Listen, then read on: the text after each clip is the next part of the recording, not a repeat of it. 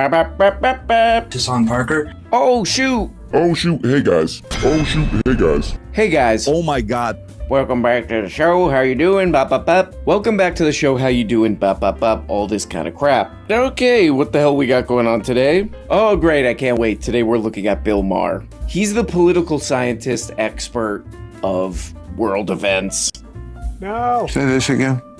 He's like a professor. This is how I understand it. He's a professor, but on TV. Let's check out those political views. Bill Maher is a lot of things. Huh? Annoying, unfunny, A cunt. misogynistic, Islamophobic, and Hey, of course, cunt. pro-Israel. The You muted can't talk atheist about is him like very, that. very Whoa.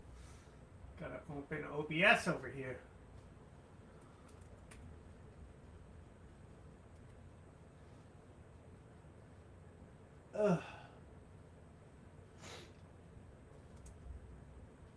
Whoa. Hey, Medi.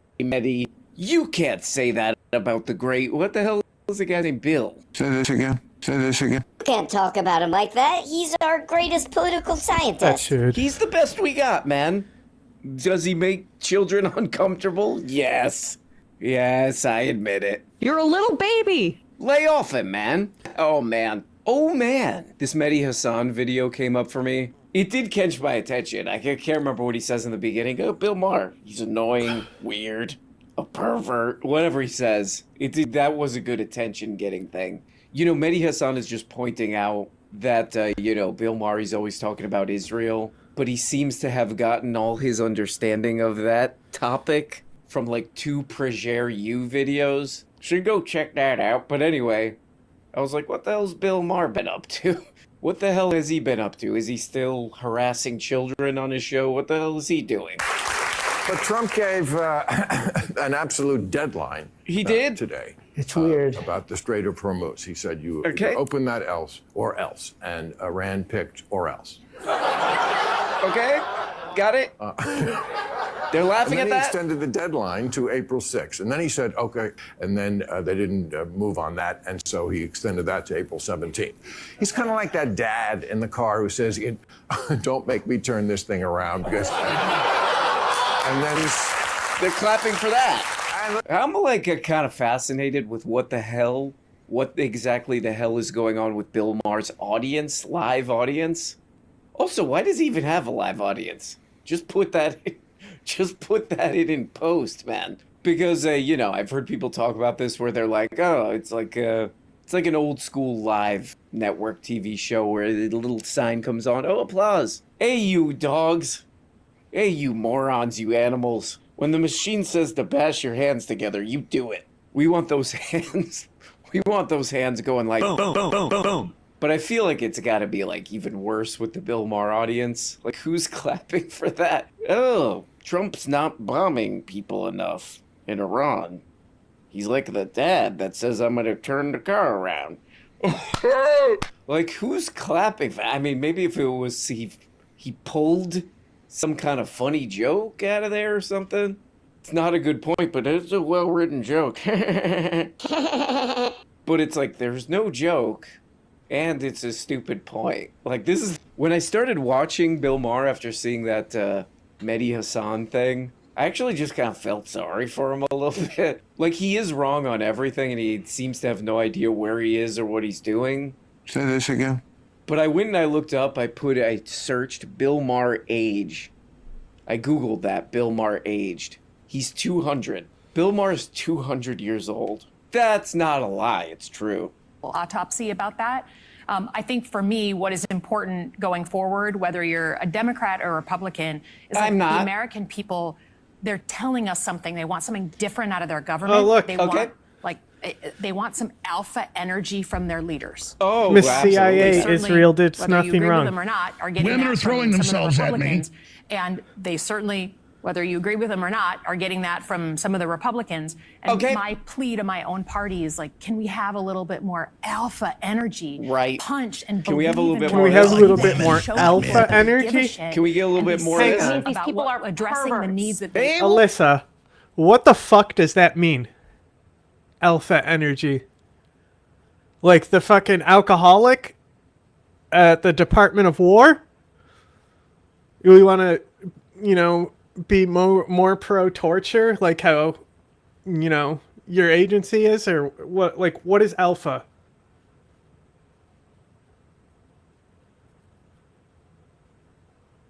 I'm confused. Was Hillary not alpha enough? Didn't we show that those voters didn't want alpha energy from the Democratic Party?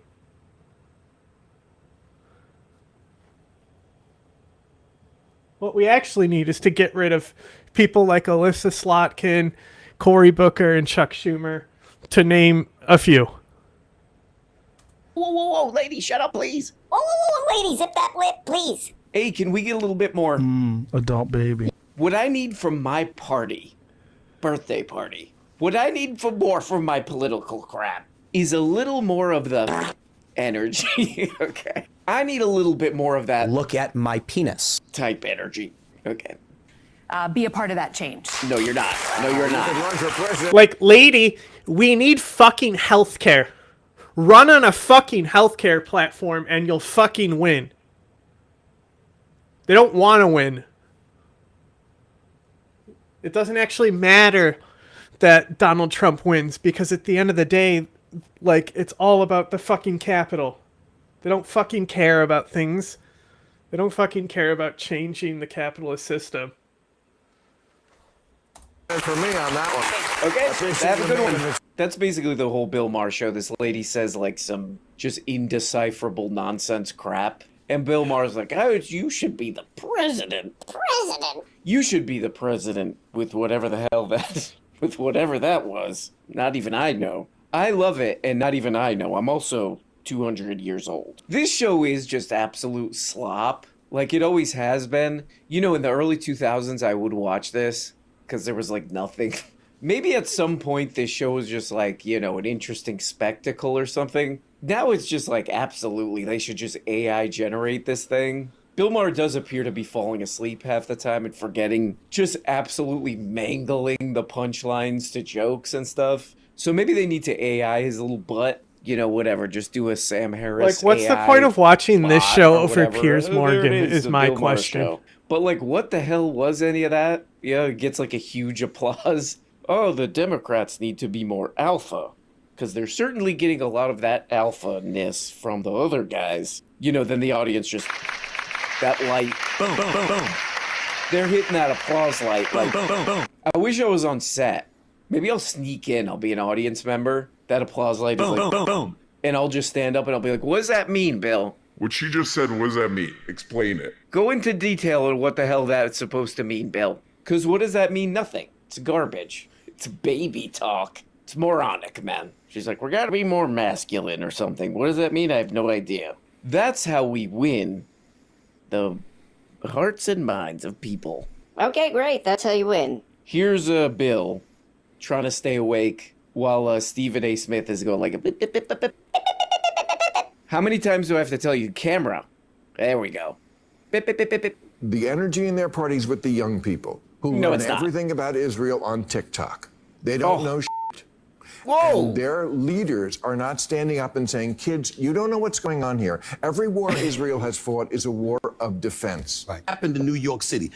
No disrespect, but do we really think that Zohran Mamdani was the most qualified candidate to be mayor of New York City? Right. Come on now. Oh, We that's know a good better. applause. I'm wishing Hit that button. Guys, applause button. Boom, boom, boom, boom, boom. The applause button operator is like, Boom, boom, boom, boom, boom, boom. to a 33-year-old who Well, looks- he's also a communist. I Okay. mean, and I'm not saying that as a slur. All right. Okay, but also she'd vote more communists. I'm not paraphrasing. Vote more, and he stood by her. Yes. I mean, whoa. you know, you don't Oh, have to read no. between the lines here. oh my God. Oh, there we go, man. There's a beautiful... There's the beautiful Say this again. Bill Maher show. This thing, I have not watched this thing in a while. It is sludge. It's crap. Slop. The only thing that's interesting watching the Bill Maher show is like, it's the same reason like why I love watching Tim Pool, why he's my favorite content creator. It's just kind of interesting to watch people who are bad at lying, like trying to lie, you know? In Bill Maher's case, he might not even be aware of what he's saying, that he's lying because he's trying to stay awake, you know? because he's 200. According to my research, he's 200 years old. But that's pretty funny. You got this lady on. You know, she's like, oh, why does nobody like Democrats anymore? Oh, they need to be more alpha. What does that mean? Nothing. Stupid. It means nothing. So it's like, oh, how do we get young people to vote for us? Oh, let's look at a guy who won, you know, in one of the biggest cities in the country. Very popular with young people, Zoran. That guy's inexperienced. And he's a dirty communist. You know how he's offering like very mild, like very, very mild help to like normal people who are not millionaires? People hate that. That's communism, which is bad. But I also don't know what that means. That's the Bill Maher show. And by the way, Stephen A. Smith is hilarious because there's I guess it's probably just like Bill Maher and like some other boring network TV weirdo probably got this going that Stephen A. Smith should run for president. Like, I guess why not? Who cares at this point, you know? But it's funny, I watched this whole thing with Stephen A. Smith. He does not care about, like, anything. I don't think he even cares about sports, honestly. Like, the stuff that he says about, like, political stuff is just, like he half heard on, like, maybe Fox News or something. Bizarre with the Democratic Party these days. Has it become toxic to support Israel? I think it has for the Democrats. I think it has. The question is it right? It's not. Should it? It's I don't right. think it is. No, it isn't. I don't think it is. And I think that what you're having right now is a lot of people, when we saw what we saw on college campuses, what have you, and a lot of people, you know, engaging in anti-Semitism, let's just call it what it is. That definitely becomes incredibly alarming. People that felt like, you know, they're taking this position that Trump was wrong to go after Iran or what. Can we get this guy back to talking about Charizard? And out of, like, the political conversation? But practically every president before him would complain about Iran and how Iran needed to be dealt with. But then all of a sudden he doesn't, and it's a big problem. Now, I'm not saying that he's handled it. I mean, poor old Stephen A. Smith. You know, I listened to all this whole show, and everything he says is just like, if you're kind of interested in this stuff, it's just like, everything he says is just like, he does not care about this at all. This guy has like maybe literally zero interest in political stuff. Like, both, this really is, it's actually like literally not that far from listening to two chatbots talk to each other. Because these guys are both like company guys. Like, let's be real here. Bill Maher has been famous for 100 of his 200 years. So he's like, kind of knows, you know, what you're allowed to say. You do it so much. Also, it's like there's weird conflicts of interest here where, you know, Larry Ellison, who hired Barry Weiss, bought the Free Press, bought CBS. You know, like the most pro-Israel guy is trying to buy the company that owns HBO. How does that? So that's why this is just like, it's just two chatbots, just two robots. Oh, those college kids, they're bigots. Kids. That could be the only explanation. College kids. Because that's the only one that I've heard. That's the only one that I was allowed to be hearing. Like, that is crazy. Like, if you pay even mild attention to any of this stuff and you're still talking about how college students who protested they're just doing that because they're bigots. We're still saying that.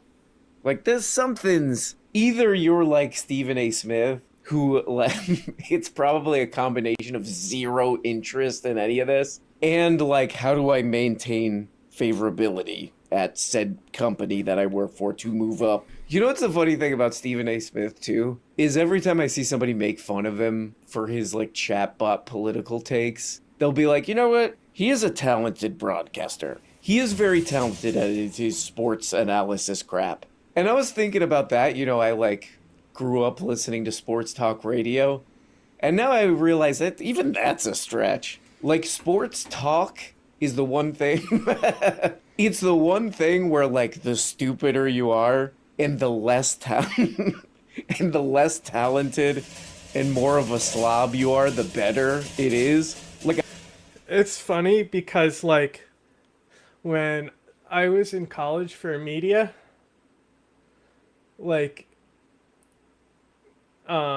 he was a great teacher when you had him, but the sportscasting side of the department, like he did my Media 101 class, or like maybe Media 100 or something, but it was just like a background of media history in the US, you know, talking, it like got into even like minstrel stuff, you know, and like how the radio came about and the Red Scare. Like it was pretty in depth on media, but he would literally tell you what would be on the test ahead of time, you know. And I don't need to study for tests anyway, because like as long as I'm paying attention, I'm able to absorb information really well.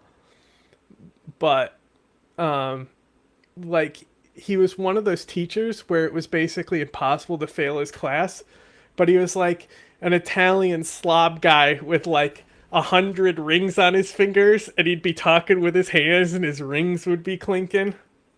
So like that's all I see when it comes to like sportscasting is that guy. I went back and listened to some of this stuff I used to listen to when I was a kid, sports talk radio. These guys are absolute morons. Like, I used to listen to a guy, he was called the Mad Dog. And he wasn't even a dog. He was a man. Okay, anyway. They have to be dealt with. Iran's a problem. They have to be dealt with. And then this man deals with them, and then all of a sudden you're complaining about him now. Right. It doesn't really make sense. There's a lack of... Has Iran been dealt with, Stephen? I don't think Iran's been dealt with, Stephen.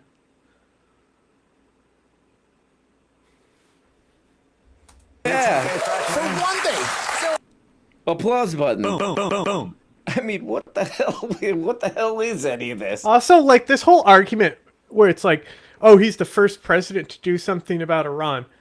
Like, motherfucker, we've been in a war in Iraq and Afghanistan for the last 20 years. And what were we supposed to do? Expand another front in the war on terror?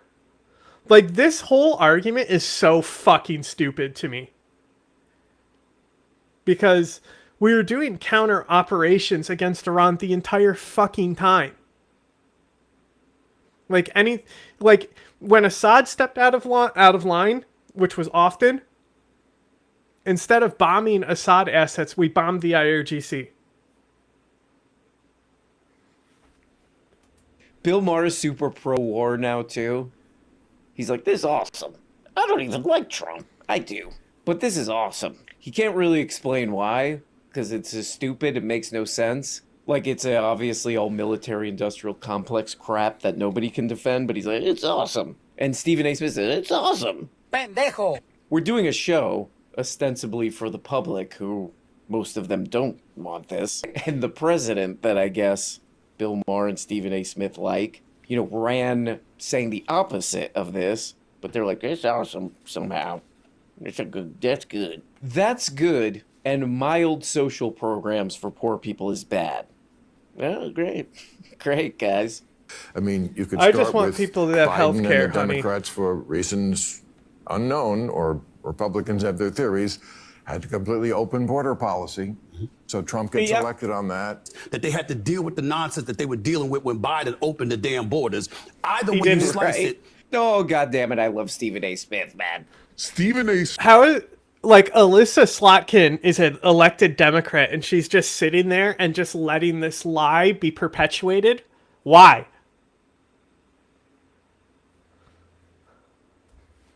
Smith. He's at the top of his profession, and that profession, he's kind of being obnoxious about sports, which the worse you are at it, the better it is.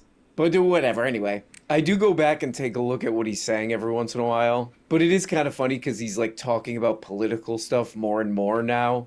And his approach to talking about this is like the funniest / weirdest thing, where it's like, it'll like jerk into the most like far right lunacy, you know, panicking about immigrants. It oscillates between like, you know, just room temperature tap water centrist crap, just little cliches, and then like right into far right lunatic propaganda. Like, that's what's acceptable when you're like ladder climbing in corporate news, network TV type crap, Sirius FM. Okay, what do you make of more Democrats distancing themselves from That's AIPAC? okay. Just read the card, Bill. Bill, okay, I honestly feel a little sorry even making fun of him. He is just absolutely struggling through every part of this show. Reading the cards, doing punchlines. Why is he still doing this? Leave him alone. Is the Israeli lobby. He's still doing it because it's still the easy fucking paycheck for him. He tried to launch a podcast. Nobody gives a fuck about that. Like, he has a slot on HBO, and you go, oh, whatever, I guess I'll watch this. And I believe it's in the same block as John Oliver, so. Like, I don't think he's nightly, is he? Everyone who's running for president, although none of them say they are, but all the ones who are, including the two Jewish ones, have distant. That's where Jews are with the Democratic Party these days. Has it become toxic to support Israel? I think it has for the Democrats. Right. I think it has. The question is it right? It's not. I don't think it is. No, it isn't. I don't think it is. And I think that what you're having right now is a lot of people, when we saw what we saw on college campuses, what have you. Right. Now we go into this. Engaging in that. Yeah, man. I mean, Bill Maher's show is absolute sludge. Like, I think he even knows it. You know? He's probably like, what the hell? Why am I still doing this? Why am I still doing this? Why am I still doing this? New rule. No, new rule. No more me doing this show. And then he just walks off. That would be like a very annoying, dramatic final episode. New rule. I'm not doing this anymore. Then he walks off. You just see the empty set and all the lights start turning off. Woo, very dramatic ending, you know. New rule. I'm 200 years old. I want to go to sleep and not do this anymore. Like, this show is just unwatchable, insane nonsense that you learn zero from. You actually get stupider watching. I will tell you, when I was, like, at the height of, like, my PTSD psychosis, I watched this show a lot when I was, like, full crazy. But, like, that was, like, during Trump's first term, where he actually was insulting him instead of sucking his dick for some reason. Like, he had this whole turn with Trump. Like, Trump tried to sue him over the orangutan joke. And I want to say he had this whole, like, turn. I don't remember exactly what caused it and what it was over, but it was clearly that he looked at how popular Trump was and fucking pivoted his stance, because he stands for nothing. He's even, like, more pro-religion, but still anti-Islam. It's so fucking weird. Like, what the hell did Bill Maher just say? That if you're like a congressperson or something and you don't take money from a lobbying group, that's going to encourage anti-Semitism. By the way, like, when they do polls for people who, like, identify as Democrats, like, the vast majority of them don't support Israel. But somehow, all the Congress people do support it. Like, if Bill Maher thinks there needs to be more of that. That obvious people not being represented, he wants more of that. Why? Because Stephen A. Smith said so. Who knows? The hell is this junk? Marjorie Taylor Greene of Georgia was here recently, and I was amazed by the number of people who reached out after the show to say, wow, I kind of like her. Yeah, that's been my line for a while. Everyone's a monster till you talk to them. On our overtime segment that night, someone asked about the alien spaceship. Maybe you've been reading. Yeah, I don't know, man. This guy's show has always been stupid. You know, he would always... I remember when I used to watch this in the early 2000s, he would have these guests on. Like, every once in a while, he would have, like, a semi-interesting guest. Then he would just have these people who are like, it's like, why do you keep having this guy on? This guy sucks. This guy's boring. But anyway, man, this show, like, literally doesn't make sense. This show literally doesn't make, like, basic adult, you know, I'm a grown-up level, like, rational sense. Like, half the Bill Maher show now is like, oh, these wokes. These wokesters, man. You can't say anything around these wokes. You can't say anything about around these goddamn college kids. It's key, like, he hates young people. Oh, these young people. They're always smoking weed. Oh, wait, I do that. These young people, they're so woke, man, you can't say anything. And if you do say anything, they mischaracterize your butt. Oh, yeah, that's so true, Bill Maher. By the way, the majority of us We don't support what this military / political entity is doing to these people and the world. We don't support what this military / political entity is doing. Oh, you're racist. That can be the only explanation. You're racist. Okay, great, Bill. He's accusing others of taking him out of context. In a Wall Street Journal op-ed, the leaders of the Democratic think tank Third Way write, quote, Mr. Piker is anti-American, anti-women, anti-Western, and anti-Semitic. No Democrat should engage with him. All should seek to push him to the fringe where he belongs, unquote. Oh, God. Oh, man, that's Hassan Parker. Oh, man, that's my man. He hates everyone. He's a sicko. He goes by the name Hassan Parker, a.k.a. Paul Davidson. Oh, the Wall Street Journal said that about Hassan Parker? The Wall Street Journal said Hassan Parker sucks? That newspaper of the people? Thus the name Wall Street? By the way, I didn't know a street could keep a journal. This is a real stupid thing I'm about to say. Oh, dear journal. Today, a bunch of business guys walked on me. Okay, that's dumb. Okay, this is another wacky guy right here, man. This is another obviously wacky guy right here. But it's kind of like the same as like Stephen A. Smith, Bill Maher, whatever, all these like corporate news goofballs. Jake Tapper Keeper.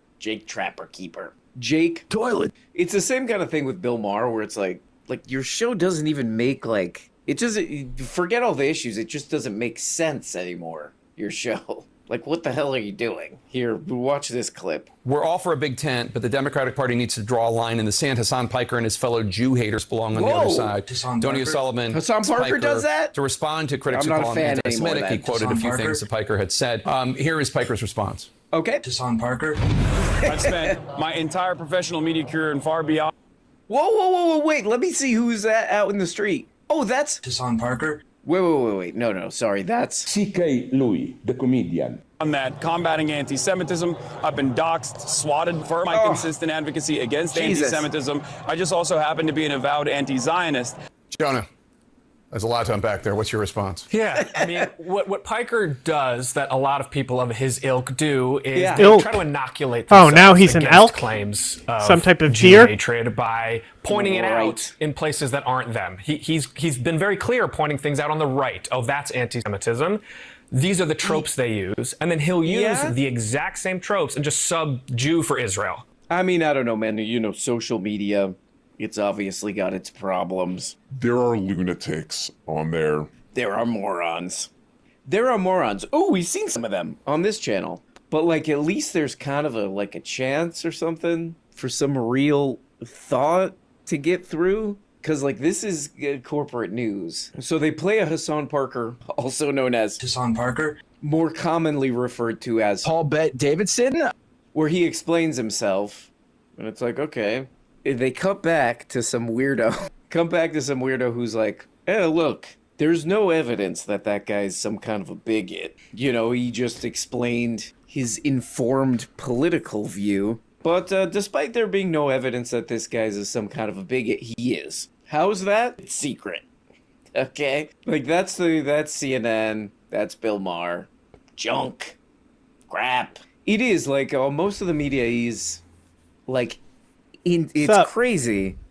It's crazy to realize this. When as you grow older, that, pretty much all the media, unless you go searching, you have time to go really down a rabbit hole. Because it's all owned by the same people. And really, search for the truth. It's all designed to make us stupid. It's all designed to make us dumb. And then on top of that, they're like, oh, also... It's designed to sell products. American media especially. It's very funny when, you have, for example, a show like Taskmaster that is able to replicate itself in so many countries and so many versions, but it bombed in America because Alex Horn was saying it's impossible to replicate The View with how we structure our ad breaks. So the whole opening segment before they go to an ad in other countries, you have everyone do their introductions in the prize task, so the audience gets to feel, if it's their first time watching the show in the middle of a season, it doesn't matter, because they get a feel for each of the contestants, and then they go to the first task and we'll show 2 tasks and then go to break. But in the American version, you would have to go to break in the middle of them presenting the prize tasks, which is arguably the weakest part of the show, but it's a necessary part of the show to introduce the contestants. And like, you look at like how they did the show, and it was just fucking awful. Like, Lisa Lampanelli is on there just like saying fucking weird shit the whole time. And like, it's like they didn't have an understanding for how the show works at all, because when it comes to America, all that matters is keeping people watching until the ad break. And that's why you can't fucking bring Taskmaster to the US, because it simply will not work, because that opening is like so boring that you're not going to keep people around to sell them products. And that's what goes for pretty much all media.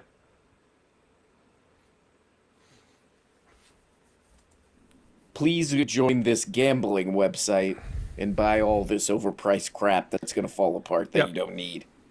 Like, that's been like most of our media. But speaking of awards, I'm finally getting one. Oh, wow. Oh, Bill Maher's getting an award. What's the award? Most biggest douche in the children talk universe. to on Jack's screen at like while an appointment drunk. or some shit. He'll be here soon. I got his butt, man. I got him, and there's literally nothing he can do about it. Because I'm way over here, and he's on YouTube, and on my desktop, on a video. Boom, boom, boom, boom, boom, boom, boom. Go ahead, Bill. Guys, shut up. Explain what was going on, because there's a lot of back and forth about this. It's an award given at the Kennedy Center, but of course that is now the Trump Kennedy Center. Thank God. So it's now the weird center, and it's located in Somalia. I was going to get it, and then Friday, both his spokespeople come out and said, fake news, Bill Maher's never getting it. Ooh, okay, I just figured out why this video that I'm doing is topical. It's because Bill Maher is winning something called the Mark Twain Prize. Oh! Oh! The Mark Twain Prize. The only thing I can really remember about Mark Twain is, what was it, Tom Sawyer? Tom Sawyer had to paint a fence, and then he tricked That's literally a bunch of all other I kids remember. to paint the fence because he was And the only reason I think I might remember it is because of that Futurama episode, I swear. And then I know that there's a lot of like, so I guess that's what the there's a award lot is about. Best trick, best like person who can N-words trick and stuff in the book. Because it's like,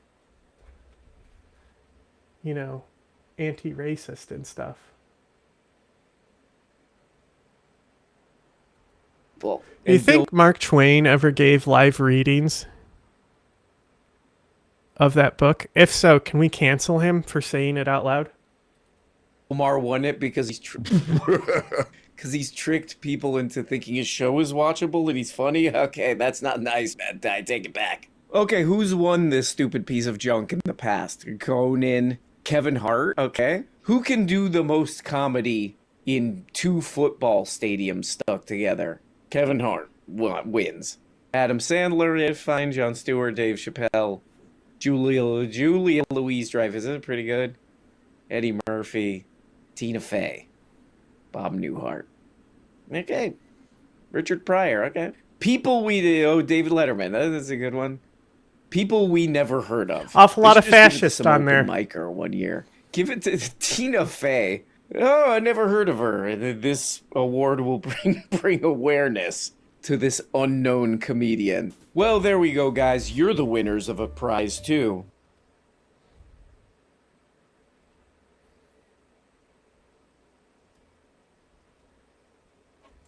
Also to stay in power. Oh, yeah. And even Bill Clinton said that about Netanyahu. Bill Clinton said Netanyahu wants war so he could stay in power. For sure, dude. People call him the yarmulke Hitler. That's what they call him. Who are these people? Everybody does. Which people? Countless. People? Huh? What are you saying? What do you mean people? You talking about What are you talking about, black Donald? folks? What are you saying? I don't know what you're saying. I don't know what you're saying. I don't know what you're saying. Okay. Let's not draw conclusions. Okay, yeah. Okay. Alright, so if you guys haven't seen it already, Theo Von just went on to That Joe was weird. Rogan's podcast, and he pretty much exposed how Joe Rogan allegedly has handlers in the US government that have an iron grip on the narrative on JRE. Because Theo Von was super outspoken about Israel pretty much the entire podcast, along with the war in Iran and the billionaires in the Epstein files, as he seems to have fully jumped ship on the Trump train recently, which of course a lot of people find to be extremely annoying, because not even a year ago, Theo was whining and dining Jared Kushner and Ivanka Trump. Okay, but playing that's grab Jared ass with JD Kushner and Vance Ivanka Trump. You know, like... God damn, can you imagine having to go to lunch with Jared Kushner? Oh...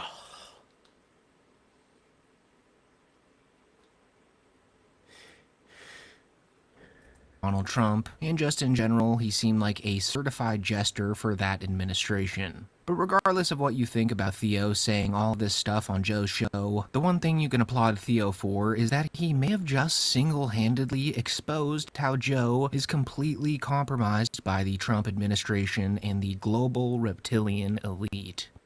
But what also... The it's what? like, it's all just a cat and mouse game. People are like, we'll elect the Democrats next time. It's like, but it's all the same shit. Has been happening forever. They haven't been helping anybody forever. They're letting fucking politicians slurp on kids. All of our fucking money goes to Israel, and they're using it to fucking genocide people. It's like everybody is scared out of their wits right now. It's like our religious leaders are afraid to speak out, and it's like it's a time where it's like Satan is amongst us, and our religious leaders are fucking talking about bullshit at the poll. It's just like, what is going? I don't know, man. We got to get you off those antidepressants, son. You're losing your fucking marbles. You think I am? Come hang out with us. Just chill out. I'm here. Just chill out at the mothership tonight. I do have to pee in a little while, but... You can pee. I'm going to pee in a minute, man. We'll let you. But no, people are just scared, dude. This is They won't that I let you hear in from Canada. people. They won't let you pee until you give them your guns. And so, if there's any clip that proves Joe Rogan's fully sold out these days, it is this one right here. Because he's fully aware that Theo has mental health issues.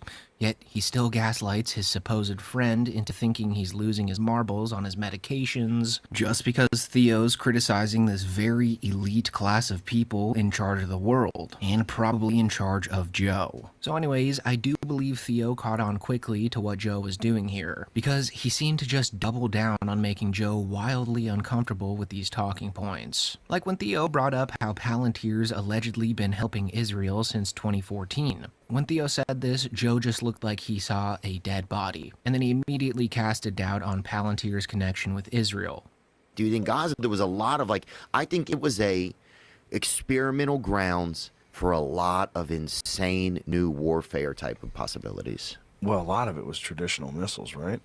Yeah, but there's a lot of like we had a doctor one time podcasting, and he was saying that there were like bullets that had gone down a child, like just crazy. Like shot down, like from a drone that's above them? Yes, like something in the air. And he said that there were drones in the air all day. You know, there's that Palantir company just keeping tabs on everything that was happening. And Palantir's involved in Gaza? Palantir was For sure? Are we for real? Put that into perplexity. Like when Jamie brings up an article talking about it, Joe just instantly says it looks like a very biased article and that no one should trust it, which is so insane because it's a well-known fact that Palantir's technology is being utilized in Israel. It's even on Palantir.com. But Joe Rogan is so deeply afraid of Peter Thiel that he just plays super dumb to it all. He looks like he was, breastfed by a drone. Israeli government began using Palantir software in 2014. Significantly scaled up its partnership during the genocide in Gaza, which began in this is a, for sure, a biased source, just by the way they phrase that. So maybe that's not the best source. I mean, it sounds like they have a good idea. It also sounds like they just put 4 words together that sounded great. Americans Friend Service Company. I read stuff like that, and I go, what is that, a CIA-run company? I agree. Like, you have no idea. Is that the Patriot Act? You know what I mean? Yeah. So it's just so suspicious how Joe's acting to this information. Like, it honestly seems like he's doing everything he possibly can to make his handlers happy. Which is pretty funny because I actually think Joe's handlers have been upset with him lately. I mean, ever since that Dave Smith podcast Joe did around a week ago, where he was very anti-MAGA and whatnot, calling them a bunch of dorks and that he's embarrassed of associating himself with them, while also criticizing the Trump administration for their immigration policy, stating that the Obama administration was actually better and deportations. All of that must have pissed off his handlers so much that JD Vance literally said he was going to text Joe Rogan to tell him that he was wrong with a bunch of stuff that he said. Here's the thing. Like, first of all, America Shut up, nerd. is great. Make America greater, I'm down. But make America great again, and then it becomes a movement of a bunch of fucking dorks, because a lot of them are dorks. A lot of them, these really weird, especially JD Vance, uninteresting, unintelligent people that have got something they cling to, and there's a lot of people that are just real, genuine patriots, and they're all lumped into this one group, and you got to accept the dorks too. Fuck that. Yeah. Like, the concept of making America great is a great idea, but as soon as you have a fucking team and you allow, like, oh no, it skipped around. We may not go back to the same spot, but like JD Vance trying to like big time Zelensky. Like, if JD Vance was in Zelensky's position, do you know how quick he would run? Like, that dude is not gonna fucking stand and fight. Not like Zelensky's actually fighting, but like he's constantly like, you know, like he had multiple opportunities to fucking leave. He was the first person to go to Syria under the new administration before Erdogan, while there were still Russian forces in the country. Who's acting to this information. Like, it honestly seems like he's doing everything he possibly can to make his handlers happy, which is pretty funny because I actually think Joe's handlers have been upset with him lately. I mean, ever since that Dave Smith podcast Joe did around a week ago, where he was very anti-MAGA and whatnot, calling them a bunch of dorks and that he's embarrassed of associating himself with them, while also criticizing the Trump administration for their immigration policy, stating that the Obama administration was actually better in deportations. All of that must have pissed off his handlers so much that JD Vance literally said he was going to text Joe Rogan to tell him that he was wrong with a bunch of stuff that he said. Here's the thing. Like, first of all, America is great. Make America greater, I'm down. But make America great again, and then it becomes a movement of a bunch of fucking dorks, because a lot of them are dorks. A lot of them, these really weird, fucking uninteresting, unintelligent people that have got something they cling to, and there's a lot of people that are just real, genuine patriots. They're all lumped into this one group, and you got to accept the dorks too. Fuck that. Yeah. Like, the concept of making America great is a great idea, but as soon as you have a fucking team and you allow anybody to join up, you don't even have tryouts. You're saying that Joe Rogan is wrong. Because Joe Rogan yesterday was roasting the Trump administration, saying probably the most offensive thing you could say, which is that Hillary Clinton and Barack Obama are better at deporting people than you. I did not see Joe say this. I'm going to text Joe because that is definitely wrong. So that's almost an exact quote. So really, yep. Okay. So Joe says MAGA's full of dorks. What do you think? Do you consider yourself a dork? He says MAGA's dorks. I think we have many fewer dorks than the far left, but everybody's got some dorks. We love our dorks. We love our cool kids. We love anybody who wants to save the country. Honestly, that's basically kind of a good answer from JD Vance. You know, just being like, yeah, we have dorks and we accept them. Like,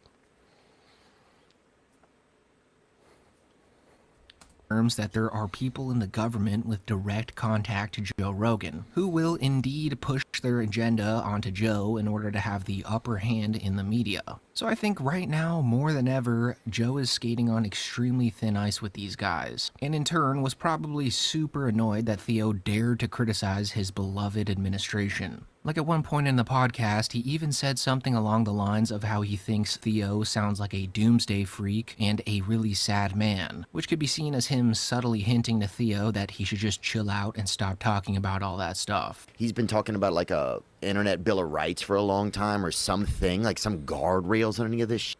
But it's like people are wondering, like, yeah, in 5 years, is money going to be worth anything? Is there going to be some token like Sam Altman is talking about? And what the does that even mean? Right, what does that mean? So anyway, I don't want to sound like a doomsdayer. Dude, Too late.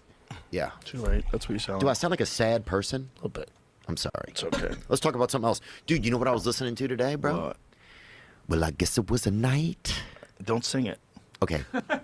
And I think this may have clicked for Theo or something like that. Because whenever they were talking about some sort of bullshit topic, like Steve-O wanting to get breast implants, out of nowhere, Theo would just put Joe on the spot with questions about the Iran war and the administration, which were seemingly loaded questions to get Joe to criticize his handlers with Theo. So whether this was done by design by Theo, or it was simply just on his mind and he wanted to talk about it with Joe, it was just amazing to see Joe get so uncomfortable with these topics. Steve-O almost got a pair of fake tits. Did he? Yeah. That's too much. I agree. That's too much. But he's in that, the constant Who perpetual cares? state of having to You can one just up pull him himself. out. Doing something more and more ridiculous every time. What do you think is going to happen? You think we're going to be okay? I hope so. Of course. I don't know. Now who's the doomsayer? I'm confused. I can't believe we went to this war. When we started bombing Iran, I was like, this can't be true. And what about Lebanon now? I know. Israel's invaded Lebanon. Yeah. Yeah. And it's like, just fucking stop. Like, what do you need? Well, they're trying to, supposedly, they're trying to stop the terrorists. That's crazy, though, if you're the fucking terrorist. You know what I'm saying? Like, if you want to stop them, Have you tried it yet? Did it work? And start there. But also, what do I know? What do you know? You're right, I don't. But it's all just like, there's got to be some way that we're better than this.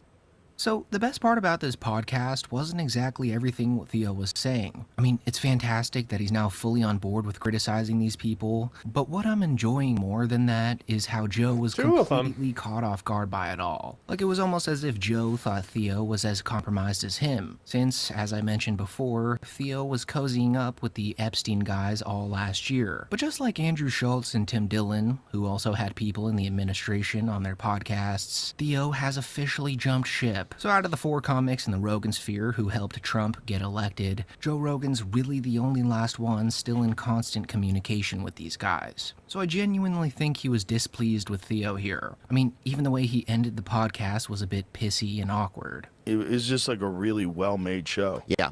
That show was fascinating. He did it.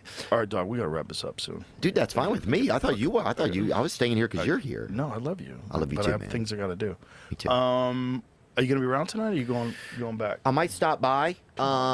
And again, a lot of people are split on Theo all of a sudden speaking out on what's wrong with the people he helped get elected and whatnot. But regardless of what you think about Theo, guys, I think it's safe to say that we all love seeing Joe Rogan being put on the spot like this. Like the way he would question Joe about Trump and the war was just so satisfying to listen to. 100 million? Or 28 million. I'm trying to find it in this article. It doesn't say Let's it. not comment until we have the specifics. Joe, do you think that things would be any different with America's relationship in the Middle East right now if the Republicans hadn't won the election, if Trump hadn't won? Or do you think it's all the same? It's a good question. You think it's all the same, like Geppettos in the distance, like running the strings, and it's all... The last administration funded the proxy war in Ukraine. Right. 200. And they were 200 firm tied to Kristi Noem secretly got money from $220 million DHS ad contracts. So at the end of the day, Joe Rogan's the only guy who's dumb enough to not see this coming from a mile away with Theo. Like according to Brendan Schaub, Theo is literally neighbors with Candace Owens now. So he has her in his ear all the time. Just the guy in France. And her neighbor's wife's Theo. Her neighbor's Theo. Her and Theo live like next door to each other. Candace Owens? Yeah. No fucking. They're super close. crazy. For real? Because I was at Tucker Carlson's Christmas party. What? Yeah. How did you get that invite? Who knows, man? Theo. No, I didn't know Theo was gonna be there, but I go, and someone wanted pictures of me and Theo goes, "Let's get a black in here." I'm like, "Oh, dude." He goes, Candace. I'm like, "But I didn't know they knew each other." I'm like, "Hey, dude, fucking cut it." And then she's like, "Oh," laughing, and I was like, "Oh, how you know Candace?" He's like, "Oh, dude, that's like." She's like a fucking sister. He's like, the kids call him Uncle Theo and shit. He's over there like 4 days a week for dinner and shit. And he's also completely offended that the official White House account on Twitter used an out-of-context video of Theo for one of their ICE propaganda pieces. So of course Theo was going to ambush Joe like this out of nowhere about the anti-Israel stuff. And honestly, it was really nice to see. Because Joe Rogan is on a super tight leash with the US government right now, especially. Because if he wasn't, he'd probably be on board with everything Theo was saying. Since, to put it plainly, Theo was pretty spot on with all this stuff, as he was just reiterating what everyone's been thinking about it and speaking about it online as well. So Joe was really put on the spot in this episode and had no idea Theo was going to go off like this, which again is pretty dumb of Joseph, especially since he had Theo on not even that long ago and was also completely tilted whenever Theo brought up something critical of Israel. They got me. How much longer does Israel let us stay alive, do you think? That's the big question. Why were they... What did you say? Is that AI? What are you saying? That's Sora? The fuck are you saying? I didn't say anything. What are you saying? Huh? Talking about Israel Adesanya. Oh, well, he loves you. Don't worry about it. Good call. Fuck are you saying, son? Yeah, see, was it so what much did he fun? say? What did he say about the Epstein files? What did he say? This is just photos of Nancy Pelosi with JFK. Think of that. That was before we didn't go to the moon. Yeah. It's 1963. That was before Israel didn't kill him. You think so? I didn't say anything. I heard you say Israel killed him. You did? That's what I heard. Jamie, did you put something in this? They didn't. The glasses. They didn't do it. Oh, before Israel didn't do it. Oh, I see what you did. I think... I didn't say anything. So yeah, I mean, I'm usually pretty critical of Theo, but I must say it was awesome to see Joe so uncomfortable on this podcast. But anyways, guys, thanks so much again for taking the time to watch the video.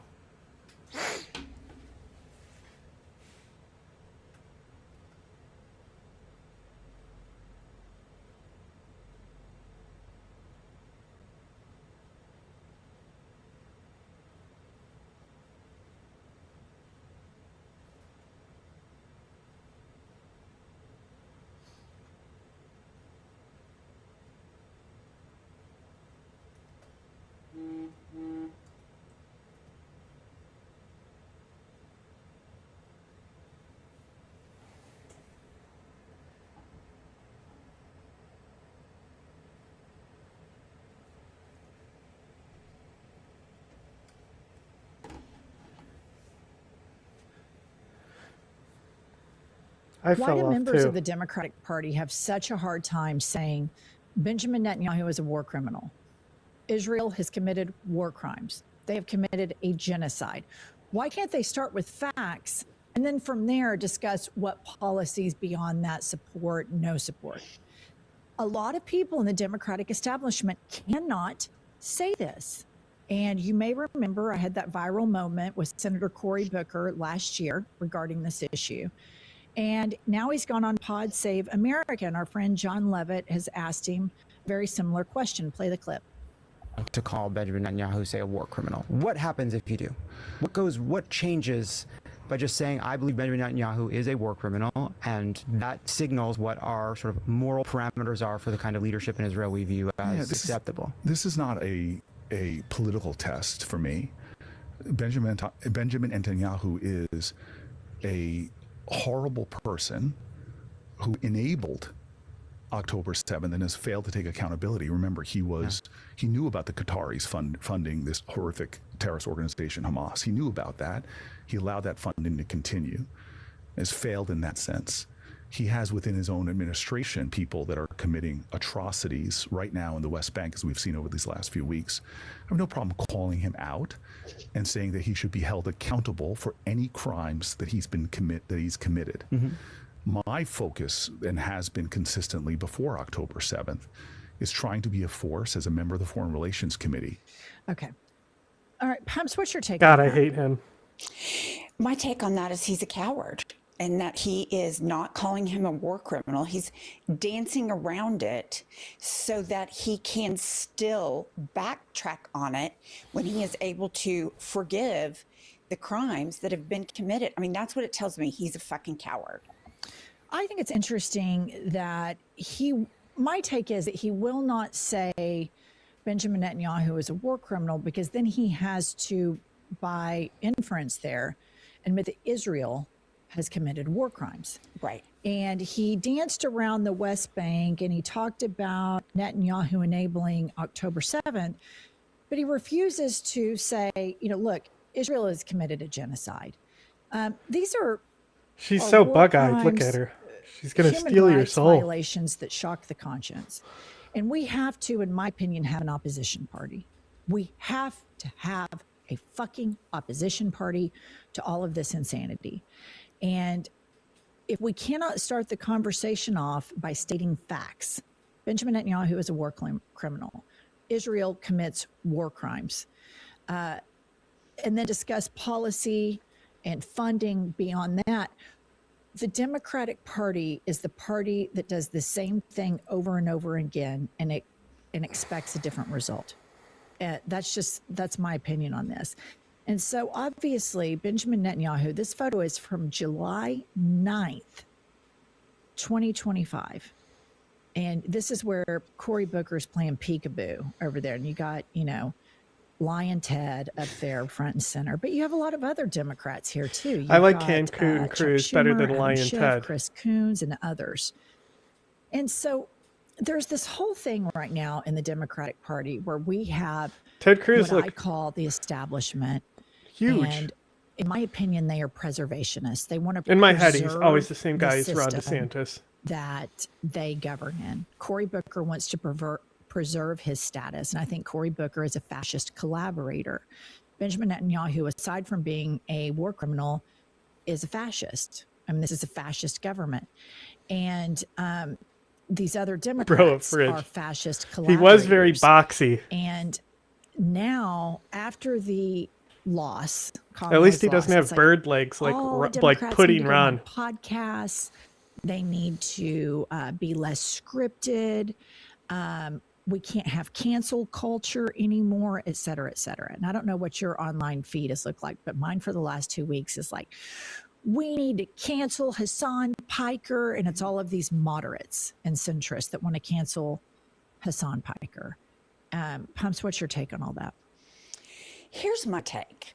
I have long been someone that only develops new ideas and evolves in my thought when I am challenged and when I listen to the perspective of others. And so then I take my perspective and that person's perspective, and then I find what I think is the best. And I do not believe that people get better and or policy gets better if criticism is not shared and integrated and perspectives evolve. And I do not think you can have that if you want to silence anyone that disagrees with you. And you know who else does it, who agrees with me on that, is MAGA, because they allow for no dissent within their party. So I think what's going on with Hassan Piker is an embarrassment to the Democratic establishment and all the people that are perpetuating it. Okay, so John Levitt, in this interview with Cory Booker, asked him about whether he would appear on Hassan Piker's stream. Play the clip. As you said, and it's just one person, but it's part of a large group of, I think, people that have this point of view, that you wouldn't say go on like Hassan Piker's stream because he's said some heinous and stupid shit in the past. But to me, I would expect you'd be like chomping at the bit to say, you know what, of course I'm going to go there because I want to represent this point of view in a place that doesn't normally hear it. I want to talk about the how often has Cory been on Fox News? Offensive, the same way you might want to go like, shut up, somebody on Fox News or fucking APEC bitch. Talk to Newt Gingrich, and he said crazy shit in the past too. So maybe part of the way out of this is for someone like you to go to those spaces, even if there have been things that are offensive to people. Yeah. So first of all, somehow we're having a much more deeper and personal conversation than I thought. So I'm going to be very candid with you. Gotcha. Got me, but in a very good way. I always want to talk to you about deep things. No, I appreciate that. Okay, stop it right there. So when I saw this clip, this struck me. Number one, the first thing that strikes me is that Cory Booker will take a photograph with Benjamin Netanyahu in the middle of a genocide, but draws the line with going on Hassan Piker's Twitch. But the second thing that struck me there was when Cory Booker said, oh, this conversation is much deeper than I had thought. And I'm going to let you all in on a little secret. When we filmed with Cory Booker, after Kamala lost, all of the Democrats came to us. We want to be on your pod. We want to be on your pod. And we're like, great. Yeah, you can be on our pod.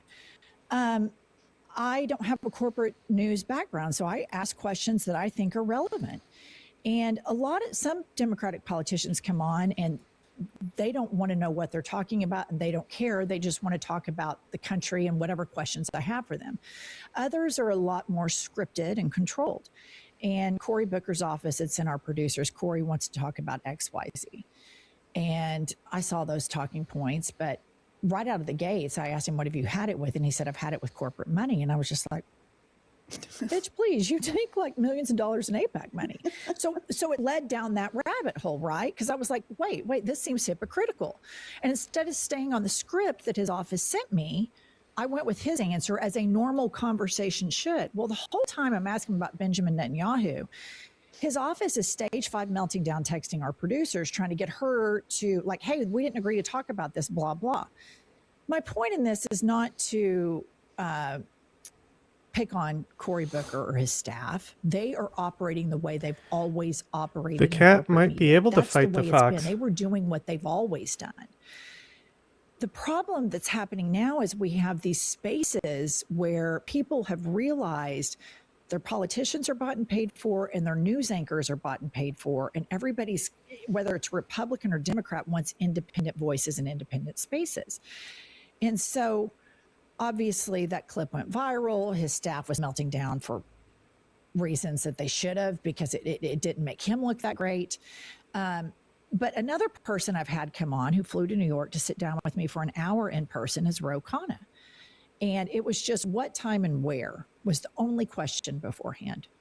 There was no, what are we going to talk about? He didn't care. When he came out, I said, hey, let's do some Epstein stuff. He goes, Jennifer, whatever you want to talk about, I am pleased to talk to your audience. That's what Representative Ro Khanna had. So I think what I'm getting at here is when you have moral clarity, it doesn't matter what John Levitt asks you, what Jennifer Welch asks you, you don't have to have your people in the back, wait, what's going on here? Or would Cory Booker have to say, oh, I didn't realize we were going to get this deep? You would just come in and sit down and say, ask me anything on the planet you want. I don't know if I'm going to have all the answers for you, but I'm going to try. And that's what a lot of like progressive Democrats do. Needless to say, we don't hear from Senator Booker's office that much anymore, but I'd welcome him back on. I don't dislike Cory Booker. I don't think he and his staff did anything particularly wrong. That's how it's handled in corporate news. But it seems to me like they want this whole thing, Pumps, where it's like, okay, we need to go on podcasts and we need to speak like normal people. And then we need to get rid of cancel culture. And now they're trying to cancel Hassan Piker. We can take pictures with Benjamin Netanyahu, and I like Cory Booker in that. He's like, well, another thing you think about, okay, we're going to go on podcasts. We're going to be unscripted. You can't go on a podcast and be unscripted if your staff is telling yeah, but the foxes podcast are what pussies. the talking points are. So talk unscripted and be open to anything. I completely agree. And so this is something where I feel like the Democratic establishment wants their cake and they want to eat it too. Of course. We need to go on podcasts and talk like normal people, but here's our normal people talking points, because normal people, here's your script for normal people conversation. And then it's like, we've got to quit with this cancel culture. And then Cory Booker's like, I draw the line with Hassan Piker. Oh, BB's going to be there. You know, here I am. And so it's just like, I think the thing that pisses me off about the Democratic establishment is the condescending nature they treat us. Like, nobody gives a shit if you go on Hassan's stream, if you go on I've Had It, if you go on Theo Vaughn, if you go on, I'm even saying right-wingers, if you go on, what's his name, the little Joe Rogan. If you go on Joe Rogan, I don't give a shit. Go on all of these podcasts. Nobody gives a shit. But do not treat us with the abject stupidity that you are going to draw the line at Hassan Piker, who has killed 0 people, and then go play peekaboo patty cake with Benjamin Netanyahu, who is an objective 100% killer. The world's biggest killer of children right now is the IDF at the instruction of Benjamin Netanyahu.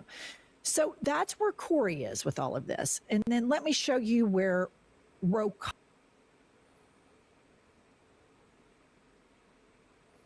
on his show? None, and I would go again. But I, of course, condemn those comments. I mean, I've described Hamas as a terrorist state, and we need to unequivocally condemn anti-Semitism. A terrorist state? At the DNC in 2024, What does that mean? Vice President Harris. What Hamas should is the not a standard of the state. Democrats be? Should we not go on Theo Vaughn? Should we not go on Sean Ryan? Should we not go on Joe Rogan? Look at Should we Hassan back. just, It looks have like these they got pure- Hassan like locked up in a cage back there, like a dog. They're gonna shock him if he leaves the cage. Tests of canceling folks. The lesson of the last election is we've got to be out there. We've got to engage. It's a complex, messy, multiracial democracy. I will defend my views, but the people who are saying don't engage will cost us future elections. Do you run? I completely agree with him here. And I think that what they should be saying is, instead of being focused on these specific streamers or podcasters, let's focus on the actual war criminals. Let's focus on, I think Theo Vaughn pretty much calls out Benjamin Netanyahu and the government of Israel. Pretty crystal clear. There's a lot of bipartisan, reality-based people that see that. The problem with the Democratic establishment is my knee just they want popped. to preserve the system hurts so bad. that lost to Trump. And I don't want to preserve Where he that. I belongs. don't want any part of that. And but we can talk about it. Bulwark did a deep dive on this. Sarah and Tim talked about it. Rokon has weighed in. Pod Save guys have had Cory Booker weigh in. Regardless, politicians do whatever you want to do. But what do the Democrats, this system they're trying to uphold, these establishment Democrats, what does the polling say? Do the Democrats approve of Democrats right now? Play the clip. Congressional Dems have the right priorities. Look at this. Overall, 74%, nearly 3 in 4 say no. Just 25% overall say yes. You might say, okay, well, at least Dems like Democrats. Not the case. Look at this. The majority of Democrats are independents who lean Democrats. Look at this. 55% say no, congressional Democrats do not have the right priorities. And then you just see a minority, 45% of Democrats say that congressional Democrats have the right priorities. This, to me, just jumps out at the screen because it screams primary challenges all over the map, and it says that even if Democrats don't like Donald Trump, they don't like their own party either when it comes to Congress. And overall, I mean, Mike. Do you see that? Here's the thing. These establishment Democrats are operating as though they have a super high favorability, and they don't. They simply do not. That's the thing. I've talked about this before, that Trump is good for them because they fundraise more. Like, that's all Trump is so shit that all they have to do is just be like, hey, at least we're not that guy. They don't have to fucking improve themselves or fucking cater to the median voter or anything like that. So no shit everyone hates them. Because they don't do shit. So out of touch with where the base is right now. If you want to see the approval ratings of the Democratic Party jump up, if they were to say, okay, Schumer, hit the bricks, we're done with you, we're voting to get a new minority leader. And the same with Hakeem Jeffries. I mean, seriously, you would be like, oh my God, yes, finally they're fighting. And here's an anecdotal story for everyone. My husband is from a small town called Hugo, Oklahoma. It's like the armpit of Oklahoma, this town, right? And so he goes down there for a funeral. And this is MAGA dump truck. I mean, this is where it is just crazy called MAGA. He's down there for a funeral. And much to his surprise, everybody's coming up to him saying, oh my God, your wife's podcast. Tell her to stay after it and tell her to stay after those Democrats too. They're not fighting hard enough for us. So I just think, and of course that's anecdotal, but also I have conversations, Pumps, you have conversations with people in red states. We want fighters. We don't want people who play peekaboo with Benjamin Netanyahu. We don't want people that can't say the sky is blue. And the equivalent of saying the sky is blue right now is saying that Benjamin Netanyahu is a fucking war criminal. It's objectively true. Pumps. Well, I completely agree with you. And the only thing I would add to that is we are going into a midterm where we know they have gerrymandered, they have told us on national TV, they are going to put ice around these voting booths. They're trying to pass the SAVE Act. So Democrats, people are going to vote for you because they don't like fascism. But if you're not starting to fight now against all of these things that they've already said they're going to do, if you're not filing lawsuits, if you're not coming out against us, they are trying to put everyone in a position that they cannot vote, that their vote will not be heard, and they are they're building a bunker underneath the ballroom, all that. But we've got to start now making policy and going after politicians. And we have to do that with clear eyes and with fighters, because the midterms are coming and they're coming quickly. And if you can't get out there now, you're not going to help yourself much then. I just think the thing is, a lot of these liberals are fascist collaborators, and scholars show us historically that liberals collaborate with fascists. Never are you able to take down fascism from a point of centrism. That has never happened. We have to have an opposition party. The centrists and the moderates, the pick-me people, the, oh my God, I won't go on Hassan Banker's podcast, but hey, Bibi, say cheese. We're not going to beat fascism with that. I mean, Hassan isn't the worst guy out there, to be honest. But, like, it's so stupid. Because, they just showed the fact that, like, the median voter Democrat doesn't like the party either. So, like, when we're upset with the party, we want the center-right third-way Democrats to come in here and start exiling the people that are disaffected with the party so they like the party more then? Like, fuck you. Like, get the fuck out of here with that shit. Like, the agenda that these third-way fucking centrists are pushing is exactly the agenda that's in place now that people are dissatisfied with. Fuck them. Go on whatever podcast you want to or don't want to, but know this. Look in the data. You can try to cancel Hassan. You can try to cancel I've Had It. What you're doing is you're telling millions of people that either watch that stream or watch other shows that you don't like that they're wrong. And that's incredibly patronizing and condescending, because what they see is the Democratic response as being wrong, weak, and impotent. And the polling shows that. All right, that's all we have. Like, subscribe. We'll be back later with more news. I've had it.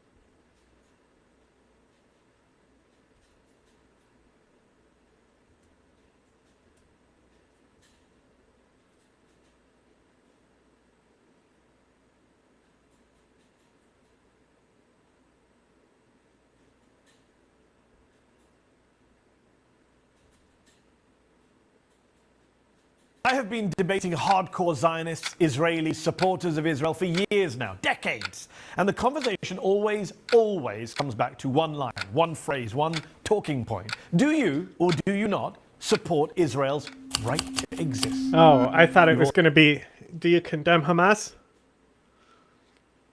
Do you think October 7th bad?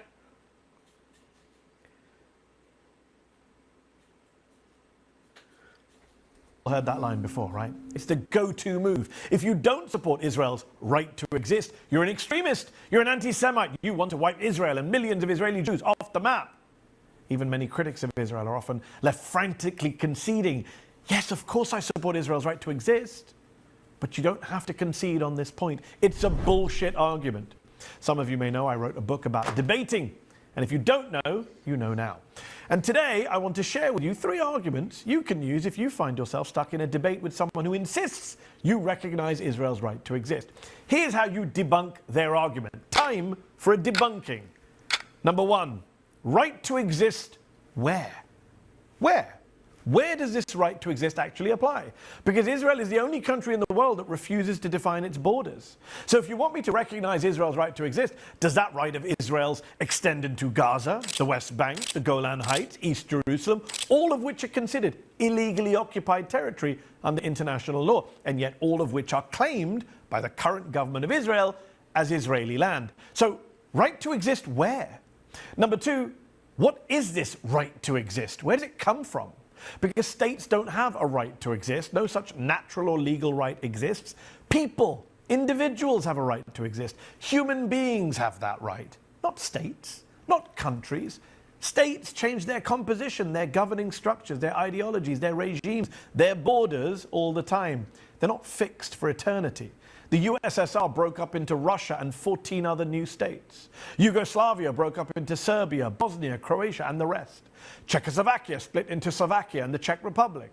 What happened to the USSR's right to exist, or Yugoslavia's, or Czechoslovakia's? I mean, think about it. Does the UK have a right to exist? And if so, does that mean Scotland, for example, can never vote for independence? Would we say to Scots who voted in a referendum to be independent from the UK, sorry, you can't leave? That would be going against the UK's right to exist. Of course not. People have rights, not states. To be clear, there is no right for countries to exist, nor for countries to continue to exist. None whatsoever. And number three, last but not least, if there is a right to exist, as they claim, does Palestine have a right to exist? Palestine Because last does time I checked, exist. Israel exists. As a matter of fact, it's a country with sovereignty. It's on the map with its undeclared borders. Over at the UN, it's Israel that's a full member state, not Palestine. And it's the US, by the way, blocking Palestine's right to exist at the UN as a full sovereign member state. The idea that in a world where Israel is genociding the Palestinians in Gaza, ethnically cleansing them in the West Bank, and blocking their legal right to return from refugee camps across the region, the idea that in that world, Israel's right to exist is the one we should be concerned about, and not Palestine's, is both ridiculous and, let's be honest, racist. But look, this entire discourse is clear propaganda by supporters of Israel. Have you ever heard this phrase used in any other context other than in the context of defending Israel? Do we talk about Belgium's right to exist, Luxembourg's right to exist, South Africa's right to exist? Of course we don't, because it's all demonstrable bullshit. So don't be cowed when the right to exist gotcha is thrown in your face. Don't be browbeaten or intimidated or guilted into giving Israel a pass. That's what they want, a pass. But this isn't about Israel's existence, it's about Israel's actions. Its apartheid practices, its endless war crimes, and yes, its ongoing genocide in Gaza. That's it.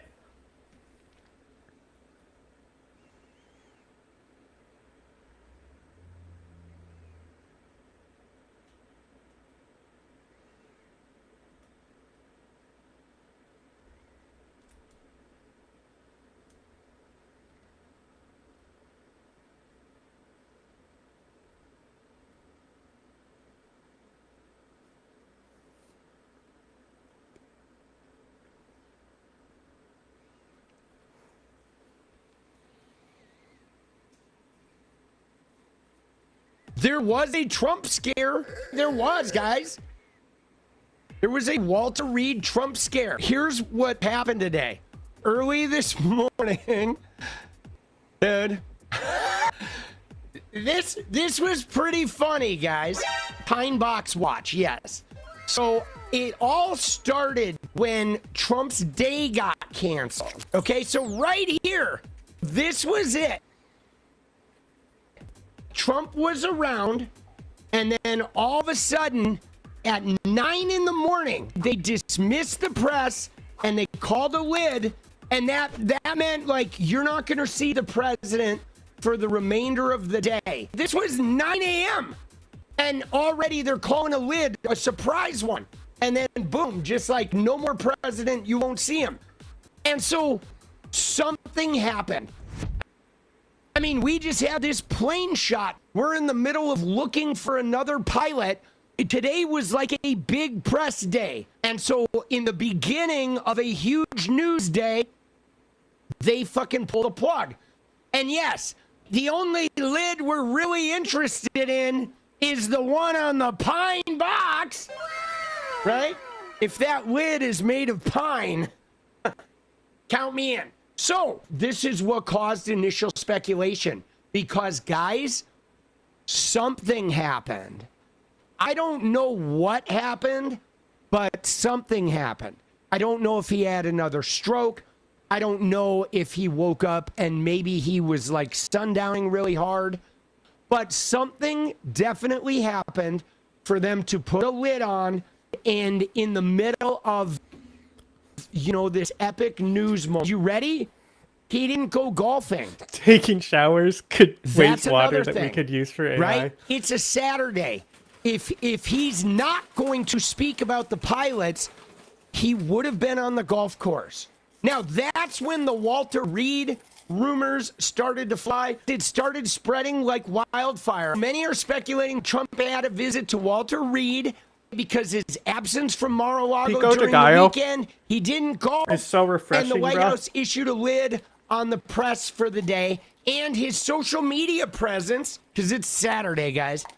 What did he post today? He posted a video 9 hours ago, and there was a repost of some charts that say 96% approval.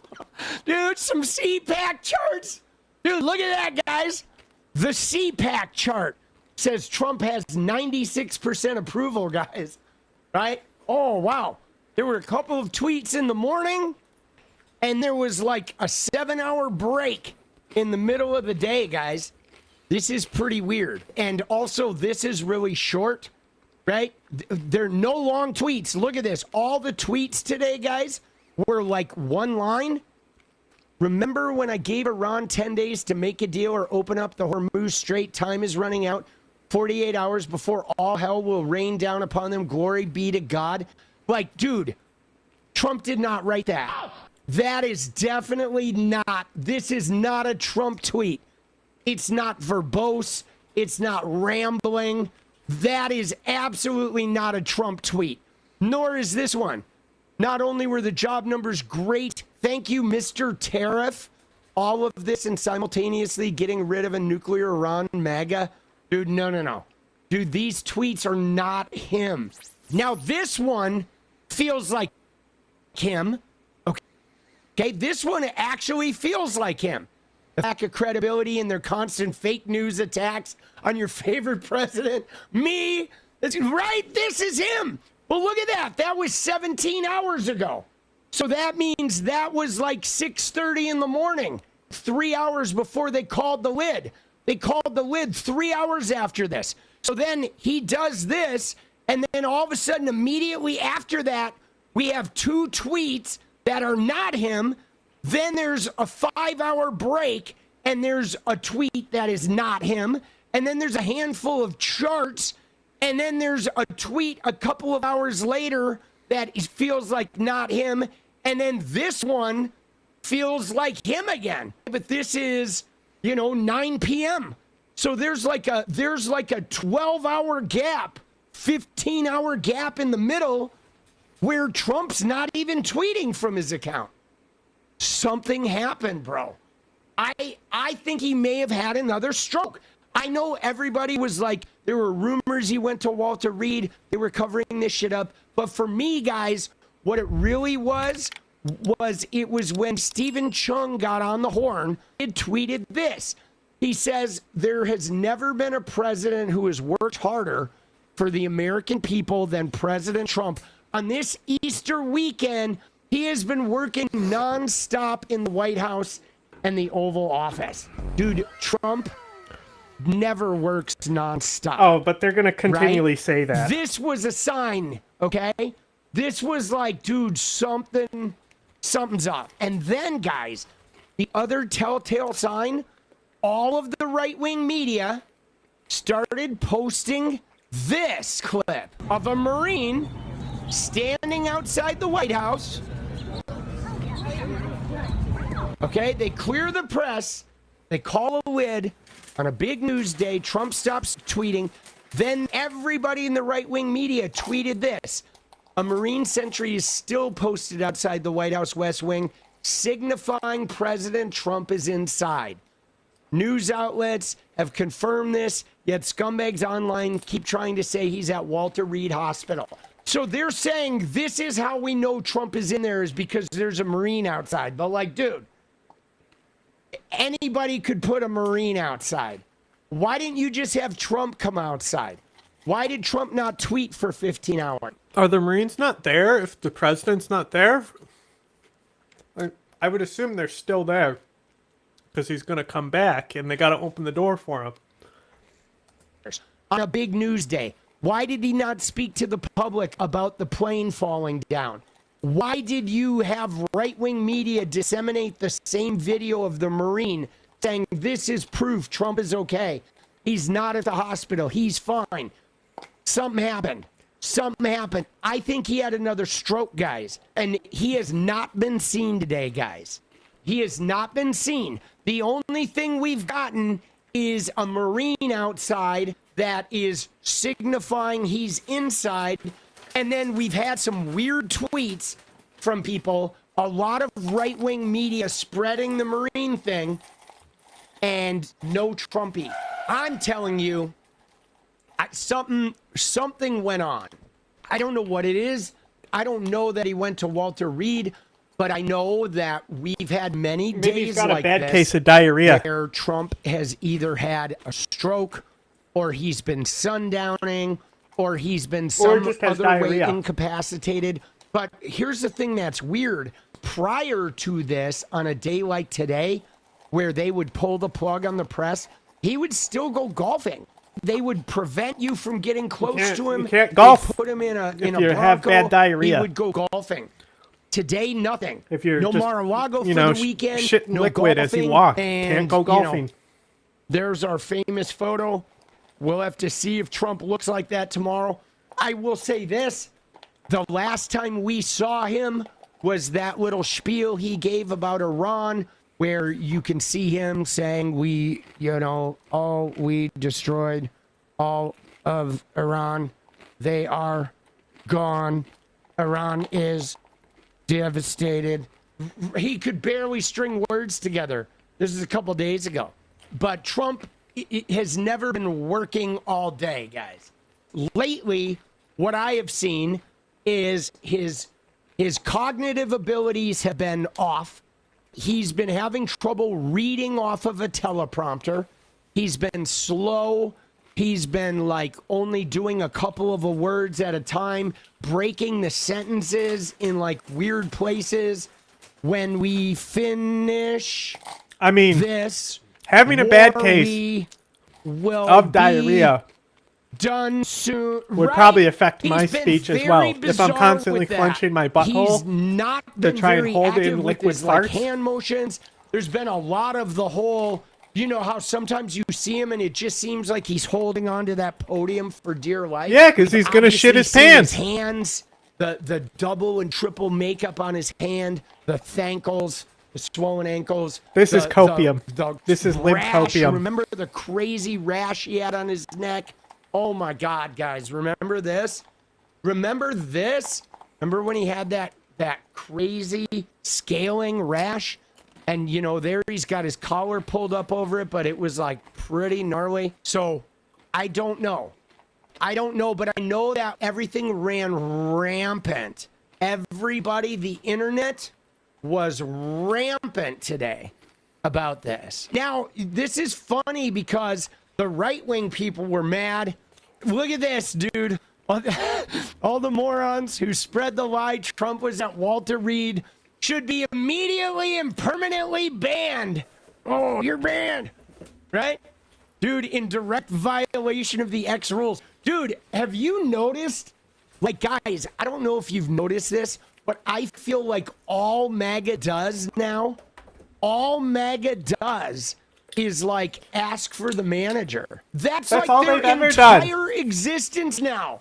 It's like, can I speak to the manager? Can I speak to the manager? I want to speak to your manager and your manager and your manager. I want to speak to the whole world's manager. Oh, somebody get the manager to clean my diaper. Dude, that's all they do. That is all they do, guys. That's it. It is like so ramped up. Now, I think this is in direct relationship to the fact that they're about to get their asses kicked in the midterms. That's what I think. They want to talk to everybody's manager, boss. Look at this person. All right. This person says, here's a mute list of all the accounts that tweeted about Walter Reed. Dude, and who do they got on? Oh, shit. Dude, I'm on there. Good for you, bro. I made the list, bro. Isn't that funny? Oh, shit. Right? Spicoli, Krasenstein, JoJo from Jers, right? Brooklyn Dad, Keith Edwards. You got Pac-Man. You got Krasenstein. But I'm on there. Oh, shit, boss. I made the Spicoli big time, dude. Oh, shit, dude. Oh.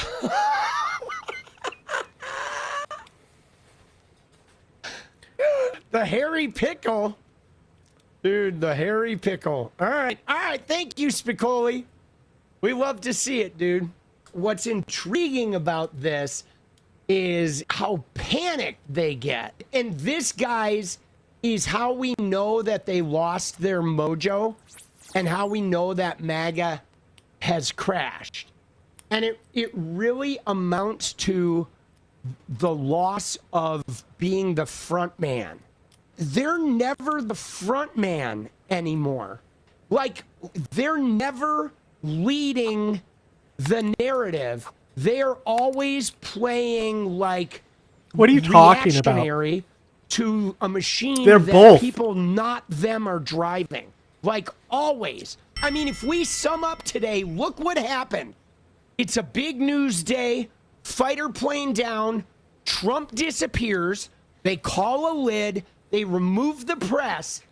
Trump disappears online for like 15 hours. The rumors go crazy, and then they spend all day being like, no.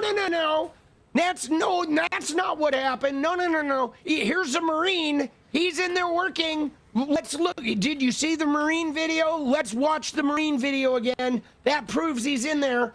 Like, he's fine. He didn't go to Walter Reed. You're getting demonetized. I want to talk to everyone's manager, right? And that's what they spent all day doing. And we were basically just having fun. I mean, literally, I was like replying to people all day. I didn't make a video until like 7 p.m. because I was just fucking around on Twitter. Like, I kept tweeting this picture, dude. You ready? People are like, how are we going to know when it really happens? And I'm like, you're going to look all over Twitter and this is all you're going to see. Dude, that's how you'll know. What is that? I do like the you're in a cult hat, though.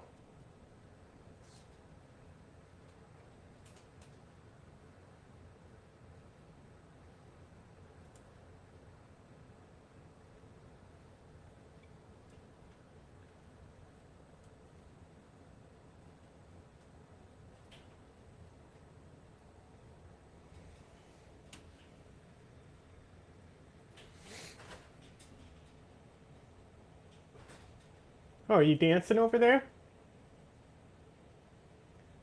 This is Matt Gaetz. The military ran a very secret program where aliens that were living Man, were I've had forced Resolve breeding open this whole time. programs with that humans that shit. had been abducted Taking my from fucking war bandwidth. zones and from even the caravans of migrants. Imagine you were in a position where you could be a congressperson. And imagine you were a Me? congressperson, let's say like Marjorie Taylor Greene, and you felt very strongly about a whole host of things, and your party was only had a majority by one person or two people or three people, depending on who was ill that day. And imagine you were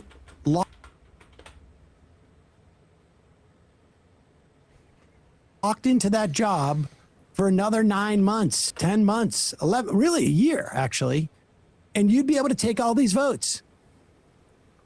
And then you decided, like, what is going on is absolutely horrible. It's despicable. People are dying. What you do, you resign and you walk away from all of your power sources so you can just go on television and talk about it. That's Marjorie Taylor Greene. Here's another guy, Matt Gaetz, who apparently has some information that's really, really important, but he only brings it up every now and then, when he's on with Benny Johnson. Or maybe this is code. I don't know what's going on here. I think the most important information will be the biologics that are not human that have been discovered. And like even some of the briefings that aren't classified just need to be out in the public. I mean, I had someone come and brief me who was in a military uniform, worked for the United States Army, that was briefing me on the locations of hybrid breeding programs where captured aliens were breeding with humans to create some hybrid race that could engage in intergalactic communication. An actual uniformed member of the United States Army briefed me on that. Non-human biologics, interracial alien mating. What the F is going on? Look, wait a second. You had whistleblowers tell you this kind of thing? What? Hang on. I need to run that back again. What is going on? I'm over here trying to fucking pin the fucking movie poll post, and I'm hearing the craziest shit of all time out of my fucking other ear. Only had a majority by one person or two people or three people, depending on who was ill that day. And imagine you were locked into that job for another 9 months, 10 months, 11, really a year, actually, and you'd be able to take all these votes. Imagine you were Matt Gaetz. Gross. And then you decided, like, what is going on is absolutely horrible. It's despicable. People are dying. What you do, you resign and you walk away from all of your power sources so you can just go on television and talk about it. That's Marjorie Taylor Greene. Here's another guy, Matt Gaetz, who apparently has some information that's really, really important, but he only brings it up every now and then, when he's on with Benny Johnson. Or maybe this is code. I don't know what's going on here. I think the most important information will be the biologics that are not human that have been discovered. And like even some of the briefings that aren't classified just need to be out in the public. I mean, I had someone come and brief me who was in a military uniform, worked for the United States Army, that was briefing me on the locations of hybrid breeding programs where captured aliens were breeding with humans to create some hybrid race that could engage in intergalactic communication. An actual uniformed member of the United States Army briefed me on that. Non-human biologics. What? Interracial alien mating? What the F is going on? Look, wait a second. You had whistleblowers tell you this kind of thing? Can you please Yeah, that's not interracial, you weirdo. Well, I mean, I like the idea that some military guy who's probably in charge of psychological operations was like, where can we find the dumbest idiot that might repeat this on television at some point? Yeah. Oh, here we go. Matt Gaetz. Well, wait a second. I want you to just think about this. If somebody came up to you and you're a congressperson and somebody from the military said there is a interspecies, we have an interspecies breeding program because we have secret aliens and we're actually like breeding them with, homeless people or whatever it is. And you feel that you're able to tell people, like nobody says this is top secret. If you tell anybody, and you just bring it up casually every now and then. I mean, doesn't the guy have a TV show? Like, don't you think that if this was real, you would be like, I can't focus on anything else because of the alien breeding system we have. Yeah, I think this is on the same website, the classified website where Jordan Peterson's human milking tables. This is just insane. Like, who watches this shit and believes it?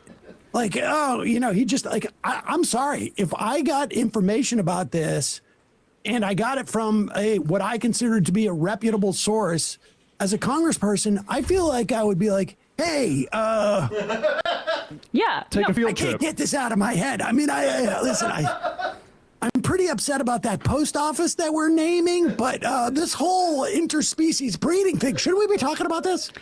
I mean, it makes it's more evidence that this alien crap is just like another psyop. Honestly, I mean, like they started ramping this up again after the Epstein files when they can't whip. They've caught the car with Epstein. Yeah. So now it's time to whip the base into some sort of mindless conspiracism that does not challenge their power, Yep. and it gives the illusion of transparency. Exactly. This is much safer than even the pedophile conspiracies because you can't like show up to a UFO with a gun and say, "Where's the basement at?" Exactly. Yeah. Is there? Yeah, keep going. Oh yeah, there's two. He also looks awful. Which one of them? What do you mean? He looks great. Matt Gates? Yeah, he looks I think he really should do bad. whatever he's doing. He should do 100% more. I mean, look He at looks incredible. that T-shirt under the jacket. Is the neck is quite loose and stretched. Non-human biologics, interracial alien mating. What the F is going on? Look, wait a second. You had whistleblowers tell you this kind of thing? Can you please unpack? Yeah, they weren't whistleblowers. They were. Yeah, I just decided to tell armed about it now. service guys. I've been out of I government thought. for what, years now, or a He month said he or was two, being and I just briefed, decided not to tell whistleblown. you. It Can't never stay occurred to silent any Wait longer. a second, is this interesting to you? Because I've never really thought to bring it up. Weird, yeah. Well, I guess now that I think about it, the interspecies mating program did seem a little odd now. Very good. A senior enlisted with the United States Army came into my office in Crestview, Florida, in a non-classified setting. I had members of my staff there, and what they explained is that the military ran a very secret program where aliens that were living were in forced breeding programs with humans that had been abducted from war zones and from even the caravans of migrants. Now, again, I didn't verify this, but what the whistleblower I didn't verify it. was Well, pause telling it me one is that second. there were- Whoa. Of course, he doesn't verify it because he can't. I mean, everybody's going to deny it. So why not talk about it have that on kind a of news clearance. program?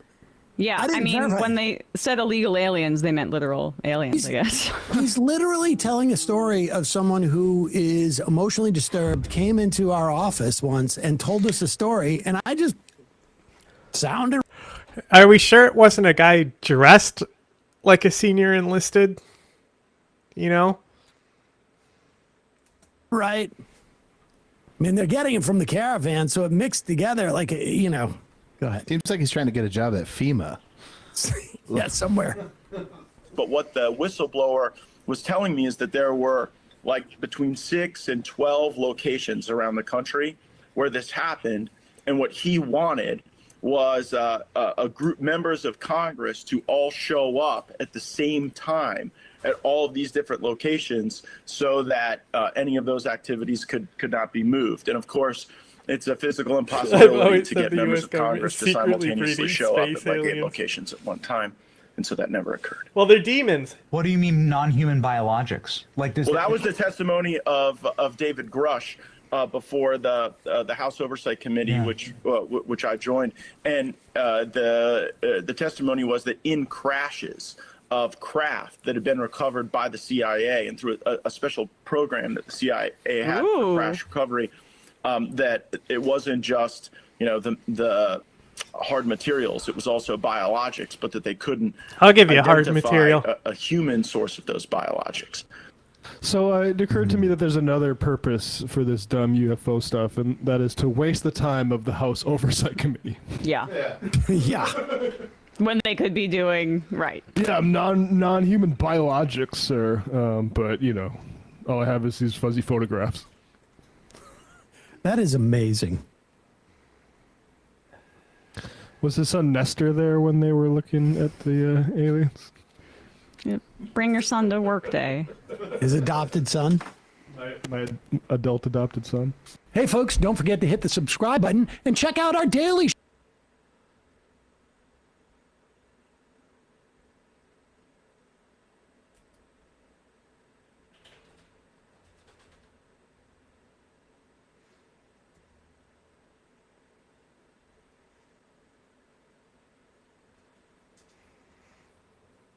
How do I sign up for the captive breeding program?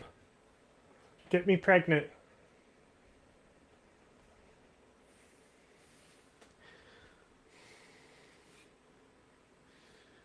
All right. Well, we're waiting for it. We saw aliens.gov. You know me. We saw You know me. aliens.gov. I don't think they're aliens. I think they're demons anyway, but perhaps this is not worth confronting here. And yet I feel compelled. And the fact that I feel compelled is part of what I want to get at here, but that's the last thing I want to get at. The first, I want to get at three other things. Number one, I am interested. I am curious about what's going on here because to me, UFOs are demons.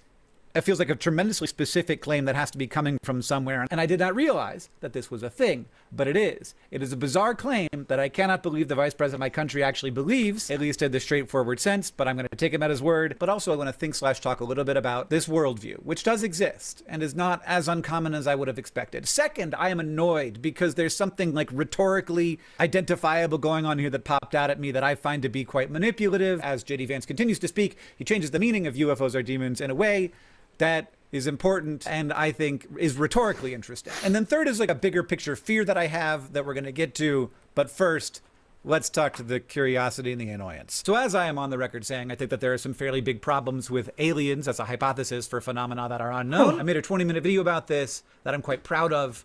I'll link in the description. And a lot of what I hear from folks is like, okay, maybe they aren't aliens, but the UFOs seem to have advanced technology. And then they'll show me a video that is like obviously a large balloon drifting in the wind before being hit by a missile. Or bird maybe shit. An object that's being tracked That's by my a favorite camera one, on is a the jet one from plane. Iraq And I that's don't know just how those bird camera shit systems on the work, fucking but you can camera. interpret it in multiple different ways. Like you could interpret it as the object is suddenly zooming off with zero acceleration, just an instantaneous change in speed. Or you could interpret it as the camera lost lock and moved away and the object stayed in the same place. You could interpret it either of those ways. Which one of them breaks the laws of physics is a question you'd want to ask. At a certain point, you realize like you guys are just not very credible. But the leap from what if China gets this technology first, which is a little bit understandable to me because if you are misinterpreting something in a way that makes it look like the laws of physics are being broken, it would be good to be the country that has the physics breaking machine. But actually the aliens are demons is not one I'd heard, but now that I know to look for it,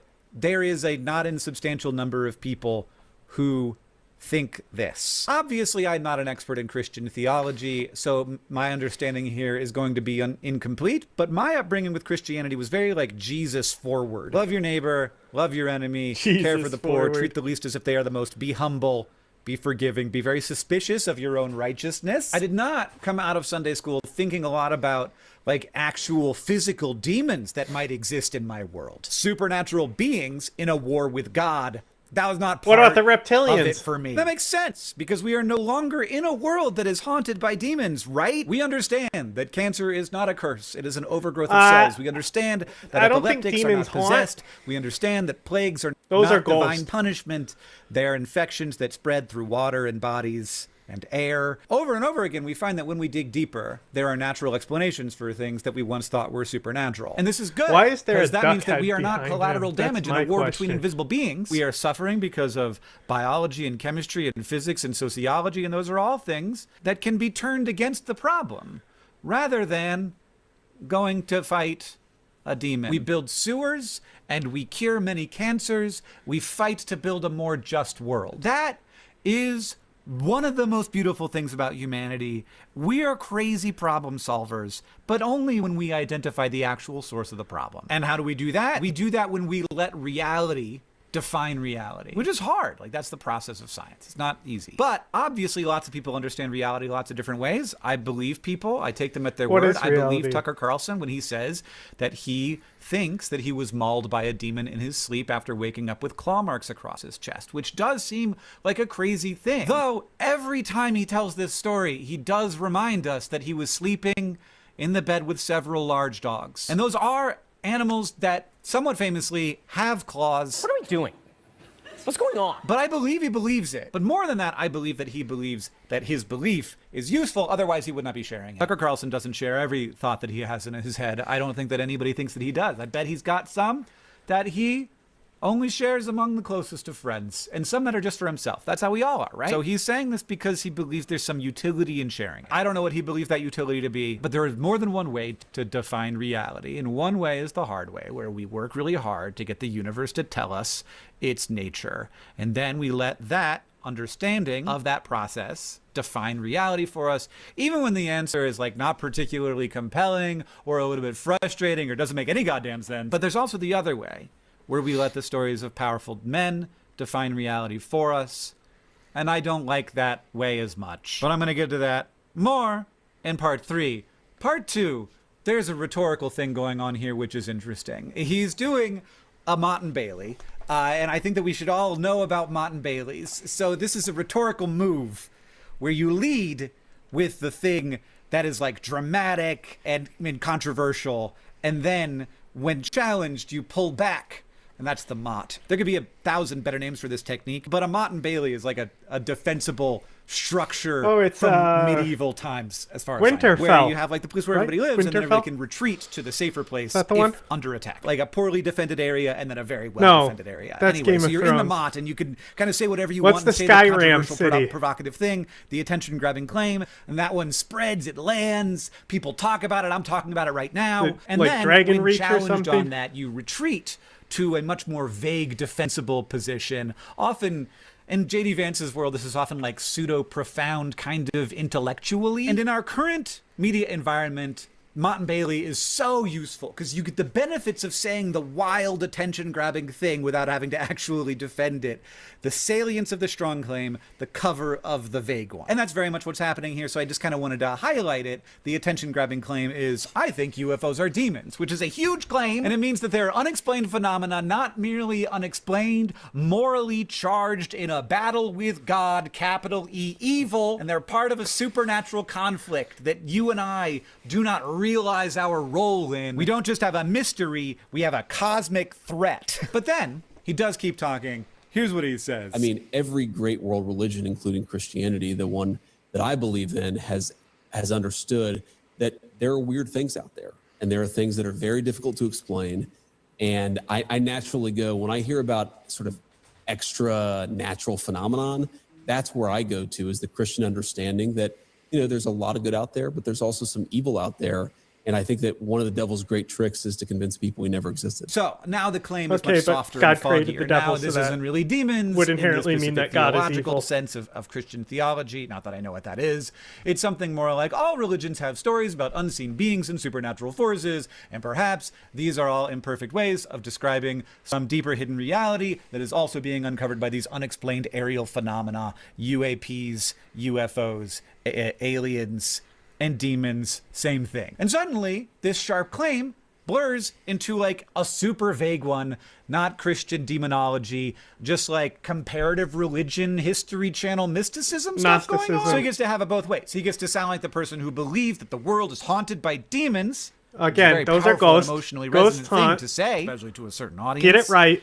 Who is going to hear this. But then he also gets to sound like a sort of smart, respectable, intellectually curious Christian who is just observing that cultures have always sensed that there's more to reality than modern secularism will admit. Which is not, let's be clear here, anything like, ghosts. I believe that UFOs are demons. Like, those are two entirely different claims. And the thing is, like, almost everybody can see some version of the way that they imagine the world reflected in the vague claim. Even I can. So, like, at the root of it, I think, yes, throughout all of human history, people have experienced things that they cannot explain with their current tools.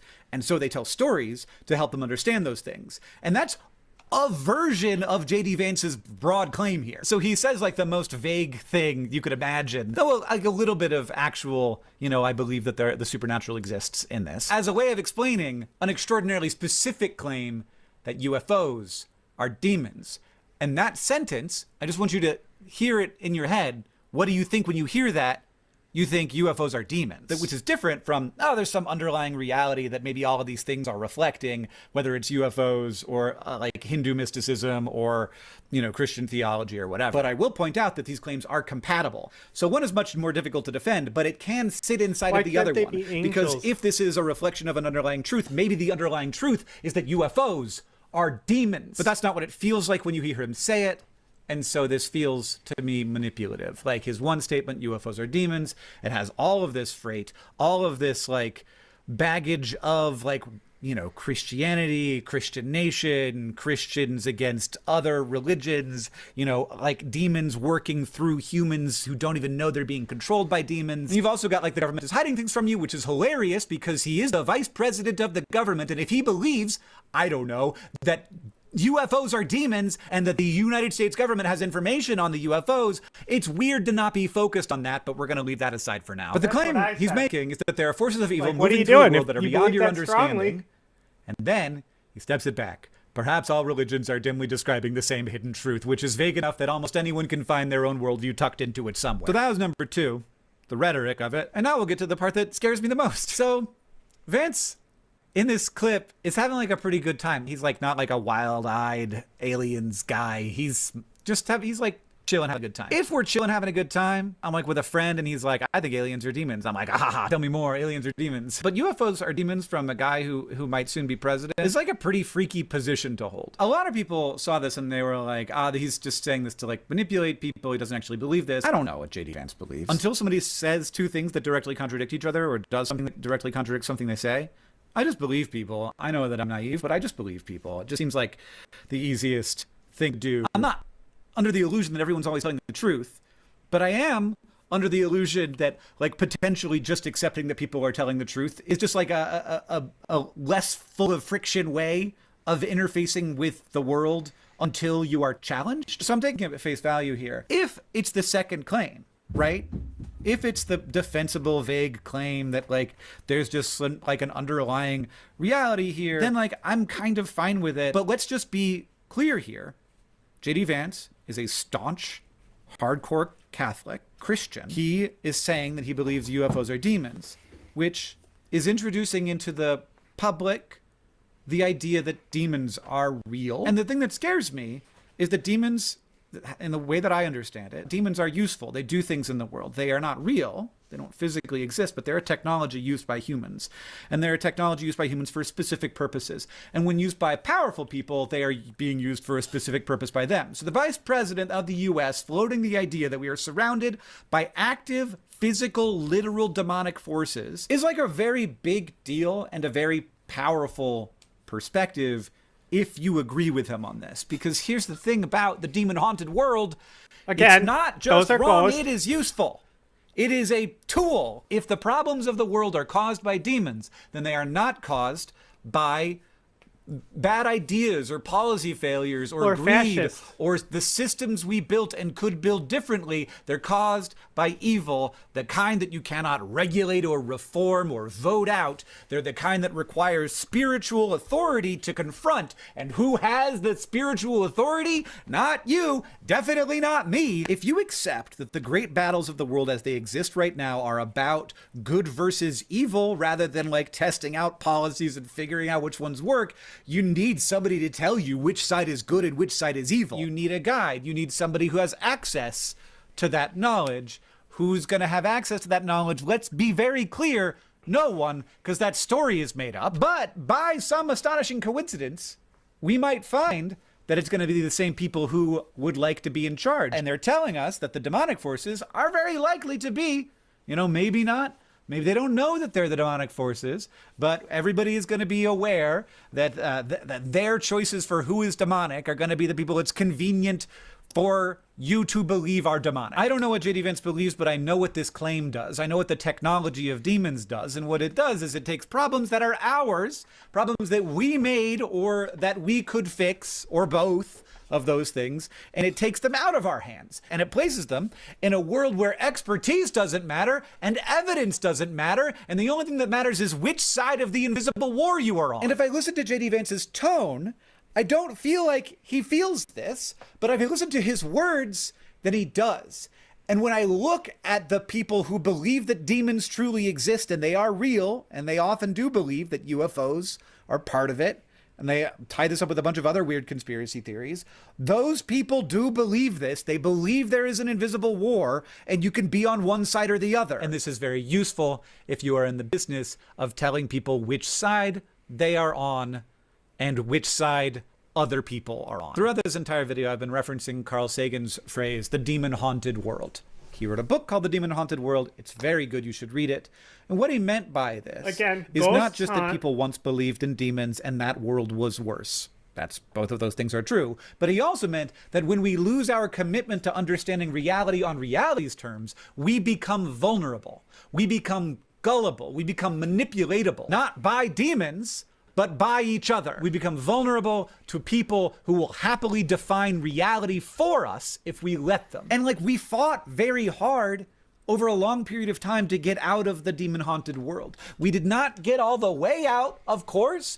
Probably we never will. It was hard. We built a lot of tools. We built science and we built humility before the universe. And those tools are not natural to us. They're not particularly easy to use. And they're not also like very convenient for the powerful. It's hard. Science is called a discipline because it requires discipline. And we've now arrived at part 4 here. I also need to stop being surprised that this is where we are. We have built an information environment that is optimized very carefully for one thing, which is grabbing and holding attention. The thing that spreads through the mechanisms that exist right now is not the thing that is most true or most useful. It is the thing that is easiest to pay attention to. And I take that seriously. And I try to be easy to pay attention to for that very reason. Because we all know that like right now vibes are beating credibility. Authenticity, like this feeling of being honest about your perspective, that takes the place of credibility. And this isn't because people are stupid. It's just that we have built systems that reward salience over substance every hour of every day. And it turns out if you do that long enough, the people who rise to the top are unsurprisingly the best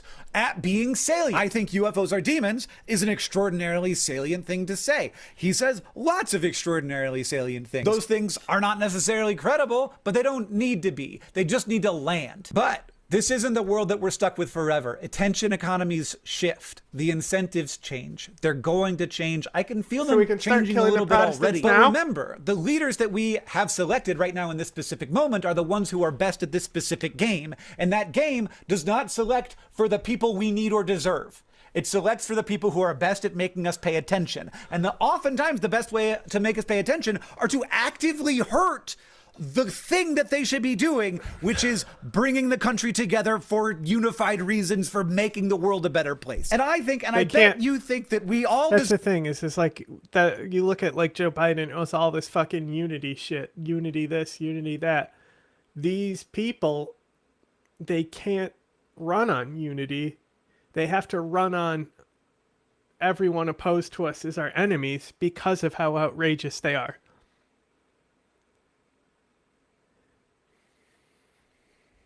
Serve better than that. Let's play connections. Ersatz ends in a Z. Fritz ends in a Z. Futz ends in a Z. But the Hertz ends in a Z. I don't think that's it. That's our red herring, everybody. And Yutz. Also, we have Yutz. Yutz. Hertz. What? Budget Hertz. Those are dollar. These are rental car companies. Avis. Great. Well, that was easy. I think that that's probably one of them because it has one of the Z ones in it. And I feel like the Z is the chiclet, the rainbow herring, as one might say. We've got to tinker, to mess, to toy, and to futz, to mess with, to fiddle around, to fiddle amongst dollar, Hertz, budget, and Avis. So faux, that also ends in an X. Ersatz, Fritz, Yutz. We've still got 4 of those. Oh, faux doesn't end in it. Anyway, we got faux and we got mock. So that's like fake. And a dummy is also kind of fake. Truffles, not fake. Plays, Fritz, plays, mock. Wait a second. I'm confused. So dollar, Hertz, budget. Ersatz, what does that mean? It means like or like snacks. Okay.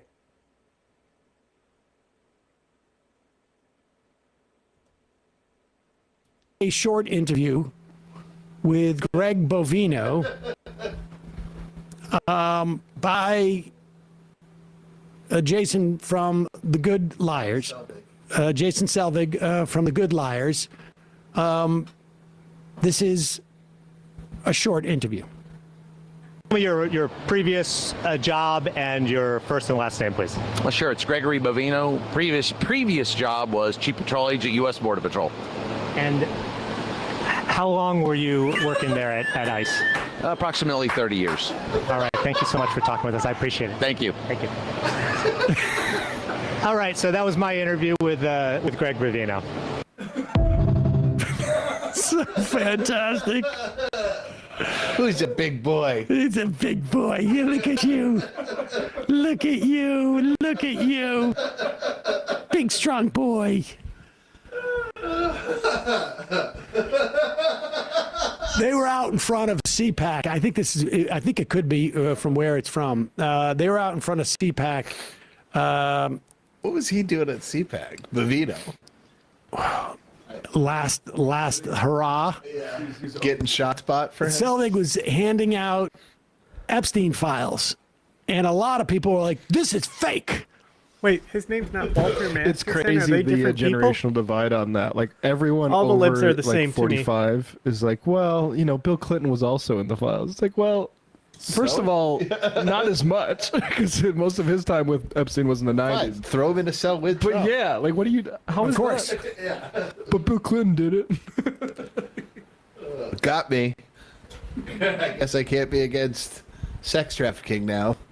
Give him the red card. Exploit it. You think you're watching videos on YouTube, but in actuality, your brain is being manipulated to keep you locked in for as long as possible to maximize potential revenue. I mean, this is what I was just saying. Exactly what keeps your attention and what doesn't. This is the retention data for one of my recent videos, which allows me to see dips and spikes in attention. And if I were smart, I'd study these carefully to maximize retention to increase potential AdSense revenue. It's called the attention economy, and it sucks. But it's also unavoidable because what it means to exist as a human these days is basically to exist as a human on the internet. The point of all this is to capture, maintain, and manipulate your attention and then monetize it however possible. And then to do that over and over again on an infinite loop until you die. You know, we live in one big casino of stress and anxiety that's rewiring our brains in ways that benefit a very small group of assholes who are making our lives very bad. I think a bird just peed on me, by the way.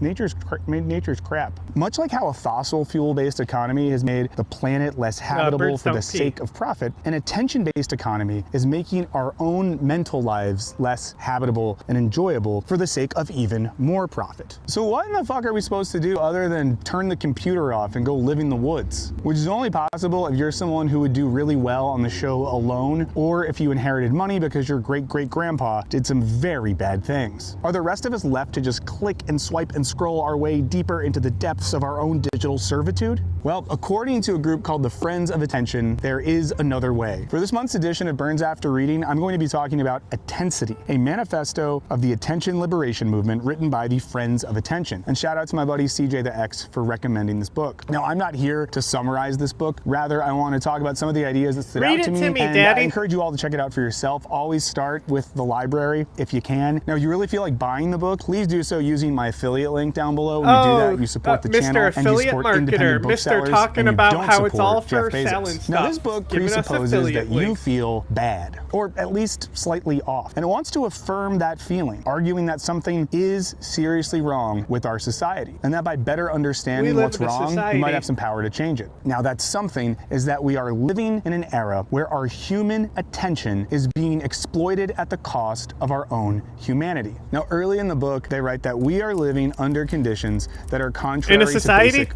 wellness of ourselves, our communities, and our planet. To put that differently, this book argues that there is an absolute contradiction between the economic conditions of the attention economy and the existential nature of our own humanity. Because what's good for the former is absolutely devastating for the latter. And we're living in an era where even our most common sense understandings of what attention is actually benefit those who seek to further exploit us. Okay, so we all know that the attention economy doesn't just monetize our attention, but our data. Because the longer that we hang out online behind caught him. up in the newest That's what digital I'm seeing drama, in the that more abstract data that we're nature. spreading around, which helps A lot of some of titties. the weirdest little guys I'm a make very money. You know, it's a sort of titty-oriented fracking when you think about it. And this affects all of us because our personal data is everywhere on the internet. And the number of data breaches which make our data vulnerable to some very uncool dudes is rising every year. According to the annual data breach report by the Identity Theft Resource Center, it went up by 211% from 2023 to 2024, due mainly to 5 mega breaches. And that's why I love using this video sponsor, Incogni. Incogni tracks This dude, all right, making a video talking about attention economy and how it's all to get money from us and capital, hits us with an affiliate link and then leads into an ad. What? I mean, this is just like telling me that you don't stand on your values, you know? Like if I wanted to make a video that was like talking about this type of thing, the last thing I would do is accept a sponsorship that would detract from what I'm trying to say. An affiliate link is one thing. I was kind of kidding about that because like I think we should totally get rid of the sponsorship system. I would like it to be completely gone, and the main profit motive for all these people should be affiliate marketing. And because when you have an affiliate marketing thing going on, that normally means that you're using the product and you have to talk about the product. It's not like Raycons that are just paying you to say a script. down and removes your data from multiple something weird and you wish it was on the internet. You get a site that you send them with the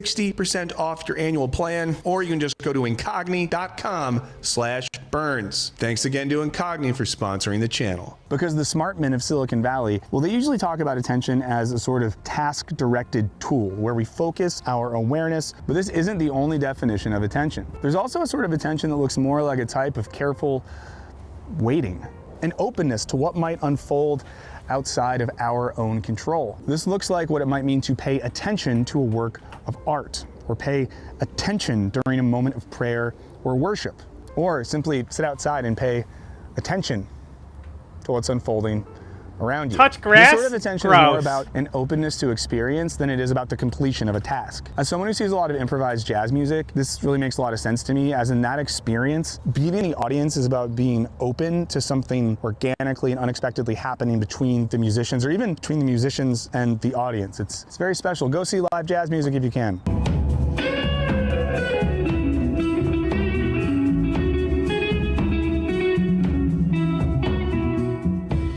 But sadly, being on the internet does not feel like being at a free jazz show. The Friends of Attention write that, simply put, most of the internet runs on a business model that is bad for us. And everyone basically knows this. We call it the attention economy, but in practice, it is a globe-spanning industrial farm that extracts money from 1 billion vegetative humans suspended in an infinite web, eyes glazed. Yikes. On the same page, they go on to write that we spend nearly the entirety of our waking hours in digital spaces substantially financed by extractive profit models that systematically tap human beings for the money value of our eyeballs. Now, they describe this extractive process as human fracking. Now, as I understand it, the type of fracking that we usually hear about involves adding increased pressure into a drilling hole to break up rock and force more oil out, you know? Drill, baby, drill, and things of that nature. The goal is to increase oil production and thus revenues. But the cost of this is the risk of contaminated groundwater supplies, among other things. That's why a lot of environmental activists, as you might have seen, are very much not into fracking. And according to the Friends of Attention, human fracking is doing something similar. They write that, in the case of entrepreneurial frackers, we are inheriting parallel wreckage. Petroleum fracking is doing irreversible damage to our external environment, our woods and fields, our water and sky, while the human frackers are verifiably destroying our interior environment, our minds and hearts, our ability to be and to sit with ourselves and the people we love. Shout out the people we love. Now, in both of these cases, the short-term profits of private corporations are prioritized over the long-term health of organic systems, you know, like the climate and our humanity.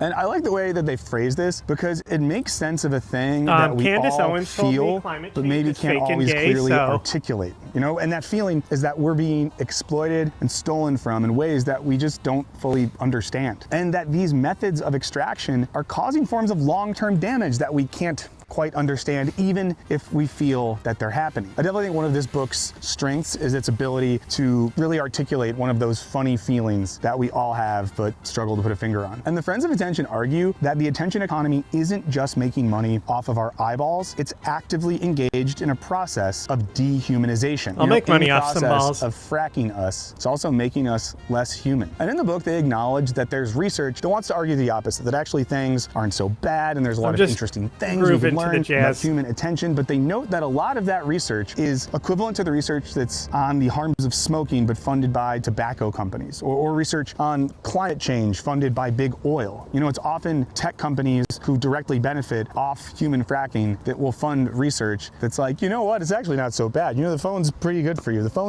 phone is like a vitamin.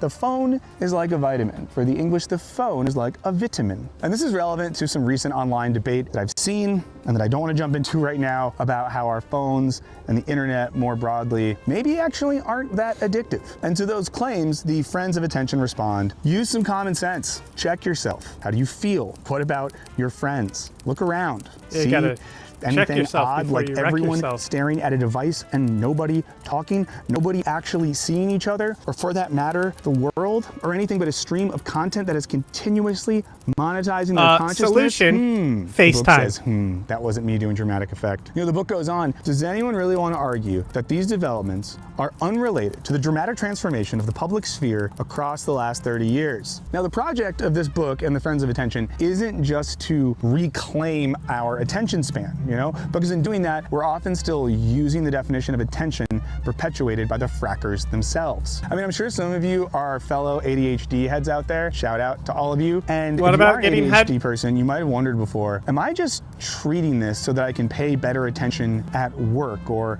other profit-driven tasks? You know, is the point of treating my ADHD so that I can function better according to the machinations of capitalist society? Which then leads to the question, do I treat my ADHD Bro, you to are better serve my capitalist. humanity or to better serve the attention economy? I'm not going to answer that today, but I'm working on a long video about that topic. So if you have thoughts on that topic, let me know. If you know books about that, let me know, because I'm working on that right now. So the goal of this manifesto isn't to take your attention back so that you can choose what TV show you want to watch without an algorithm telling you, you know? It's rather about embracing a fuller and more human conception of attention, one that involves care, concern, openness, the ability to just sit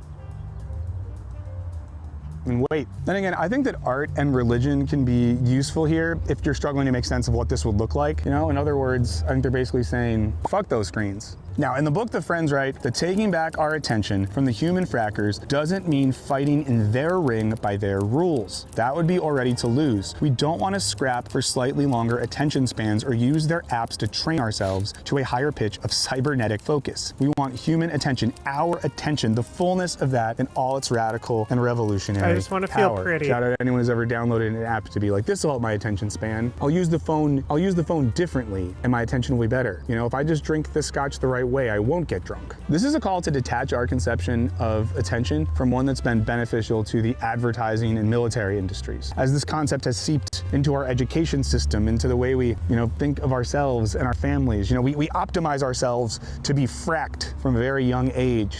Now, the analysis they offer in this book doesn't reference much external theory, which isn't a critique, to be clear. But I definitely see a lot of overlap with the Marxist critique of alienation in this book, because they're arguing that the attention economy, much like the more industrial economy before it, operates via a certain type of human exploitation that benefits those in power while driving us further away from each other and our own human nature. And they describe this type of contemporary alienation as the existential phenomenology of creatures who are literally being biohacked at a societal scale. And it feels terrible. Now, around this point, the book shifts from analysis to more of a call for action and activism. And in the back half of the book, I found it equal parts frustrating and compelling. Now, my frustrations came from what I feel is potentially an underdeveloped notion of systemic critique, because as boring as it might feel to keep harping on about it, all of this shit is happening because of capitalism. We have to have a critique of capitalism to do this stuff, to solve these I'm problems. going to critique we have to capitalism critique while I and, you know, engage with it. Capitalism, which is going to be hard. It's not going to be easy.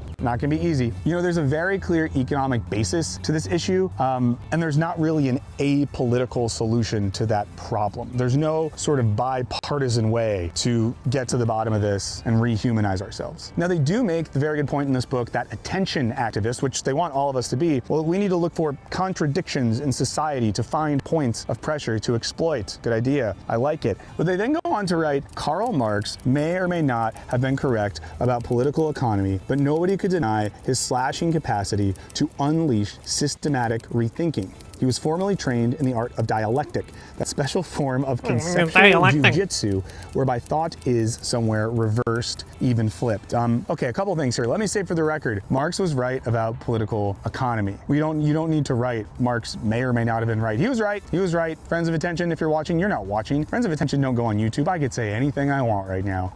But he was right, just so you know. And also a part of me did die inside a little bit when they called the dialectic conceptual jiu-jitsu. Let's not do that. Let's not call it dialectic conceptual jiu-jitsu. I don't think that's what it is. Do I know what jiu-jitsu is? What do the Jews have to do with it? Jiu-jitsu. I don't know what jiu-jitsu is, but I'm still sure that the dialectic isn't conceptual jiu-jitsu. Now, in further discussing Marx, the Friends argue that the difference between Marx's exploited 19th century workers and us is that Marx's working class didn't own the mills and the machines, but we still own the mill because the mill is our mind.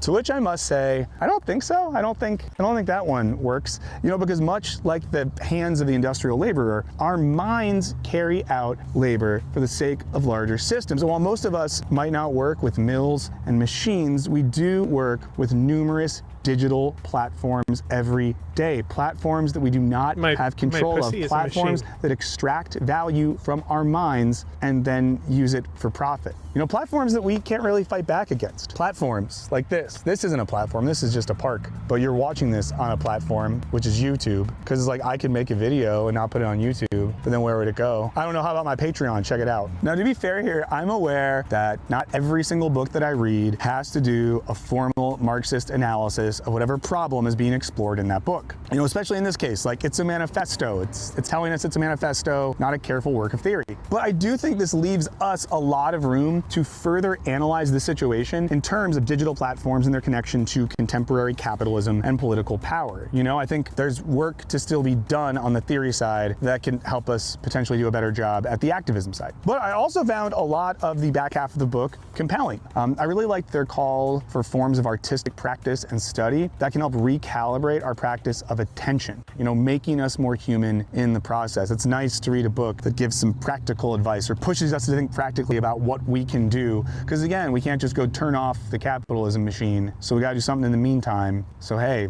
art, study, things of that nature. You know, they call for creating work that dramatizes the richness and profit-defying glory of human attention ecosystems. And they emphasize that because quantification is the first step toward monetization, we need to aggressively refuse the datification of attention. We need to aggressively refuse the datification of attention. We need to aggressively refuse the datification of attention. We need to aggressively refuse the datification of attention. You know, because we live in an era where, as the Friends of Attention note, what is real is that which can be counted. You know, it's a conception of value that's directly tied to money. If we can't put it in terms of money, it's not real. But they're calling for a world where unprofitable things still have immense value, not because of market relations, but because of human relations. The Friends write that art and literature and the humanities may seem gratuitous, even irrelevant to the urgent challenges of our moment. But artistic and interpretive activities are special zones for thinking and practicing emancipatory and authentically human forms of attention, human forms of attention. Let's be human. And to paraphrase Thoreau, I fuck with this shit heavy. I think that we need art and literature and film and music more than ever. You know, they create zones of human thinking and community that are disconnected from the fracking machines. Like, we need those spaces that are unproductive and messy and weird and mysterious. It's important. We need them now. Okay, so basically, shit is fucked up and we all know it. We know that the way that we are living feels bad. We know that many of the platforms and modes of communication that we've grown dependent on are making our lives worse. You know, we might be becoming more efficient, more locked in, but it all feels less human. Or to put it differently, our humanity has become an afterthought, something that we're allowed to embrace and explore in exceptional moments as like a little treat. So I don't know, let's take our attention and our humanity back. And while books like this are a really good starting point, I really do recommend reading this one. The most important thing is that we use analysis like this to facilitate new forms of social practice and community that fight against the dehumanizing effects of the modern attention economy. And it's especially hard to think about how to form that community via these digital platforms, but we gotta do it. We gotta do it. So I will say thank you so much for being here and for watching this. I wanna give a big shout out to all of my patrons. This channel is primarily supported.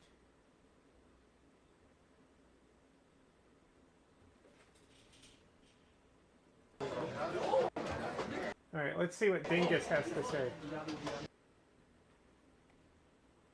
To rescue their fellow service members. This first wave of search and rescue forces successfully located the pilot of the F-15, and he was extracted from enemy territory by an HH-60 Jolly Green II helicopter. Fabulous machine as our warriors faced gunfire at very close range. It's amazing that when you look at the machinery, what happened, that nobody was even injured. Meanwhile, the second crew member, a weapons system officer, highly respected colonel, territory by an HH-60 Jolly Green II helicopter. Fabulous machine as our warriors faced gunfire at very close range. It's amazing that when you look at the machinery, what happened, that nobody was even injured. Meanwhile, the second crew member, a weapons system officer, highly respected.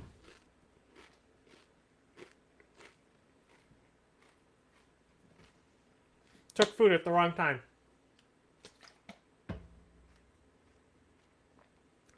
That's not true. The weapons system officer hurt his ankle. That's an injury. Had landed a significant distance away from the pilot. When you're going at those speeds, even if you go out 2 or 3 seconds later, it's miles and miles away because you're going fast. He was injured quite badly and stranded in an area teeming with terrorists from the Islamic Revolutionary Guard Corps rough group, as well as besieged militia and local authorities. Many, wow, he's on top of everything else, they told like the communities actually within inside of Iran, the people of Iran, they were given a tremendous incentive to find this pilot. Despite the peril, the officer followed his training and climbed into the treacherous mountain terrain and started climbing toward a higher altitude, something they were trained to do in order to evade capture. They want to always go as far away from the site of the shoot down. You want to go as far away because they all head right to that site. You want to be as far away as you can. And he was injured, and he was an amazing, amazing thing. Oh, so he was hurt. He scaled cliff faces, bleeding rather profusely, treated his own wounds, and contacted American forces to transmit his location. They have a very sophisticated beeper-type apparatus that is on them at all times. And when they go out on these missions, they make sure they have lots of battery space and they're in good shape.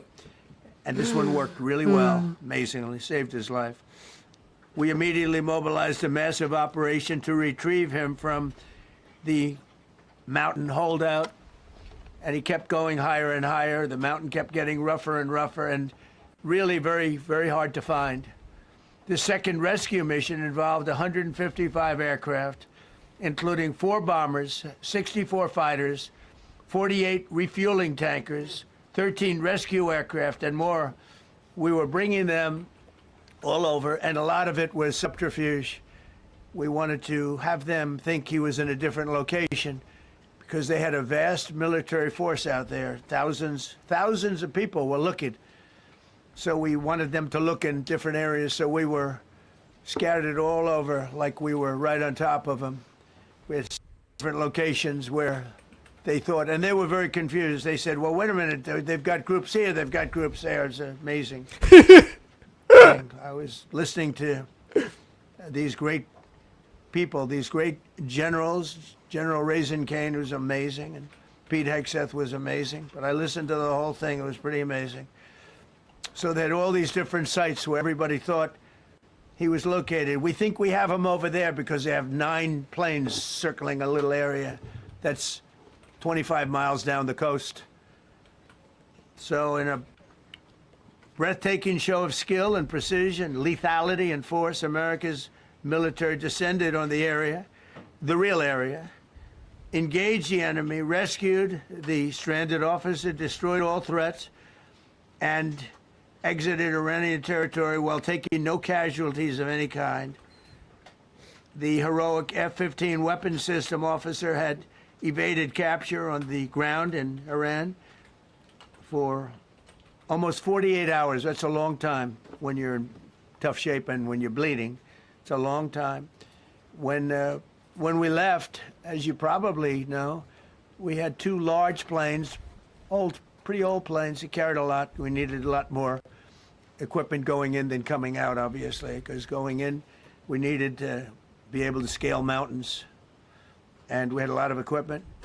But the sand was sandy, wet sand, so we thought there may be a problem taking off because of the weight of the plane, and then we also had all the men jumping back onto the planes, and they got pretty well bogged down, and we had a contingency plan, which was unbelievable, where lighter, faster aircraft came in, and they took them out. We blew up the old planes. We blew them up to smithereens because we had equipment on the planes that, frankly, we'd like to take, but I don't think it was worthwhile spending another 4 hours there taking it off. So we didn't want anybody to have, we have the best equipment anywhere in the world. We didn't want anybody examining our anti-aircraft and other equipment. So these were large planes that were old and pretty old, and we blew them up, and we had faster, lighter planes come in, and they were able to land on the sand. We needed the bigger planes because we had so much equipment that we needed. We took 3 helicopters over there, which were very strongly used and couldn't have lived without them. They did, and they performed unbelievably well. And if you'd see it, you wouldn't believe it. They came off the plane, and these guys had them, the rotors were off. They rebuilt these helicopters in less than 10 minutes. And that was one of the more amazing things. These are helicopters, small, unbelievably powerful, but small, very small, so it can get into certain areas. And they got them off the plane, and they rebuilt all 3 of them in a matter of less than 10 minutes. It's pretty amazing what the genius of these people. Who would think that? You'd think it would take 5 days to build them. And in some companies, it would take 5 days, and they wouldn't do it well. But they served us well. As Commander-in-Chief, I never forget the extraordinary risk taken by the warriors that we send into battle, and the genius. I mean, think of it, having a contingency of 3 planes waiting because we think the sand is so bad that we probably won't be able to take off. And the planes really got bogged. The sand this was not much of a runway. This was a farm, not a runway. It's a farm, but it did the trick. But to have a contingency as opposed to having to wait 2 days, can you imagine, right in the middle? This was central. This was right, you would call it central casting if you were doing a movie for location. Oh my God, bro. And probably the toughest area of Iran where we'd be sitting there. So these planes came in, those pilots came in so fast and so quick and got out of there. Everybody got aboard and just got 15-minute intervals. One load out. One load out. Yeah. One a lot of load out. loads It in there, happened. huh? And we were watching, and we said, "That's amazing." It's in many ways, I was almost more impressed by the contingency. I was just so impressed by the amount of loads these guys were taking. The fact that, if we would have had a runway or decent soil, but it was an amazing thing. But we thank God for every single one of them and the talent. The genius is not even talent, it's genius. It's the whole ball game, every one of them. If you look at what we did with Maduro, we went into a military compound, stay on topic. massive, with thousands and thousands of soldiers, and within a matter of minutes. And he lived behind iron doors. There were steel doors, broke them down so quickly. Okay, stay on topic, and honey. within almost minutes, he was in the back of these planes. It was a similar group. Incredible. We have incredibly talented people. And if the time comes, we move heaven and earth to bring them home safely. We're going to bring our people home safely. I want to thank every member of the U.S. Armed Forces involved in these historic operations. They really were historic. It's just not something that's done. And you'd understand it. Not that they don't want to do it, but when you're going into areas, when you look at these helicopters, when you look at the amount of bullets and everything else that they took, when you go into these areas, you don't come out like we came out. God was watching us. I tell you, well, it was the Easter, we were in Easter territory, I guess, but God was watching us. Amazing. Because when you look at the machinery, they took damage. It tells you, first thing I said is, these are unbelievable machines, how they flew back and not even much of a problem. But these two extraordinary rescues, because it was two, and as you probably know, we didn't talk about the first one for an hour. Then somebody leaked something, which we'll hopefully find that leaker. We're looking very hard to find that leaker. And talked about there's somebody missing. They basically said that we have one and there's somebody missing. Well, they didn't know there was somebody missing until this leaker gave the information. So whoever it was, we think we'll be able to find it. Just saying, multiple people, multiple chuds came at me saying I was wrong here. And I said, seems to me like information was leaked. And they're like, that was the CIA. It was actually covert. And I'm like, why the fuck would they leak information saying they knew where the other guy was and they hadn't rescued him yet and waste all the other counter searches? Why would we why would they look at things that were search operations instead of rescue operations? Because the flight patterns are going to be different. Like, it doesn't even make sense. I fucking called this shit. Suck my dick. Out because we're going to go to the media company that released it, and we're going to say national security. As I said, the only source I saw report this was Fox News. So go ahead. Go after Fox News, Trump, if that's the case. Because that's who I saw leak it. And it sounds like somebody in your fucking admin got a little too chatty Cathy on the phone. Security, give it up or go to jail. And we know who, and you know who we're talking about.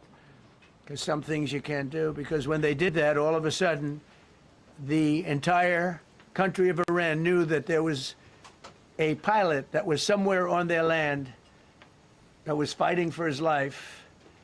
And it also made it much more difficult for the pilots and for the people going in to search for him. All of a sudden, they know that there's somebody out Suck there. it, They see Chuds. all these planes coming in. It became I was a much right. more You were difficult wrong. operation. Cope. Because a leaker leaked that we have one, we've rescued one, but there's another one out there that we're trying to get. So actually, the country, Iran, put out a major notice, you all saw it, offering a very big award for anybody that captures the pilot. So in addition to a hostile, very talented, very good, very evil military, we had millions of people trying to get an award. So when you add that to it, but we have to find that leaker because that's a sick person. Probably didn't realize the extent of how bad it was. I can't imagine that the person did, but we're going to find out. It's national security, and the person that did the story will go to jail if he doesn't say, and that doesn't last long, and I think everybody would understand it. They put this mission at great risk. They put that man at great risk, and they put the hundreds of people that went in looking for him, because everyone now knows that we're going in. Over the past 37 days, America's armed forces have carried out more than 10,000 combat flights over Iran, unheard of, striking more than 13,000 targets. The F-15 we lost last week was the first manned aircraft downed by the enemy in this entire operation, with thousands and thousands of flights. They got lucky. It was a lucky hit. You know, eventually you get lucky. But we got lucky too, because we got both of them back. But it's a record that is unparalleled in the history of military air operations. Nobody's ever seen anything like it. It's such an honor to be involved with it. We were up late at night, and then we were waiting for those contingent planes to come in, and we say, come on, let's go, get in, because they're waiting out on this farm without a runway, with wet, crummy soil, sand, mostly sand, wet sand, and it eats planes alive, and we're waiting, and we're saying, I hope that one can land and take off. And they came in like magic, boom, boom, boom, one after another. It was like genius. I'm so impressed by that. Because we were a little concerned. We said, boy, if they don't get in and get up fast, we're sitting in the... And that's called Iran Prime, right, General? That's where the whole bet is. Here we are sitting there waiting for a plane, but they came in so fast and so hard, and these guys knew exactly what to do. Let's go, come on, get in, let's go, blah. They came one right after another, not at the same time. They don't want to come at the same time. They had to come right after each other. They didn't have any room. There was barely any room to land. Tiny little patch of very wet earth a lot of and sand. A lot of loads. So I'm so proud of the people that I have standing up here with me, and many others that worked. I mean, so many. Steve Witkoff's over here. He's doing fantastically. Jared Kushner. But the people that are here, the job they did is amazing. And I think I'm going to introduce the head of the CIA, and he was a man who, he's central casting, okay? Boo! If we cast a movie, he's going to play the head of the CIA. He's one of the CIA stinky. John Ratcliffe. He did a phenomenal job that night. He did something that I don't know if you want to talk about it. If you want, you can. I'm not sure you're supposed to. I'm not going to talk about it. But the CIA was very responsible for finding this little speck. It's like they used an expression on one of the shows. A general was talking about, it's like finding a needle in a haystack, finding this pilot. And the CIA was unbelievable. And you may, if you can, you'll talk. It might be classified, in which case I'd have to put him in jail if he talks about it. And I don't want to put him in jail. He doesn't deserve that. So, John, do you want to say a few words? Thank you. Thank you, Mr. President. It's a privilege to be here with you today to share what we can about this exceptional mission and to recognize the ingenuity and bravery of those who executed it, as well as the leadership and resolve of the president who ordered it. One thing that has been clear to me in this role is that the flawless military operations that the Department of War is known for are hostage to flawless intelligence. We saw that in the skies over Iran in Operation Midnight Hammer last summer. We witnessed it in Venezuela during Operation Absolute Resolve.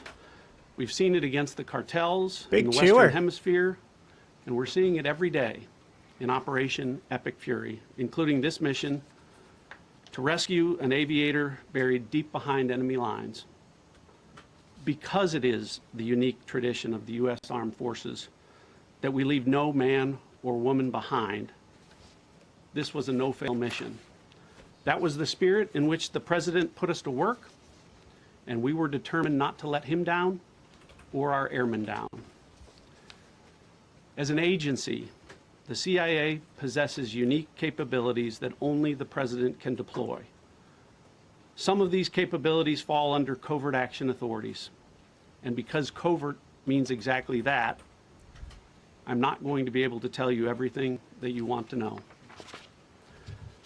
At the president's direction, we deployed both human assets and exquisite technologies that no other intelligence service in the world possesses to a daunting challenge comparable to hunting for a single grain of sand in the middle of a desert. This was also a race against the clock, as it was critical that we locate the downed aviator as quickly as possible, while at the same time keeping our enemies misdirected. For that reason, in addition to the human and technical assets deployed by the President to find our airman, CIA executed a deception campaign to confuse the Iranians who were desperately And then that was hunting foiled by for somebody our airmen. leaking it. On Saturday morning, we achieved our primary objective by finding and providing confirmation that one of America's best and bravest was alive and concealed in a mountain crevice, still invisible to the enemy, but not. Like, the person who leaked it has to be, like, within, like, this is like search and rescue. Like, the fucking privilege of knowledge is fucking high on this. There's no way it's not Trump's immediate circle that did this leak. So I guarantee you they're going to find out it was fucking Whiskey Head Seth or something, just fucking bragging about shit on his fucking phone again, and they're not going to do shit about it. They're just going to pretend that it never happened and move on. To the CIA. That confirmation was relayed by Secretary Hegseth to the President, and the operation quickly moved to the execution phase.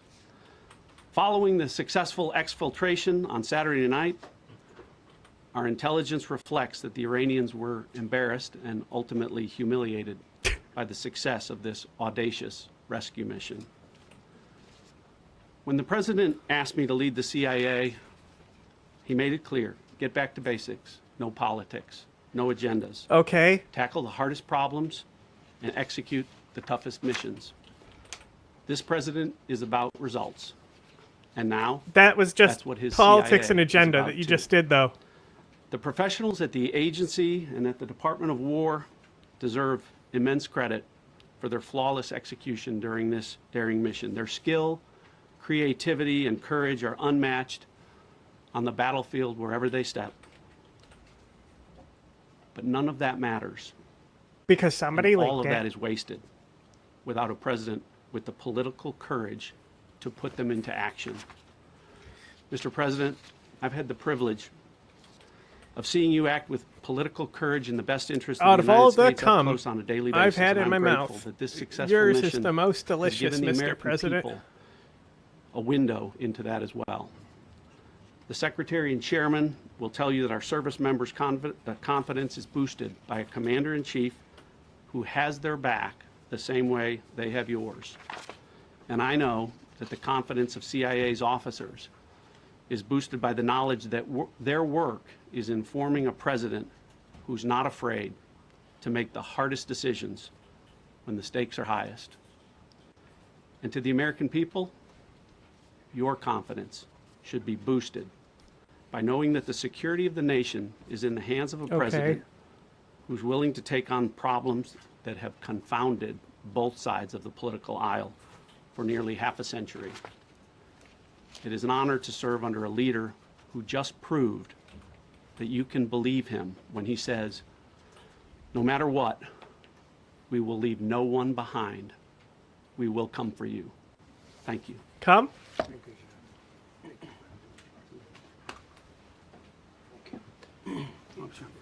Uh-oh. Well, John, Hey, thank it's you for the the leaker. collaboration with the CIA Get him. as well. Incredible and ongoing partnership. Oh.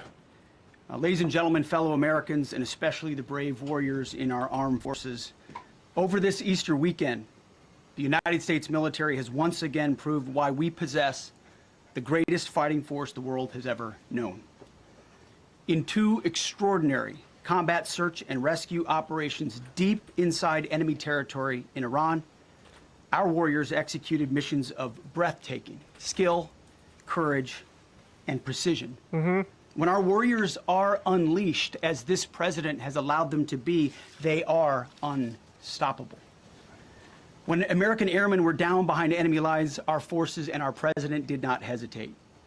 Special operators supported by elite air crews and intelligence professionals moved swiftly and decisively into treacherous mountain terrain under the constant threat of Iranian forces closing in. Ultimately, it was an impotent Iranian threat. And today, as the Probably CIA just like you with director that mentioned, whiskey dick. Iran's military, and we know this, is embarrassed and humiliated. Yeah, I'm calling and they someone. should be.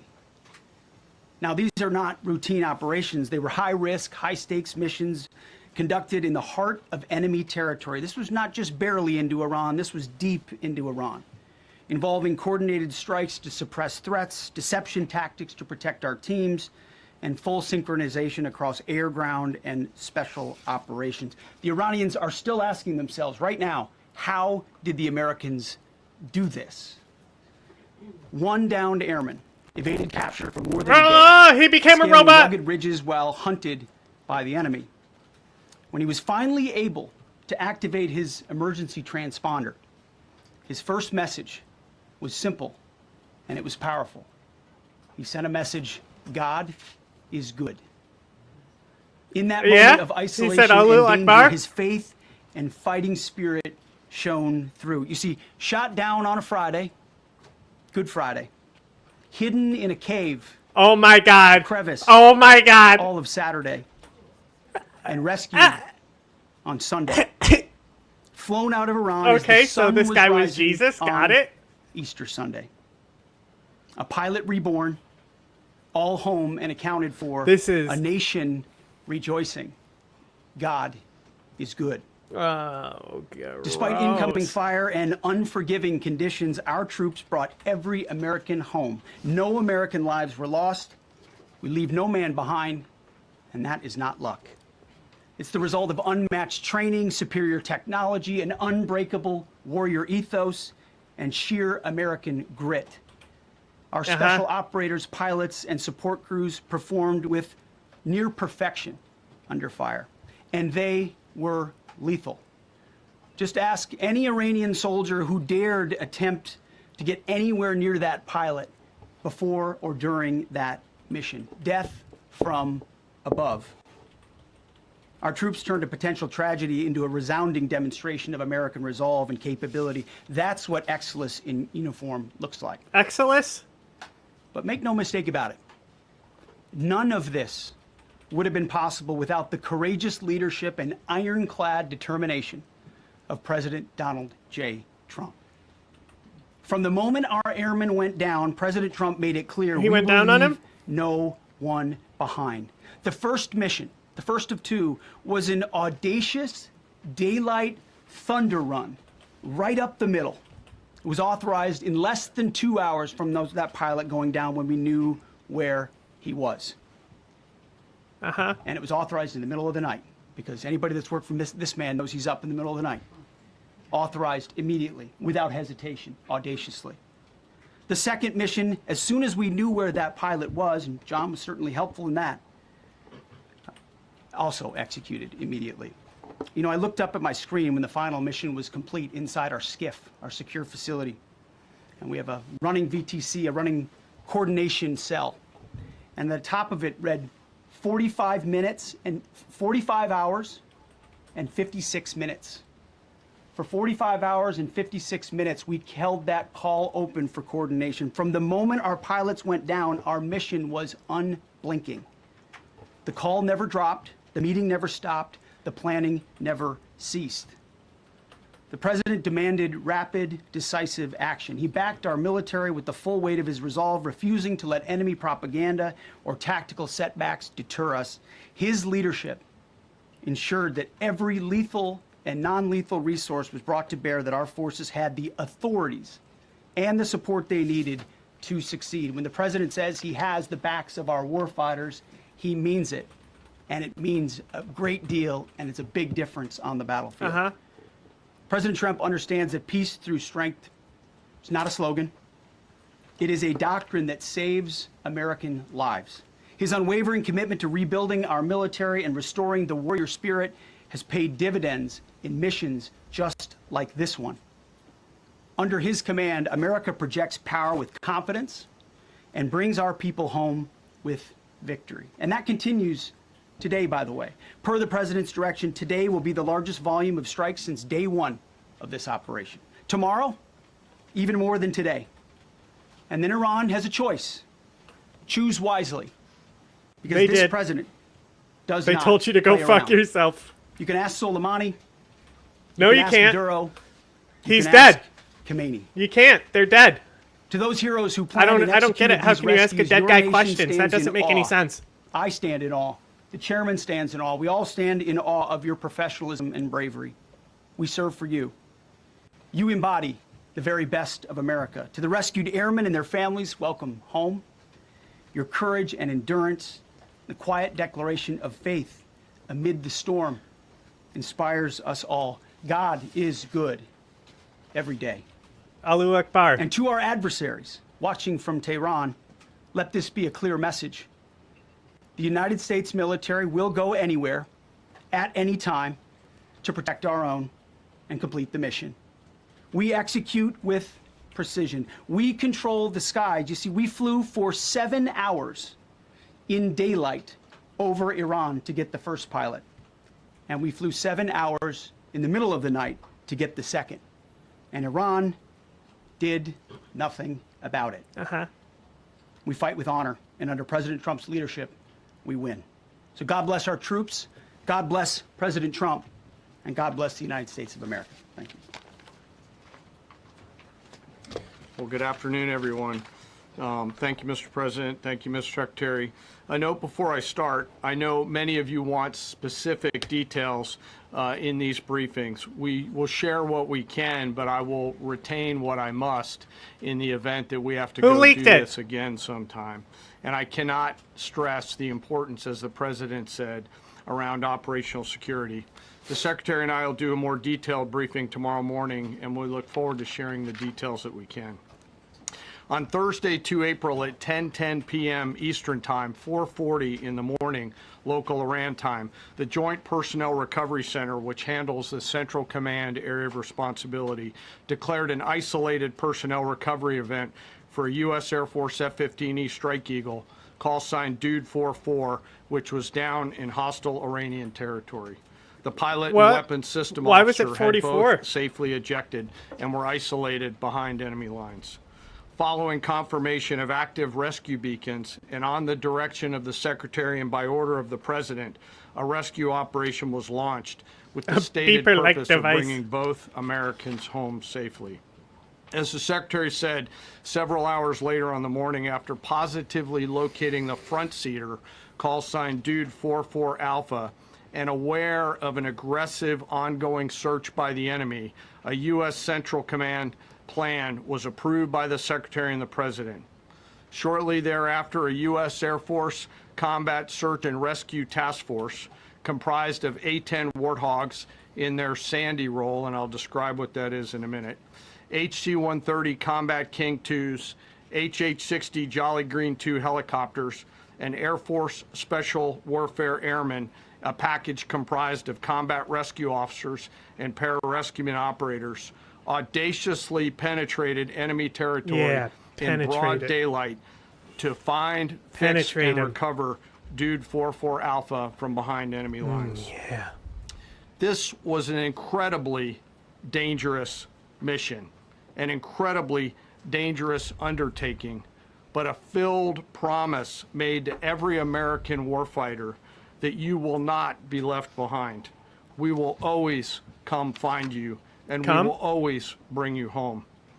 Over the next hours, the Search and Rescue Task Force crossed the beach, entered into Iranian airspace, protected by a fighter strike package, and moved into the objective area, all under fire. En route, as some of you have seen on social media, the helicopters took gas off the C-130s and pressed onward and forward up into the objective area. While this was ongoing and out in front of them, the Sandy flight of A-10s and other remotely piloted aircraft, drones, and other tactical aircraft were violently suppressing and engaging the enemy in a close-in gunfight to keep them away from the front seater and allow the pickup force to get into the objective area. During this engagement, one of the Sandy aircraft, the one primarily responsible for communicating with the downed pilot, was hit by enemy fire. This pilot continued to fight, continued the mission, and then upon exit, flew his aircraft into another country and determined that the airplane was not landable. This was one of our A-10 Sandy aircraft. They can still land The when pilot they're then not made the landable. decision to eject over friendly territory and was quickly and safely recovered and is doing fine. After picking up Dude 44 Alpha, the HH-60 Jolly Green fight was engaged by every single person in Iran who had a small arms weapon. And one of the aircraft, the trailing aircraft, took several hits. The crew sustained minor injury, and they are going to be Trump fine. just said nobody was injured, A though. note for those Another of lie. you that do not know what a Sandy does. Named after the flight call sign that did this very mission in Vietnam, flying A-1 Sky Raiders and A-7 Corsairs, a Sandy has one mission: get to the survivor, bring the rescue force forward, and put themselves between that survivor on the ground and the enemy. They are committed to this. This is what they live for, and this is what they've trained for over many, many years. The A-10 force and the rescue force did a fantastic job rescuing Dude 44 Alpha. He was recovered Friday afternoon. As I said, and the nation needs to know this, this was an incredibly brave and courageous mission, and a testament to the courage, skill, and tenacity of the joint force and our leaders.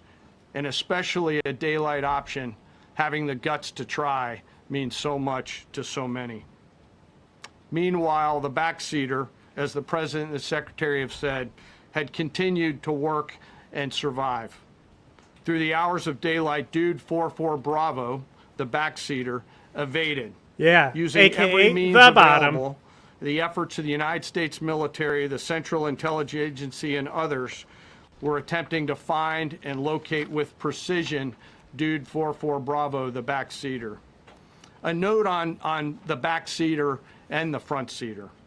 The single most important contributor to a successful rescue operation is the spirit of attack inside the heart of that downed aviator. Their will to survive, their will to evade, their will to recover is everything.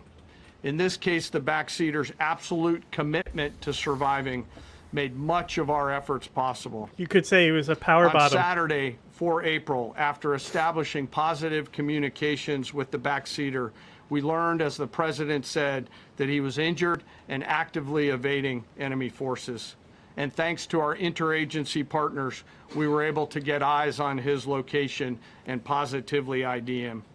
Throughout this entire time, the enemy force continued to search for 44 Bravo, and the joint force continued to strike them over and over and over again.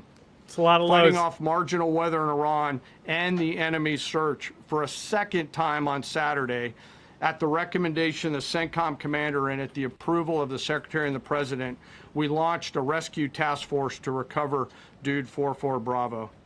Again, this came to the President and the Secretary for approval, this time with a much larger force package based on the time that the enemy had to prepare to find 44 Bravo.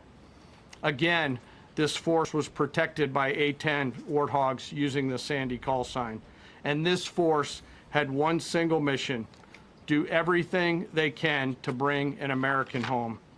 This meant having a plan, being prepared to execute that plan, and, more importantly, being prepared for multiple, simultaneous contingencies.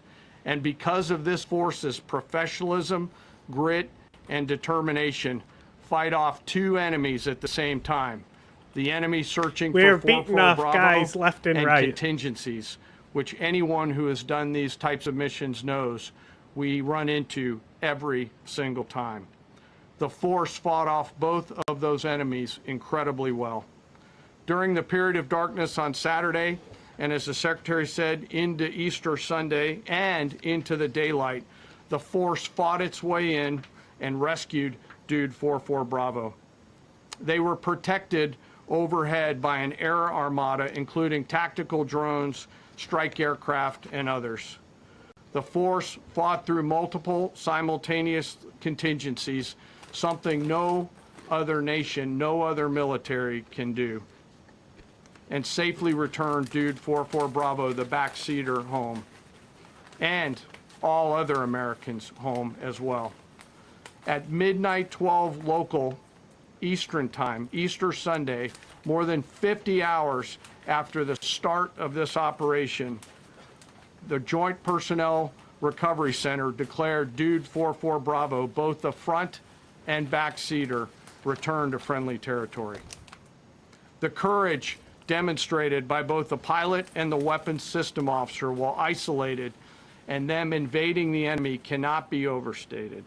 Their grit and warfighting tenacity is a direct result of the absolute trust they have in our rescue forces, their training, and their will to survive and return. They always knew that we would be ordered to go get them, and they always knew that we would be coming to get them. These two operations reflect our nation's most sacred obligation to our military service members. We leave no one behind, bless you. It also perfectly captures the first truth of our special operations forces, that people are more important than hardware.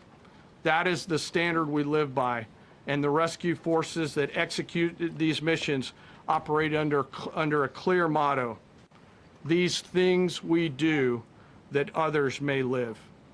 Their actions were a direct embodiment of that commitment to others, and I could not be more proud of each and every one of them today.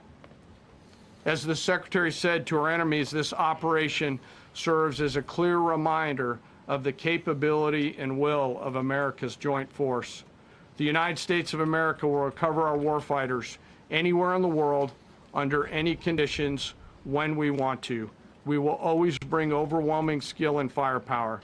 To every member of the joint force, our interagency partners, the leadership at CENTCOM, and our leaders at the department and above, thank you. I'm proud of each and every one of you and thankful to our deployed forces and their families. And lastly, and most importantly, to Dude 44, welcome home. Job well done. Thank you.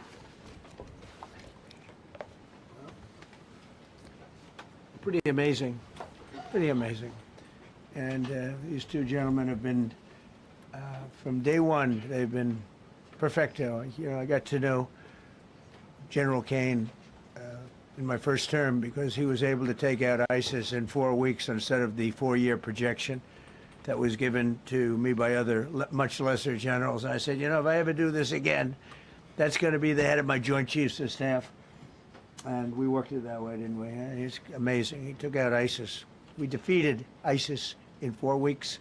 I was told it would take 4 years. I flew to Iraq to find out with the greatest equipment in the world, why would it take 4 years? And he told me, sir, it won't. It'll take 4 weeks and you'll have time left over. And that's exactly what happened. So he's great. And Pete, all I can say is that he was treated very unfairly. And now those same people that treated him unfairly, that fought against him, they called me up saying, what a great choice he was.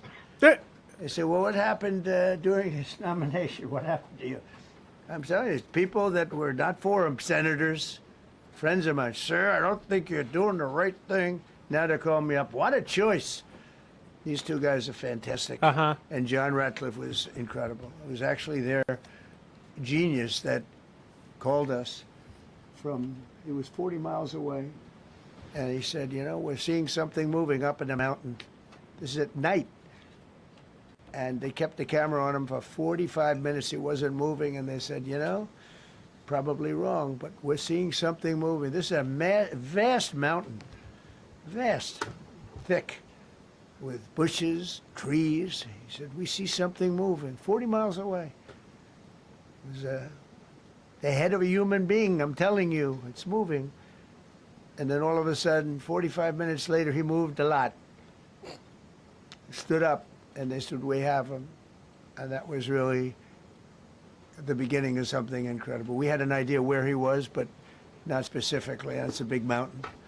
So I want to thank the CIA, too. I don't think they get enough credit for the great job they've done. Yes, please. Thank you very much, Mr. President, for this great opportunity. Country it has super army. You make a difference, Mr. President. Thank you for your greatest leadership. Thank you. I have two quick questions, Mr. President. What was your reaction when you learned that Kurdistan region had resumed exporting oil to the international market with your support as United States of America? Well, I expected that. We've gotten along with the Kurds for a long time, so I expected that. Another question, what would be your reaction if the Iranian people rise up against their regime during a ceasefire, Mr. President? Well, they should do it, but again, the consequences are great. I mean, they were told if you protest, you will be shot immediately. You saw what happened to the young wrestler. He was a great champion, by the way. He was a great wrestler, one of the top in the world. And he and his two friends were hung. And all they did was say a little bit about liberty. They wanted liberty, and they were violently executed. But the number is up to probably 45,000 people were killed. So, you know, when somebody stays in a house, when they know if they walk out of the house to protest, they'll be immediately shot and killed. And they issued that, you know, that was publicly issued. It's not a secret.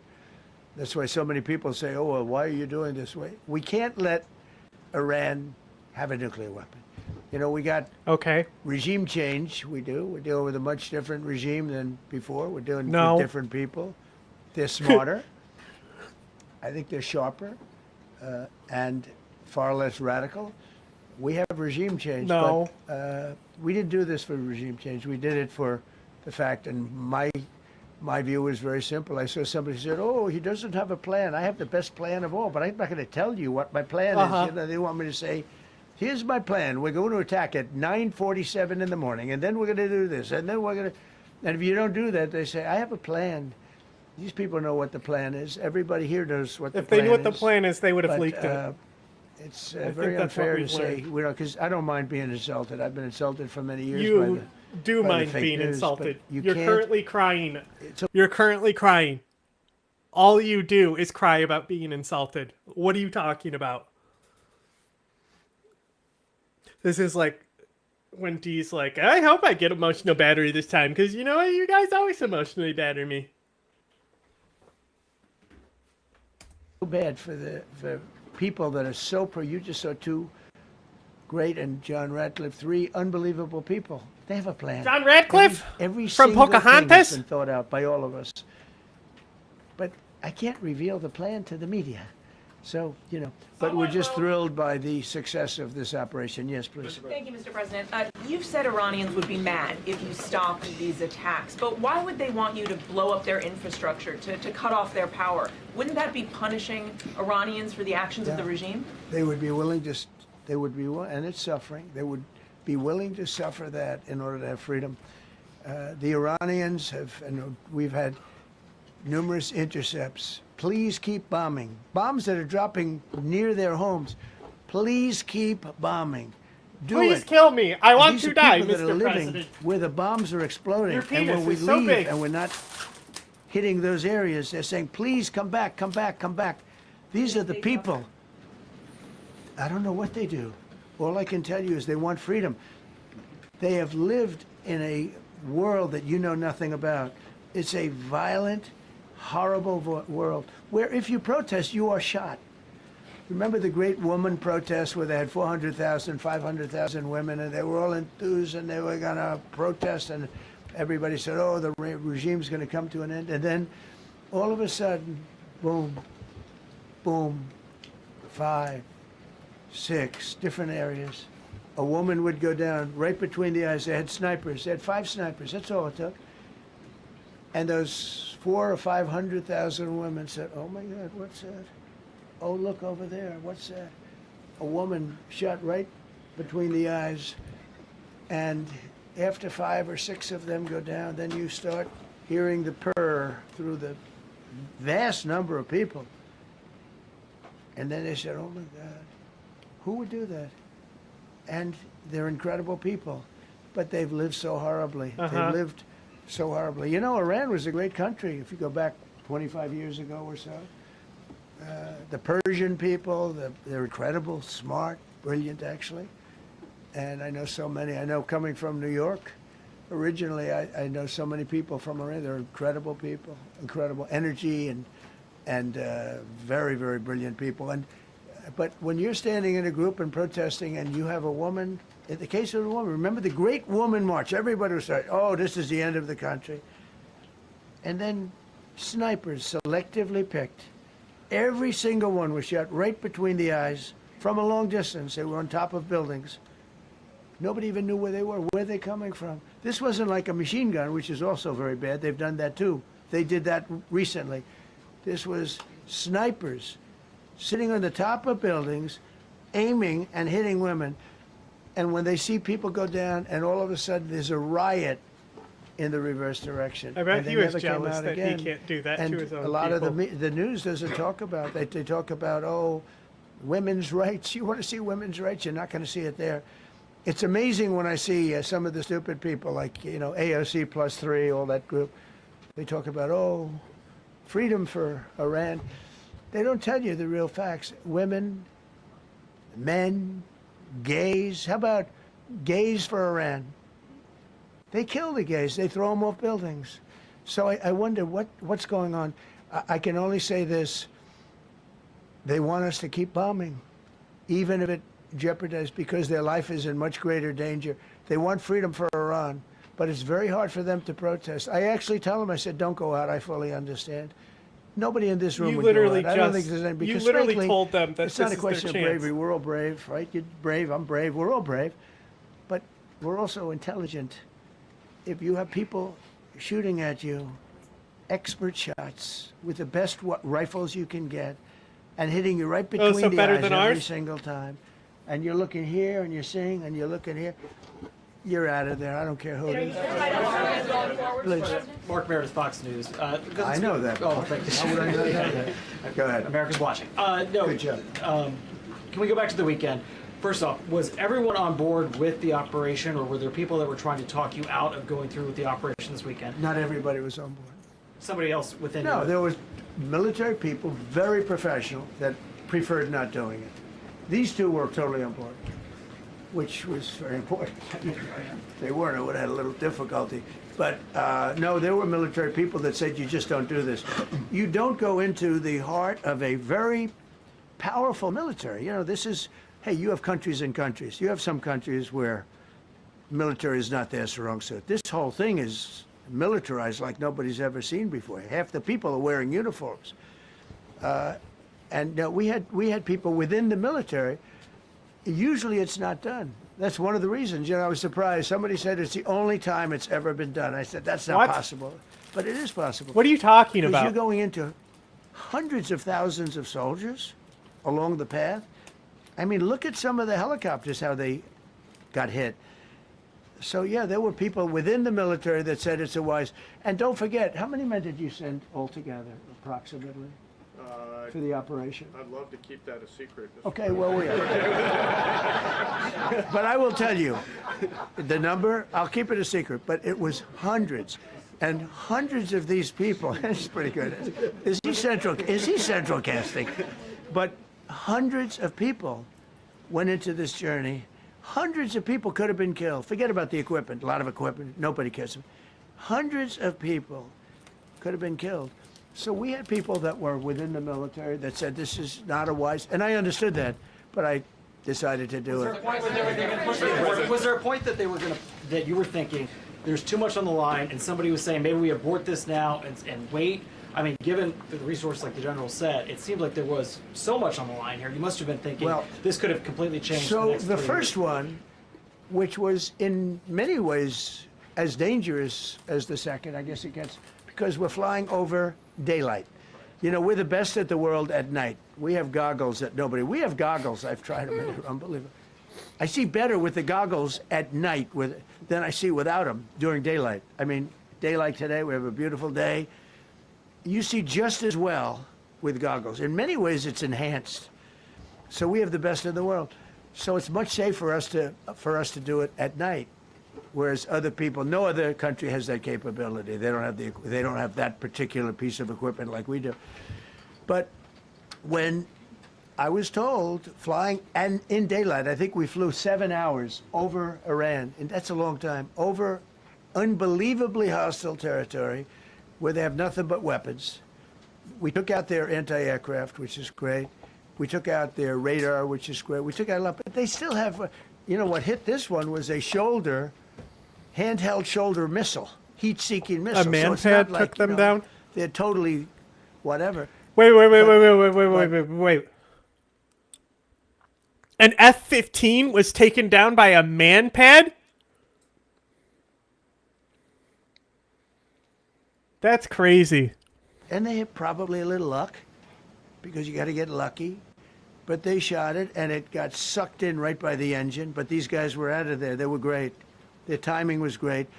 But no, I was told that this is a very dangerous mission. I understand. They didn't say it's a foolish mission. They said, you know, we're going to be sacrificing hundreds of people do this. This is, I mean, you have tankers that are flying over this area so that because the flight was so long, they had to refuel. It's a very dangerous mission.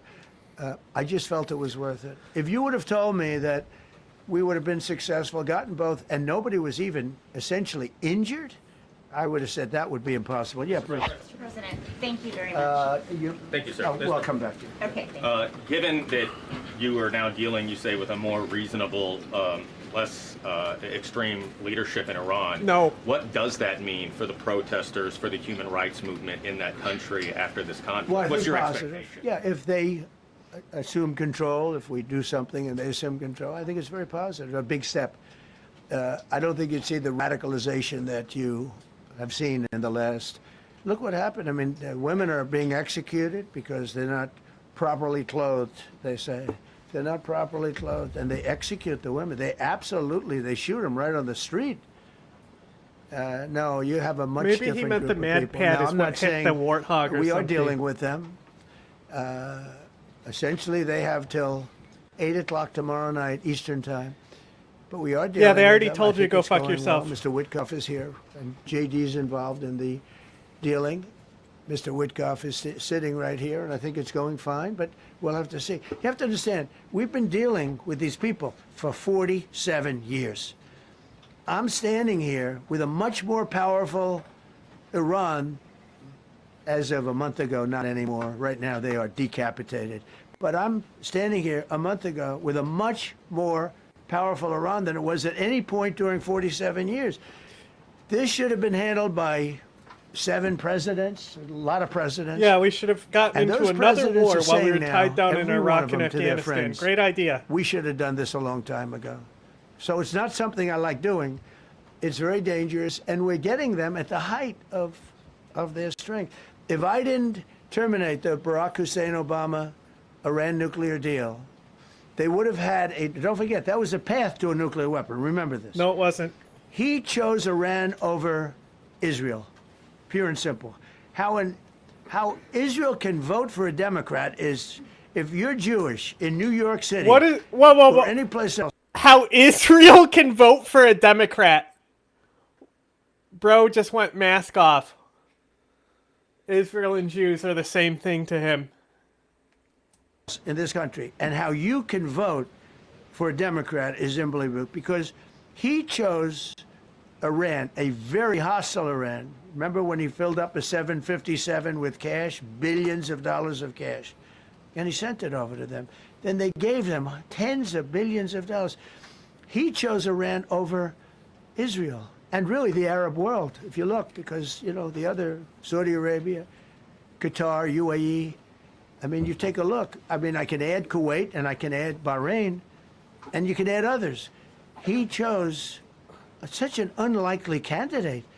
Nobody could believe it. Frankly, if you're going to choose between Iraq and Iran, he should have befriended Iraq. He went in the exact opposite direction of all thinking, and he made a terrible mistake. But that was a road to a nuclear weapon. And when I terminated that, everyone said, oh, he terminated it. It was one of the best things we ever did, because he had a road to a nuclear weapon. And It was definitely It was one of the gonna- it worst was a things very he did, and you're short-term paying deal. for it now. You know, countries don't do 10-year deals. Countries do hundreds of years. You don't do a 10-year deal. For a country, you need, this isn't, you're a landlord and you're renting a store on a certain street, and you give somebody a 5-year or 10-year lease. This Countries is a do not country. do 100-year It was a deals. What are you short-term deal. talking about? It was ready to expire. I terminated it before it expired. Took a lot of heat, and it was one of the best things I ever did because he would have had a nuclear weapon. Then he would have had another nuclear weapon, had those beautiful B-2 bombers not gone in 8 months ago, and obliterated that site. And by the way, the word is obliteration. CNN said, well, maybe it wasn't complete. It was so complete that they still haven't been able to get it. It was obliteration. But if we didn't hit them, that was a courageous decision, too, because we had all those planes flying in at night with very little cover, unbelievable stealth planes, and they were able to do their job. If we didn't do that, Iran would have had a nuclear weapon at a high level, either one of those two instances. And if they did, in my opinion, I told this to Bibi Netanyahu yesterday, Israel would have been extinguished. Large portions of the Middle East would have been extinguished, whether it's Saudi Arabia, Qatar, UAE, or others. And you saw that with thousands of missiles raining down upon them. They didn't think they were going to be hit. They thought they'd be watching us fight. And all of a sudden, UAE got hit by 1,500 missiles. He would have taken them out also. And they were powerful. If I didn't come along and terminate the Obama deal, which was terrible, the Iran nuclear deal was a road to a nuclear weapon, a big one, unlimited. Legally, I terminated it without even much thought. It was so easy. I terminated that, and then the B-2 bombers. Without much thought, and I you did think? one other thing. I had killed I just realized. Qassam He's not the big screen. Soleimani, who was an evil genius. And the reason I Must did have it, I heard he disconnected was going to again. knock out 5 of our military bases. And had he lived, I believe we would be fighting perhaps a different Iran right now, because he's never been replaced, you know. And I did one other, but this one was not picked up. Osama bin Laden. If you read my book, I said you got to take him out 1 year before the World Trade Center came down. So I wish you'd read the book. Okay. But you, as a president, Trump's now saying he would have prevented 9/11, like the fucking Bin Laden issue station didn't fucking exist. The reason you knew Bin Laden needed to be taken out is because we knew he was a legitimate threat and we were actively trying to kill him. By the way, Iran also told you that he was going to fucking attack you, so... to be a good president, I believe you have to have good Delusional. instincts. And a lot of this is instinct. Yeah, please. Thank you so much for taking my question today, Mr. President. Clinton was actively trying to kill that Last week you suggested motherfucker. that Europe should take the lead on reopening the Strait of Hormuz. Has circumstances changed now that you're issuing a direct 48-hour ultimatum? And secondly, would a new ceasefire include Israel, or would it just be between Iran I can't and talk US? about ceasefire, but I can tell you that we have a active, willing participant on the other side. They would like to be able to make a deal. I can't say any more than that, but they'd like to do it. You've listed the goals. Excuse me. Please go ahead. You've listed Thank the you, Mr. goals. President. Who you with? Who you with? My name is Diakur. I'm with the largest Kurdish media outlet, Ruda Media Network. It's based in Iran. Go ahead. Mr. President, you said before that you don't want the Kurdish forces to enter Iran and be harmed. Do you still want them to stay away? Or what role do you expect them to play now? I'd rather have them stay away. And then, I'd rather have them stay away because I think they bring with them some problems and some difficulties. And I don't think they bring death, I mean, you know, to themselves. But I'd rather have them stay away. Go ahead. Thank you, Mr. President, for the question. Deliberate attacks on civilian infrastructure violate the Geneva Conventions. Who you with? I'm with the New York Times. Zolan from the New York Times. Are you failing? Are you concerned? Circulation way down at the New York Times. Are What's you going on concerned with it? that your threat to bomb power plants and bridges amount to No, a not crime at all. scene? No, I'm not. I hope I don't have to do it. But again, I just said 47 years they've been negotiating with these people. They're great negotiators, and because they're not going to have a nuclear weapon. And if somebody that takes my place someday is weak and ineffective, which possibly that will happen because we had numerous presidents that were weak, ineffective, and afraid of Iran, we're never going to let Iran have a nuclear weapon. And if you think it's okay for people that are sick of mind, that are tough, smart, and sick, really sick, from a policy standpoint. I've been joking because they said that they gave arms to Kurdish forces, right? So I've been joking that they just gave arms to the IRGC, and the IRGC was like, yeah, we're the Kurds. We'll fight. And they gave them a bunch of guns. Because, like, knowing them, that did happen. Point from a standpoint, any which way you want to say, mentally, these are disturbed people. If you think I'm going to allow them, and powerful and rich, to have a nuclear weapon, you can tell your friends at the New York Times, not going to happen. You tell your friends at the New York Times, go fuck yourself. That means violating international law. Quiet, Piggy. You no longer have credibility at the New York Times. Because the New York Times said, oh, Trump won't win the election, and I won in a landslide. I won every swing state. New York Times said, oh, Trump won't win the election. New York Times has no credibility. The credibility they have is it used to be all the news that's fit to print. The old gray lady, it was great, but they're running on past fumes, and you can't keep doing that. You have to be able to give the correct news.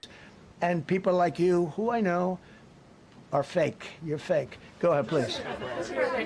Your messaging on the war has moved from the war is coming to an end to war going to be bombing Iran to the Stone Ages. Right. And we've heard a range of those kind of messages. I don't know if it's appropriate to have the autonomous region in Syria currently. I think what needs to be negotiated is that can always be on the table. I think right now, they need to prioritize Syria's economy and prioritize ending conflicts before we have an autonomous movement. But I also think that obviously these regions should be self-governed and they should be able to elect their own representatives and,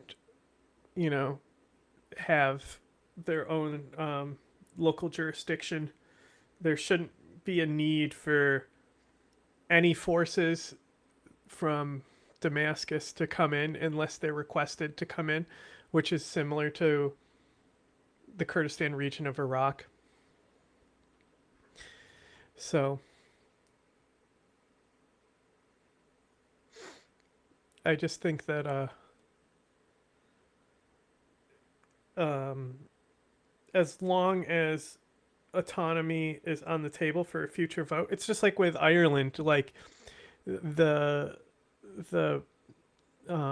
British territory in Ireland, at any point that they want to call, they can literally call for a snap election at any time to vote for unification of Ireland, or even, I think, even independence from Britain and not even unification with Ireland. I think they can vote for both, but I'm not positive. But they can call that vote anytime that they have the votes to do it. They can call that vote. And when it comes to self-governance and autonomy, I'm a fan of policies like that. Because it may not be the right time to do it now, but we should never say never to anyone who wants that autonomy. Because, I mean, it's relatively worked out in Iraq. Of course, we've done interviews about how the economy has suffered because of Barzani and his policies to try to create a state instead of an autonomous territory. So which is it? Are you winding this down? Can't tell you. Or are you escalating? I can't tell you. I don't know. I can't tell you. Depends what they do. This is a critical period. They have a period of, who's on their period? Tomorrow at 8 o'clock. I gave them an extension. They asked for an extension of 7 days, right? I said, Steve, give them 10 days. 10 days is up actually today, so I gave them 11, I guess, indirectly. I thought it was inappropriate the day after Easter. I want to be a nice person. They have till tomorrow. Now, we'll see what happens. I can tell you they're negotiating, we think, in good faith. We're going to find out. We're getting the help of some incredible countries that want this to be ended because it affects them also. A lot of people are affected by this.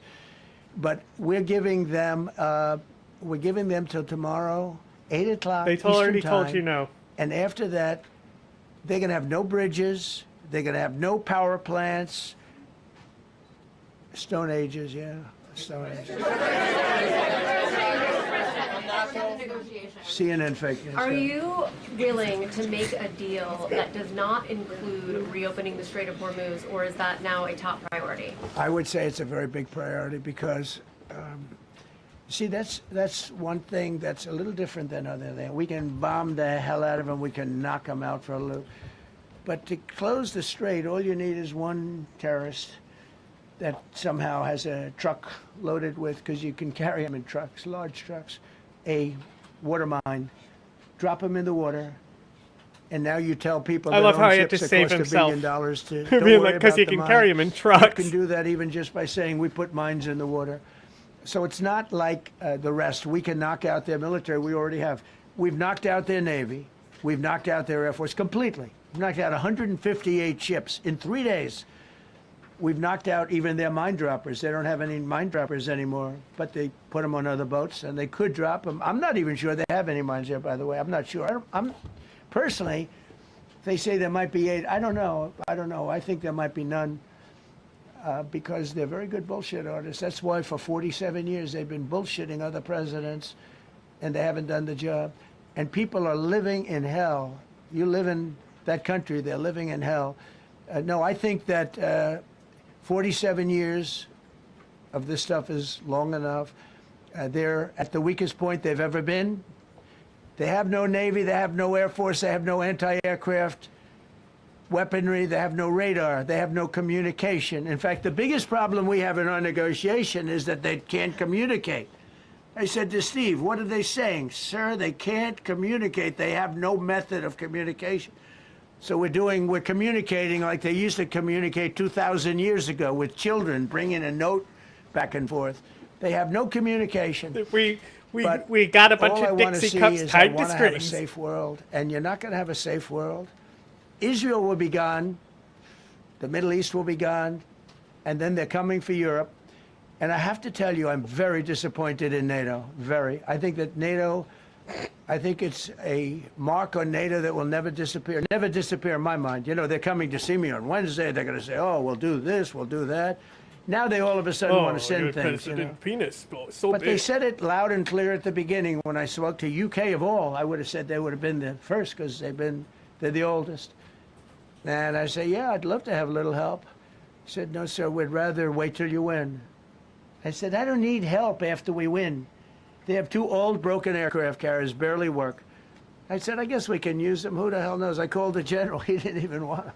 He said, we don't really need them. We got the SS Abraham Lincoln, sir. We don't need them.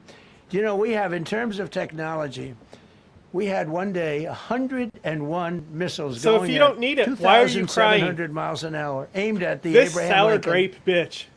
101 missiles.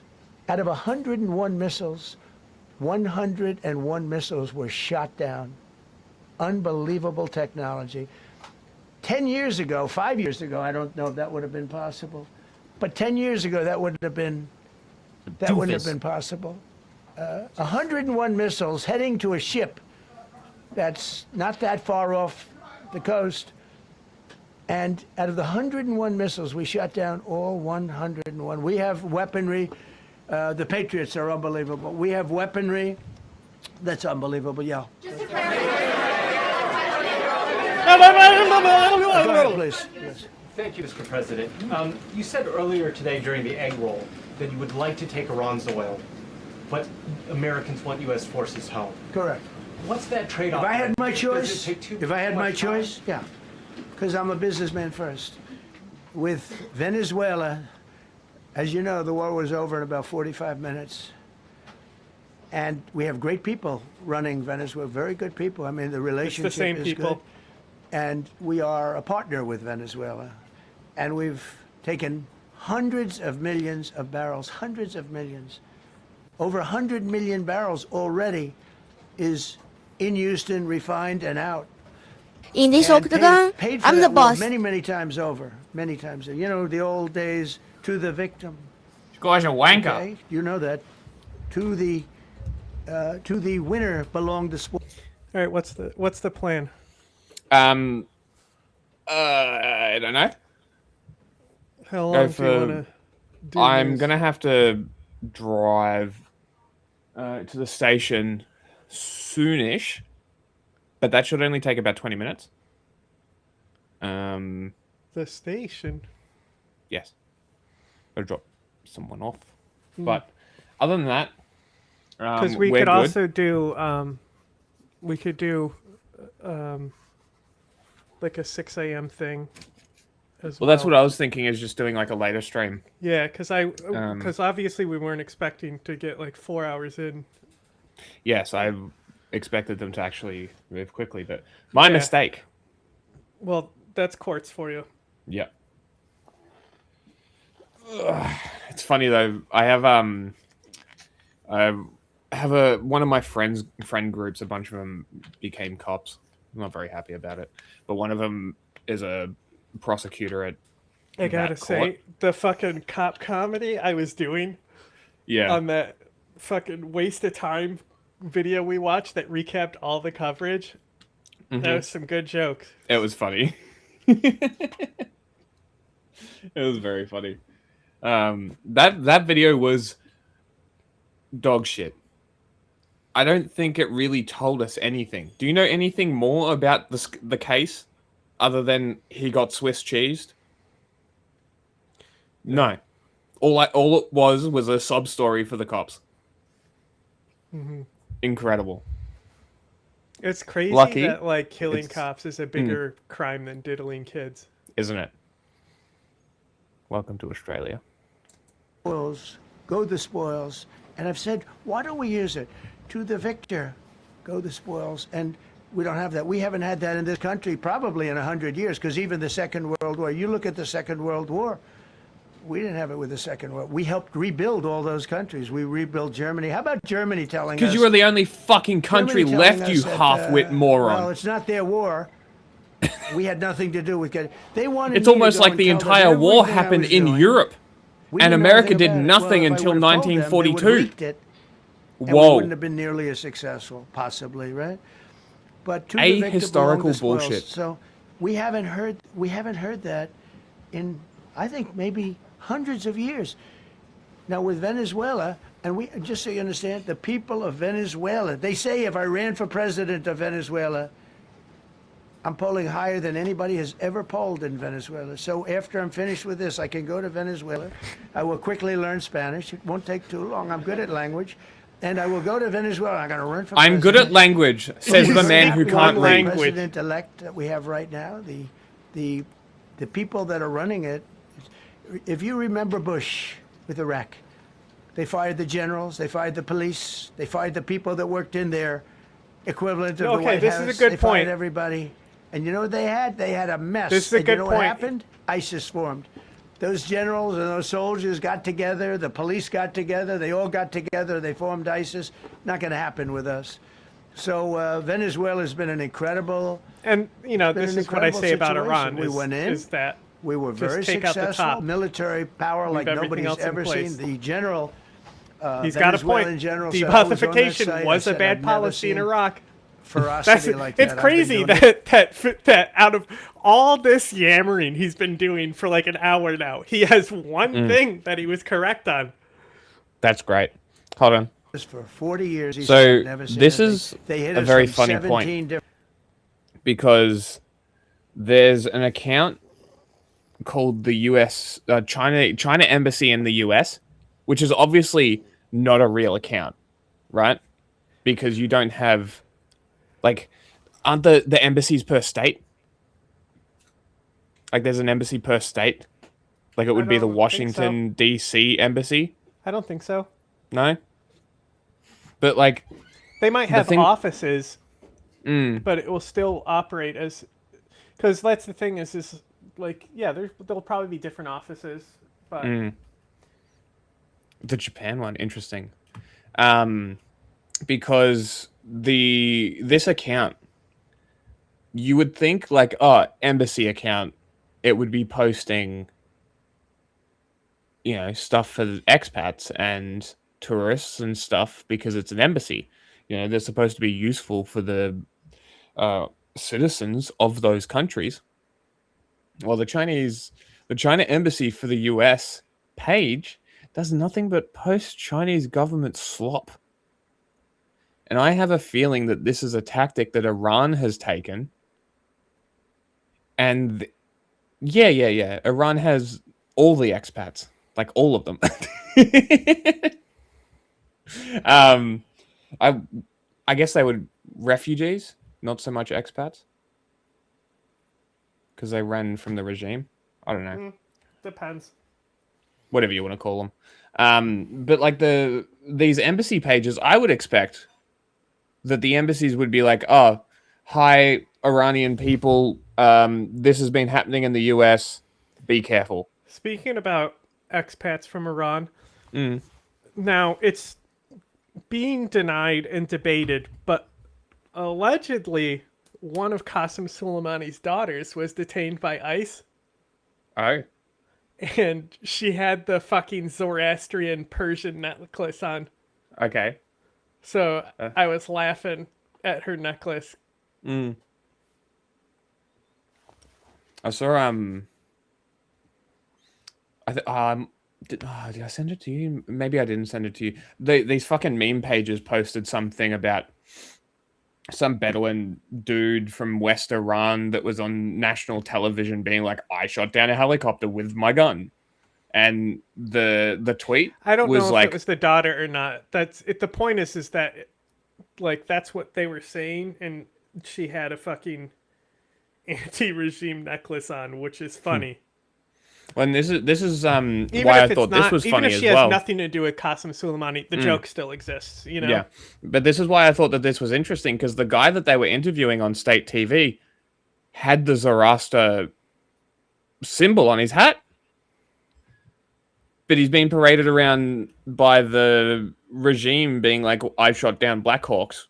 And then now the sympathetic left is like, oh, this guy shot down everything. And I'm like, guys, you realize that this is like Fox News putting on that masked Antifa guy and just making shit up, right? Like my rifle took down a Black Hawk. Like, this is really what we're going with? And on top of that, the actual, like, tweet that they used to retweet this or to, like, screenshot it and post it was some dude. I looked at the account, only regime propaganda. So they're literally taking regime propaganda and being like, this must be true. But they take Americans. I fucking rant about this all the time. Like, I don't get how people are so ignorant that they can't see the same shit, the same patterns happening in other states. Like, why are people so ignorant to this? Is it just because they're nationalists? That they're blind to it? Because information is a weapon. Like, it's crazy. Because the information is designed to create that. So how do you counter it? How do you design information to counter it? If they've already gotten the brain rot into their head, right? The worm is already there. You people have like worms in your brain, honestly. How do you get it out? How do you reverse it without spending exorbitant amounts of time on people? Granted, like I don't know whether the two guys the other day were genuine after I explained why my position on MAGA being fascist, or at most Nazis. I don't know if they were genuine, but they stayed around. That took 5 minutes. I had a interesting interaction. I haven't looked to see if they replied, but I saw, it was like, I don't remember the exact post, but it was about how DU and white phosphorus birth defects in Fallujah. Fallujah has the worst birth defects, higher than Hiroshima. Which, Yep. if you look up what city has the worst birth defects, the AI will come back with Fallujah and say that it's higher than Hiroshima. The issue is, the data that's drawing on isn't current data. It's a report that was made while the war was still going on in like 2014 or so, and doctors whistle blew on this report, saying that it was not accurate. Doctors inside Iraq whistle blew on this report, so it's not a like actual peer reviewed like report, and it's like the way that they like are doing the methodology is not accurate enough for us to determine if it in fact has the highest rate of birth defects. That said, birth defects are a serious problem in Fallujah. So basically I did the classic, DU is not the thing, but then somebody replied and it's like, do you have sources for this?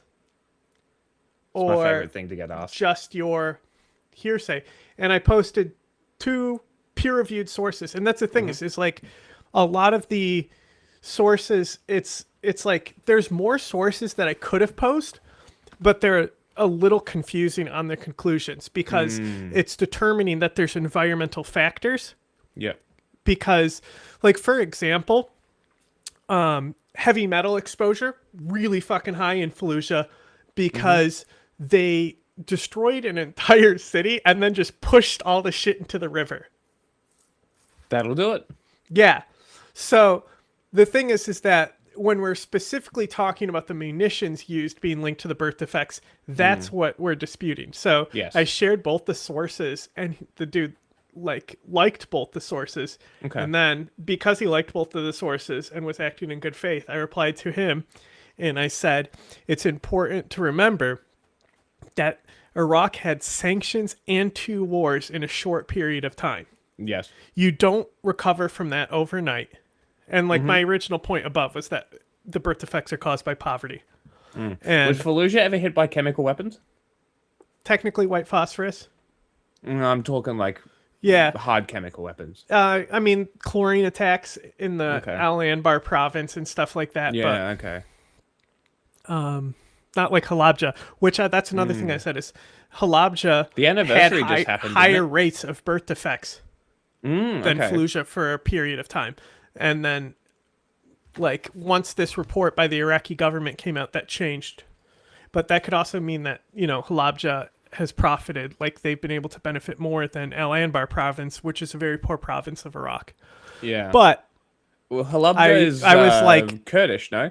Yeah, it's where the chemical weapons were used. Yeah. So, but that's the thing. This is like the reason why there was birth defects in Halabja weren't because of Saddam's chemical weapons. It was because the Kurds were oppressed in Iraq. Yeah, it's a poverty thing. Yes. So that's why I was like, the issue is the poverty. But the poverty doesn't recover overnight when you have 2 fucking wars and sanctions. And the city was bombed in both those wars too. That's an important thing to remember. And then on top of that, you have things like them restricting the chlorine to do a cholera outbreak, lack of clean drinking water and food. Yes. Like, of course there's birth defects, and you can still blame the U.S. for causing these things. But, and then it's like the Gulf War I just finished it by syndrome saying thing. Politics kills more than weapons. Yes. Politicking is incredibly dangerous. Like, the politics is what killed those people and caused those birth defects in Fallujah. It's like, on the other hand, you look at something like Agent Orange, right? Yeah. That does cause birth defects because Sure it's dioxins that it produced from it. The dioxins are persistent chemicals. You can't get rid of a dioxin. It's in the soil. Yeah. It's in the water. White phosphorus is in the soil too, though. Like the water. Like, if you can literally, basically any river, you can set up a way to harvest white phosphorus just from the river. Damn. To have fair enough. a certain amount, because phosphorus is just in the water, and if it's in the water, like, it's safe. You can turn it into white phosphorus. So, because isn't phosphorus reactive with air? Isn't White that one of phosphorus. those elements? White phosphorus is. Red phosphorus is after white, right? I believe so. But also, okay. I think phosphorus is one of the elements that makes up our body. I think we have phosphorus in us, but I'm not Possibly. sure. Yeah. Like, we're not saying there isn't depleted uranium used in Fallujah. Yeah, what Like, I'm the saying DU is, was used, but it's not Kosovo a significant had factor. more DU used, and there's not Yes, birth it did. defects present because Kosovo doesn't have the poverty. And the DU munitions were like present in like samples taken from soldiers who were exposed to it years later. But like another thing is the burn pits, right? So like the burn pits caused way more effects than those munitions caused. Well, that's what to they both tried the to push Iraqis Gulf and War the syndrome soldiers. onto. Well, I was mean, the burn that's the pits. thing is that we still those people who had Gulf War syndrome that were exposed to nerve agent never got justice. The people who were exposed to burn pits did. Really? Yeah, they did pay out for burn pits, I Wow. believe. Okay. I think now I've got a couple months. We should look into more of that Gulf War syndrome. Wendy, you could probably help quite a lot with getting sources and contacting people, actually. I'll talk to you on Signal There's still about it. people who probably have it that are alive. Yeah, that's what I'm talking about. Like, I have all of these fucking tabs open on my laptop that I've had open for like a year and a half that I just haven't gone through because it's so fucking much information. But like, that's something that I really want to do because the US is so adamant that it had nothing to do with sarin. And like, everything that we've found points to acute sarin exposure. And that they knew it has been sarin the whole time. Yes, and it also ties into the whole arming Saddam thing. I found sources talking about the arms dealer Soganalian or whatever the fuck his name was that got in trouble for selling shit to Saddam. France gave him nuclear shit. Germany, America, UK all gave him chemical weapons. Like, all of this stuff is going towards it. And then the Gulf War, and I think the second Iraq War, where they got rid... No, it was before the second, wasn't it? It was the 90s where they disposed of them. Yes, but there Yes. was cases of Gulf War syndrome in 2003. Okay. So for the most part, and this is what I would need to clarify, and I need to get in contact with people in the VA. I need to get in contact with people who have Gulf War syndrome. I'm sure that there's like support groups that we could get in contact to talk about it. I want to do like a massive piece on it, and I've just been sitting on this for so long, and I want to get it done. And then there's also Cal, who is a veteran. True. Yes. So it could be a collaborative effort. Which is kind of why I didn't want to put names as bylines, because I knew that this is what it was eventually going to do, is like collaborative efforts. Because this is something very interesting, is like pulling from people who watch us into creating articles. Like, does anybody do that? I don't think so. They're all just like, oh, find my own sources. Find the expert in a suit that's the white guy. They were all set. They saw that big, shit. beautiful aircraft carrier, the Ford in that case. Okay. And planes were pouring message off you on at 1 Signal about o'clock it. in the morning. So typically when you see that late at night, you know, you could be in trouble, right? And we were all ready. They had their equipment. It was Russian. And they had Chinese equipment. It was all set. They were going to give us a fight. He said, and then they came. Well, and they came at speeds like we've never seen. We got to finish this. And they came at 17 different angles. Because Gulf War The general and syndrome, his they gave people, that them was a the lot wrong of mop angles. suits. They hit him from every angle. He They said, knew it. We They knew under-equipped it was them on over purpose. in Save 3 money. minutes. We were waiting for them.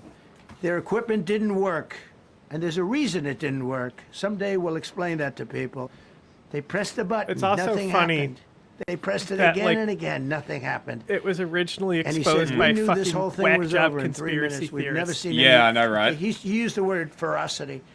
The ferocity of these planes from 17 different angles, and it was over. They went inside, and remember, that was on a military base with thousands of soldiers. And those soldiers looked and they said, get the hell out of here. Thousands. We didn't have thousands. We had like 200 people.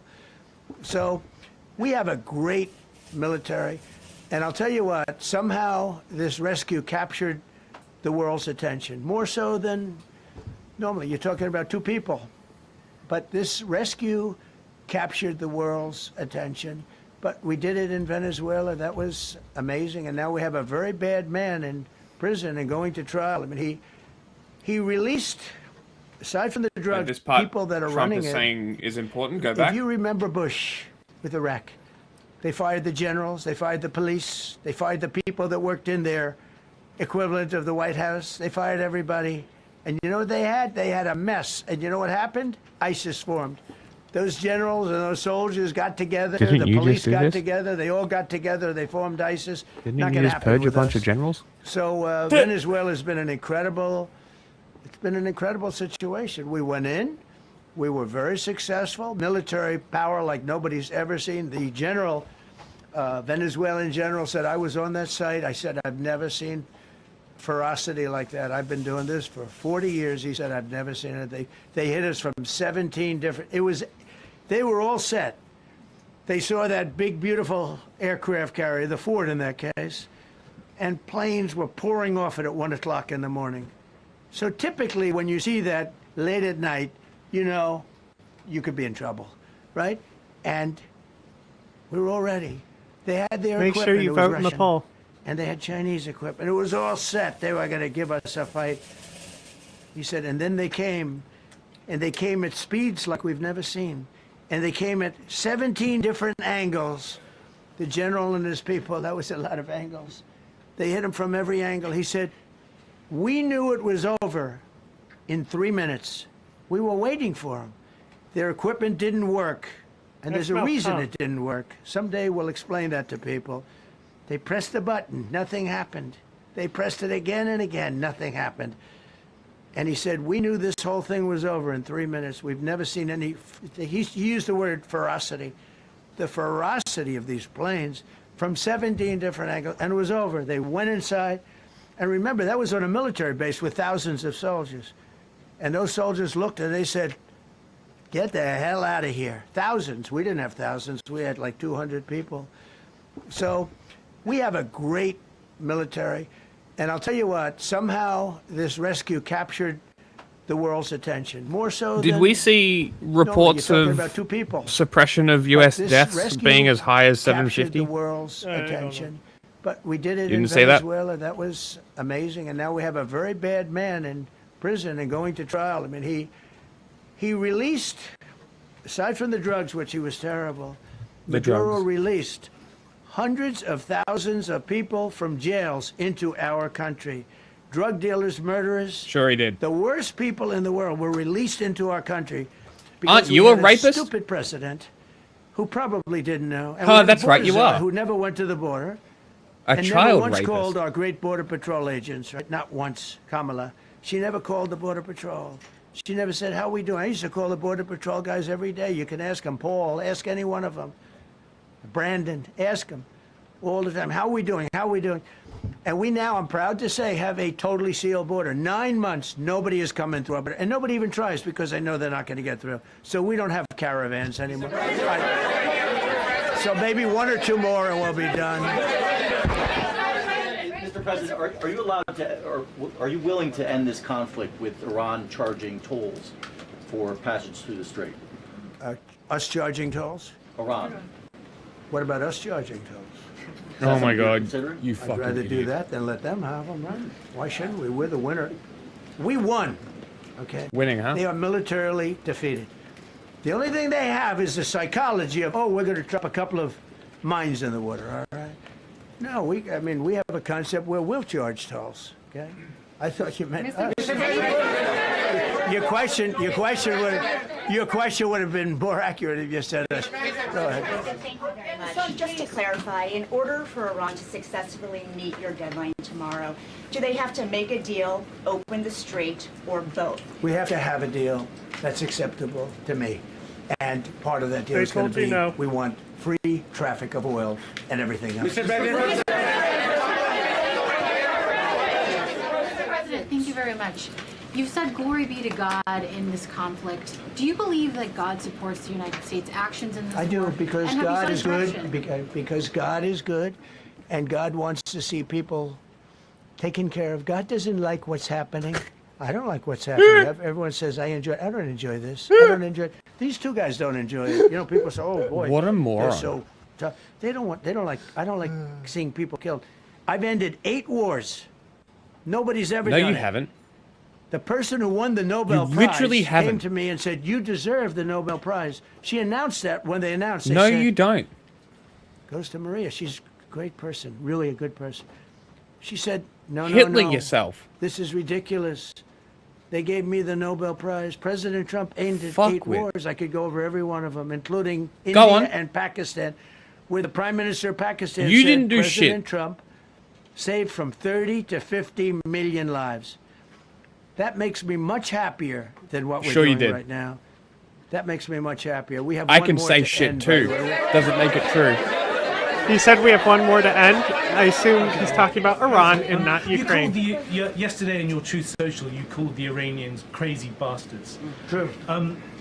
What is your response to critics who say that... Is I don't that care about critics. What's many? your response to critics who say that it is your mental health that should perhaps be examined as this war Well, continues? I haven't heard that.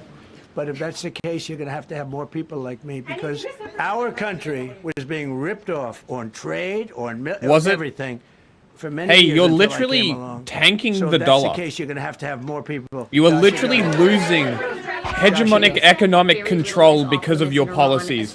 You head-ass moron. Power plants, bridges, you've mentioned those. Very little is off limits. Are there certain kinds of civilian targets, though? I'm thinking schools I don't want or to tell you hospitals that. you I don't want would to say tell you is that. off- We have a plan, because of the power of our military, where every bridge in Iran will be decimated by 12 That's a o'clock war crime, tomorrow night, dipshit. where every power plant in Iran will be out of business, burning, exploding, and never to be used again. I mean, complete demolition by 12 o'clock. And it'll happen over a period of 4 hours if we wanted to. We don't want that to happen. We need a hero. We may even get involved with helping them rebuild their nation. And you know what? If that's the case, the last thing we want to do is start with power plants, which are among the most expensive thing, and bridges. You saw the bridge one. We were very close to a deal. And then I got a call from Mr. Witkoff, Mr. Kushner, and JD saying, Great. I think they're breaking the deal. I said, tell them that's okay. Don't worry about Yeah, it. the warmongers Tell them would to say look out that. their window and watch. And within 45 minutes, I gave the order to knock out the biggest bridge. I gave the order to knock out War the crime. biggest bridge in, Thanks for I believe, admitting the Middle East. but you the are biggest directly bridge in Iran. responsible And for a within war crime. That's great. 10 minutes Hate after this I gave that motherfucker. order, that bridge was over. So do I want to It do would be that? so No. funny Do watching I him wanna cry about destroy being their put in The Hague. infrastructure? No. It will take them 100 years to rebuild. Right now, if we left today, it would Man, take really them freeing those Iranians, 20 huh? years to You rebuild fat their fuck. country, and it would never be as good as it was. And the only way they're going to be able to rebuild their country is to utilize the genius of the United States of America. Mr. President, on NATO, you voiced your displeasure with NATO in the past. Is there a danger to the U.S. not being the de facto of the leader of the alliance? You know what my other question would powers be about within the NATO? alliance Then getting the decision making when it comes If to I was wars asking and questions at this nuclear press weapons. conference? NATO's, Hey, we went to NATO. Mr. Donald Trump, I didn't ask very why do strongly. you I just said, expect "Hey, a if you wanna help, defensive right?" pact No, to join we your will not. offensive I war? said, that's all right. You don't want to help? Because I've always said NATO's a paper tiger. See, NATO's a paper tiger. Uh-huh. Putin's not Oh, afraid my of God. NATO. Putin's afraid Good, of us, very afraid good of us. little Russian And stooge. he's explained it to me a lot of times. I got to know him very well. I know him Uh-huh. very well. Good little Russian stooge. NATO's a Putin's paper little tiger. bitch. NATO is us. And when we needed them, we didn't need them, No, by the way. NATO is We didn't what, need like, them, obviously, because they haven't helped at all. how many countries is Just it? the Like opposite. 32 They've now? actually gone out of their way not to help. didn't America wanna give is us landing one part of it. And you know what? Even without America, I It's not think just NATO would be You know who okay. else didn't help us? South Korea didn't help us. You know who else No. didn't help us? Australia didn't help us. Hi, You know who else didn't Australian help us? here. We have no obligation to send Australians to We've got die 50,000 for soldiers Israeli in Japan imperialist wars. to Thanks, protect them Donald. from North Korea. We have 45,000 soldiers in South Korea. Yes, there are 32 protect member us from countries. Kim Jong-un, who I get along with very well, as you know, he said very nice things about me. He used to call Joe I mean, Biden a I mentally think retarded person. what okay? happened So don't is tell me we about sent that. We're very happy with a surveillance nobody's ever done plane it.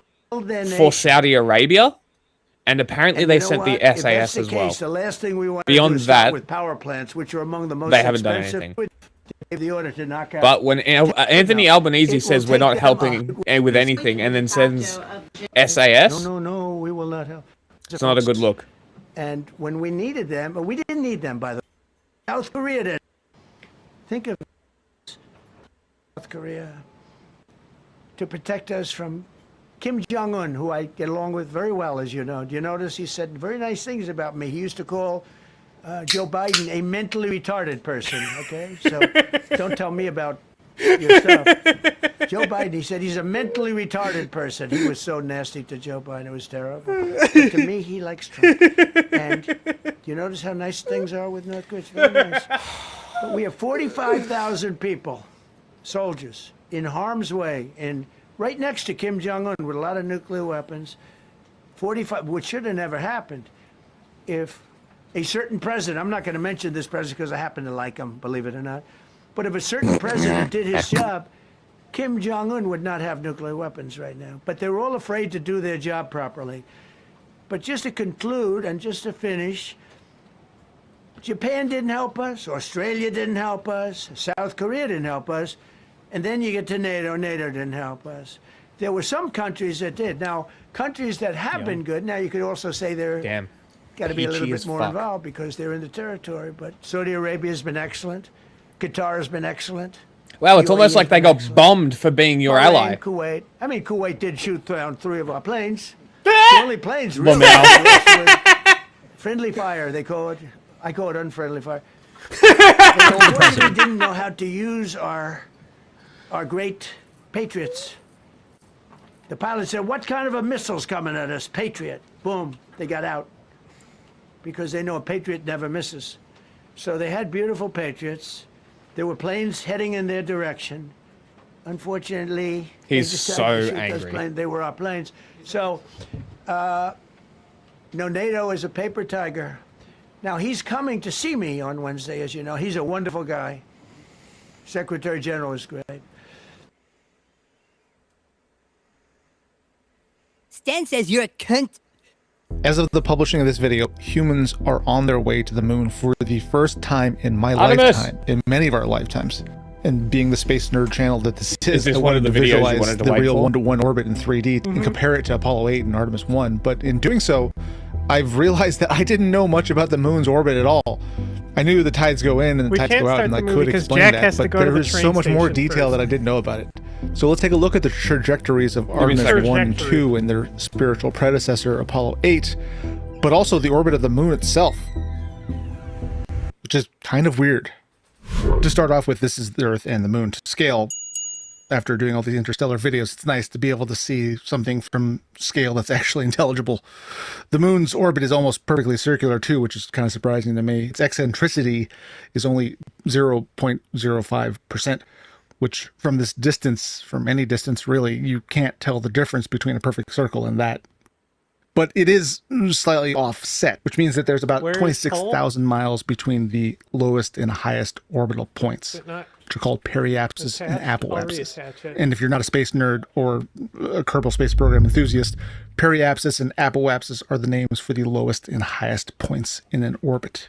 But there are also other terms you might hear, like perigee and apogee, which I thought were synonymous for a long time. Okay, but half an hour they're and not. then I'll have to go. The difference is that apoapsis But I'll be and gone for 10 periapsis minutes or are something. universal to all orbits, and perigee and apogee are specific to orbits around the Earth. Likewise, the moon has its own version of this for objects orbiting it. Perilune and apolune.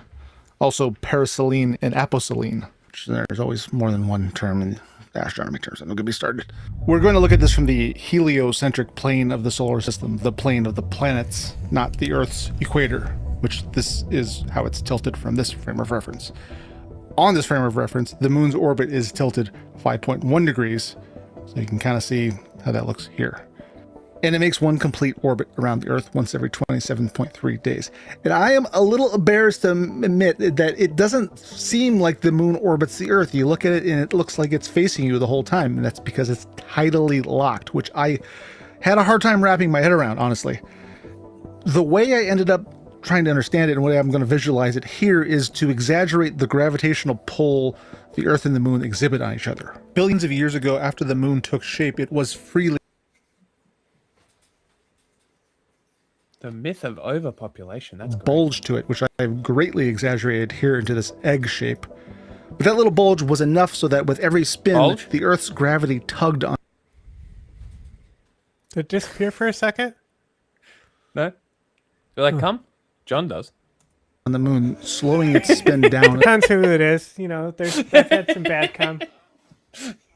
Until it came to rest. This is tidal locking. And it's the same force as you might imagine that creates the tides on Earth in reverse. If there was an ocean on the moon, there would be a permanent high tide and low tide. And by the way, the moon does exert a force on the Earth's spin too, and our days are getting 2.3 milliseconds longer per century. So I guess we got that going for us. Before we get to the Artemis missions, I want to go back in time and look at Apollo 8. Apollo 8 was the first time humans ever flew around the moon. It was in 1968, and it was Wendy, a big deal did I send back you then. this?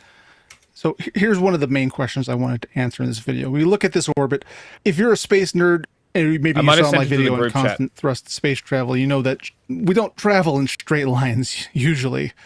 Orbits don't look like this. They're smooth arcs. So why does this basically look like a straight line Berkeister-Krohn trajectory? ISIS or Partially it's because they do want to minimize Taliban. the time spent in space, because unlike Kerbals, humans require food and air and are susceptible to radiation. So they end up using a little more delta V maybe. Taliban. But that's not the main reason. The main I reason agree. is It's not even a contest. difference in speed between something at low Earth orbit and the moon is huge. So if you're in a circular orbit around Earth, your periapsis and apoapsis are both around 7,800 meters per second. And when you burn at periapsis to raise your apoapsis to get to the moon, because of Keplerian physics, you stay in the same place, but your apoapsis gets higher and, perhaps counterintuitively, slower. Where you are at periapsis gets faster even though you don't really move anywhere noticeable. In this example, the orbital speed slows down to almost a hover at 193 meters per second. It's like throwing a ball into the air, except for not. Changing that much speed in that short of a distance is what creates this highly eccentric orbit. In contrast, Earth and Mars are much closer in velocity and also much further away from each other. So it's a proportionally smaller change. That's why those transfers look more circular. If we add back in the moon's gravity, we can see how it sort of pulls the ship into more of a straight line and kind of sucks it into orbit. That's why it looks like a straight line. And space nerds, I'm sure, will note that at some point the ship enters the moon's sphere of influence, which is when the moon's gravity exerts more influence than the Earth's gravity. But changing to that frame of reference is confusing and only really necessary if you're doing patched conic math and or orbital maneuvers around another body. There are many perspectives to view things from in space. From one perspective, a case could be made that the moon is not orbiting the Earth, but orbiting the sun. And Minute Physics has a great video on this explaining that perspective. But we're going to keep this from an Earth-centered inertial point of view because it best illustrates what I'm trying to visualize. 3 days after launch, Apollo 8 entered orbit of the moon and burned to circularize their orbit at about 69 miles above the surface. This is what a circular orbit looks like from the Earth's point of view. And it was at this point, after about 4 orbits, when the famous Earthrise photo was taken. Just a quick historical note. Although we remember Apollo 11 as the historic moment of the Apollo program, the real initial shock of the moon program was Apollo 8.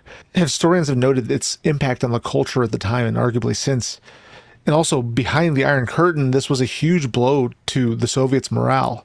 In the amazing book, if you haven't read it, Challenge to Apollo, Asif Siddiqui paints a seldomly shown picture of the Soviets' perspective on the space race. He describes this moment as a moment where they feel like they lost the race right then and there. Of course, we wouldn't know this for decades Right? to come. Isn't that fascinating? Obviously, the Apollo 8 astronauts didn't. Like, totally fascinating, because for the longest time, we've had this thing where tankies are saying, like, why do they say the U.S. won the space race? But before the moon landing even happened, the Soviets were like, wow, we lost the space race.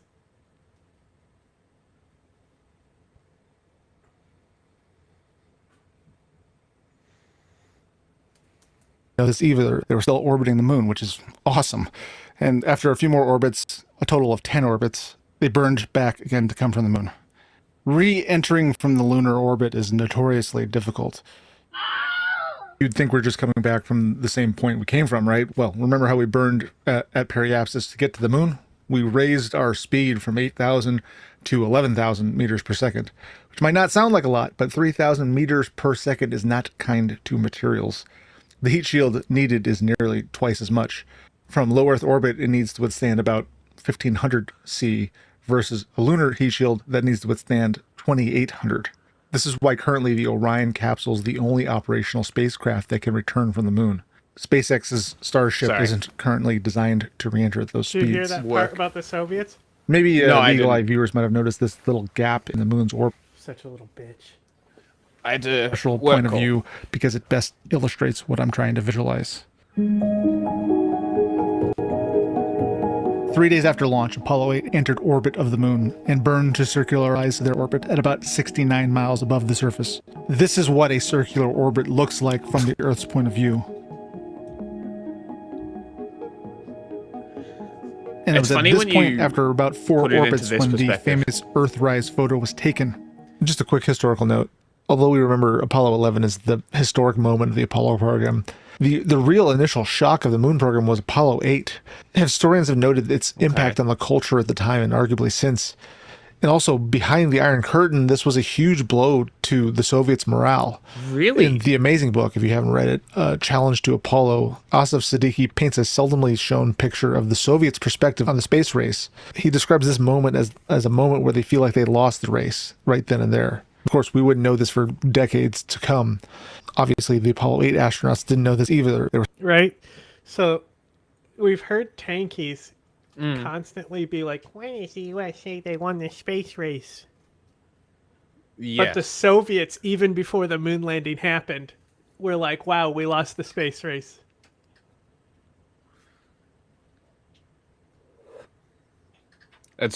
Yeah. Did the Soviets launch anything after Apollo 8? I don't know. They kept going, didn't they? Sure, I'm gonna look that up. They When was lost Apollo when they 8? burned that dog. still orbiting the moon, which is awesome. And after a few more orbits, a total of 10 orbits, they burned back again to come from the moon. Re-entering from the lunar orbit is notoriously difficult. You'd think we're just coming back from the same point we came from, right? Well, remember how we burned at periapsis to get to the moon? So they didn't we stop. raised our speed from 8,000 The to AI 11,000 says meters per the second. last which might not Russian sound like a mission lot, but 3,000 meters per second was is not 1976, 8 years after Apollo 8. So when was the US's last moon mission? US's last moon mission during space race. I'm not interested in your small load. Apollo 17 was the last one. Deployed in 1972. So the Soviets were launching missions 4 years after Americans stopped.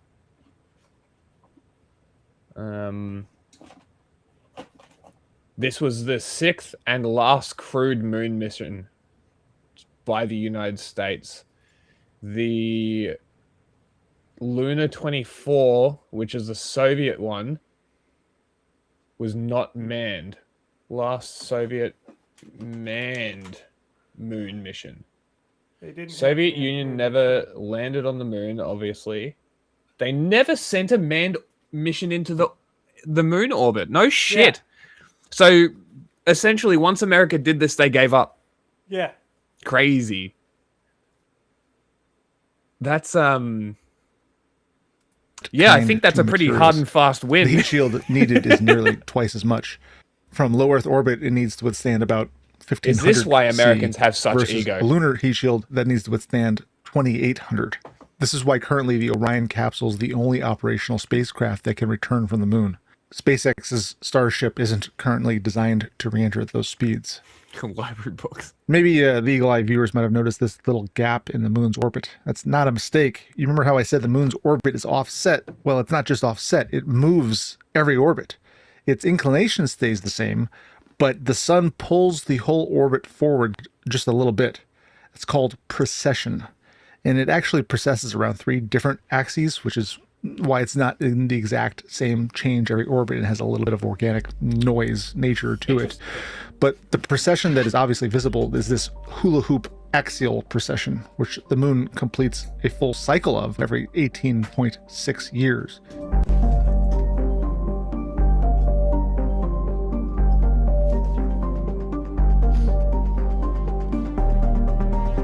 Here it is again from the side.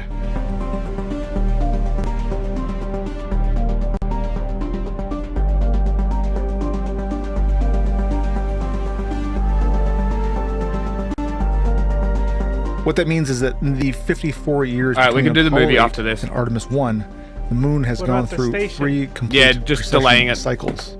She was asleep. The Artemis 1 mission was launched unmanned in 2022, and it was much longer than Needs a either nap. Apollo 8 or Artemis 2. It was in space for over 25 days. And maybe this was more like a Kerbal launch because there's no food or air Man, imagine being consumption in by space humans for to worry 28 about. And it 28 also days. came much Crazy. closer to the surface of the moon than Artemis 2 will. And at this point in the What the orbit, it was within fuck is 81 happening? miles of the lunar surface. What just And as you happened? can see, What am I it also watching? has What a is this much visual different representation? orbit. Oh my They god. call it No, because it hit the moon and it shotgunned the other way. Is that how gravitational launches work? What that means is that in the 54 years between Apollo 8 and Artemis 1, the moon has gone through 3 complete precession cycles. Oh, so that's the moon up and down. The Artemis Okay. 1 mission was launched unmanned in 2022, and it was much longer than either Apollo 8 or Artemis 2. It was in space for over 25 days. And maybe this was more like a Kerbal launch because there's no Out in food Nepal. or air consumption by humans to worry about. Oh, this and is it also Artemis came 1. much closer to the surface of the moon than Artemis 2 will. There. And What is at it this doing point there? in the orbit, it was within 81 miles of the lunar surface. And as you can see, it also has a much different orbit. They call it distant retrograde orbit, which is just sort of hanging out in high orbit in the moon's sphere of influence until it coasts back within range and gets flung back at Earth. Something interesting to me about these return trajectories was that they all swing low and under the ecliptic plane and re-enter at a very steep inclination, almost polar. And I asked around to my friend who works at NASA, but we weren't able to get word from the actual orbital mechanical people why this exactly is. Our best guess is that it is a byproduct of the requirements for re-entry angles and also the nature of a fuel-efficient return trajectory from the moon. Artemis 2 is also dramatically different than Apollo 8 or Artemis 1. And interestingly, Pause you it. can see how its orbit indicates... All I can think while watching this is fucking nerds.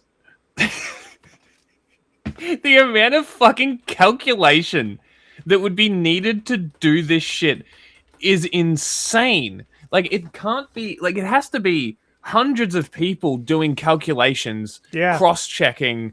Like... No wonder it costs so much fucking money. That's awesome. This space is fucking cool. No wonder we haven't gone past the moon.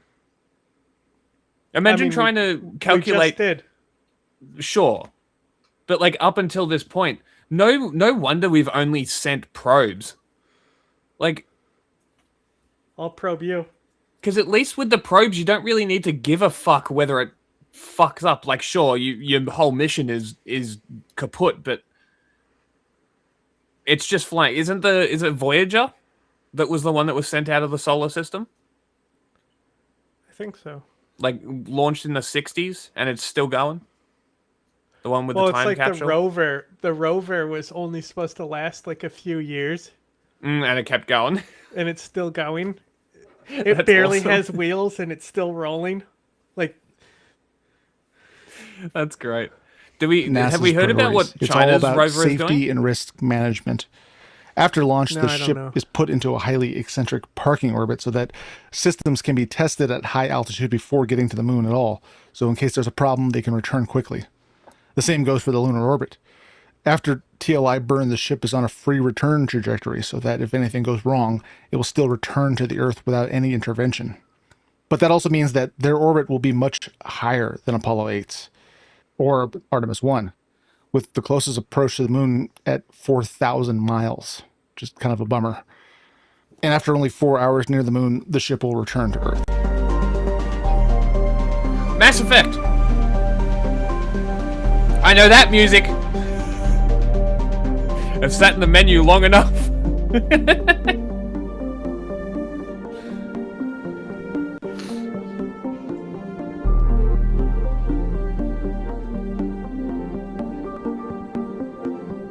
out in the pole. There you have it, 3 completely different orbits for 3 different missions.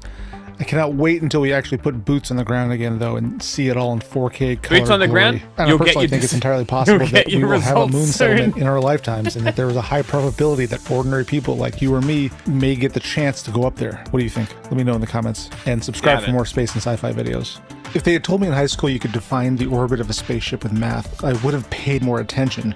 But I still would have needed to visualize it somehow. And thankfully, in the 20 years since I was in high school, there is something better now. Brilliant. Yeah, I agree. No space tourism. Let's not do that. That would be great. Although it already exists. All you have to do is be Katy Perry. We can do the movie. Speaking about Katy Perry, Mm. even though this has nothing to do with Katy Perry, I learned that Amy Winehouse's final show is in Serbia. Okay. And while she's in there, she's like so fucked up she can't perform. And while she's like stalling for time, she turns to her guitarist and talks about how he will be taken out by a Serbian sniper. What? That's awesome. You could have related that to space tourism.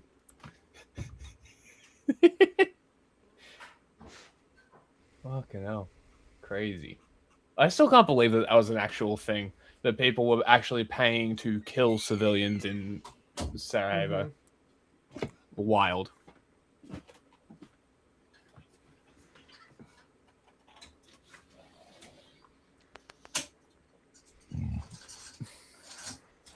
If you're Alan's listening movie. to a podcast, The truth never makes me uncomfortable. It only exhilarates me. I mean, no matter where it's, you know, on whatever side it is. yeah. And You when want to I- talk about a little bit of when I shooting see- down? and- You want to get exhilarated, right?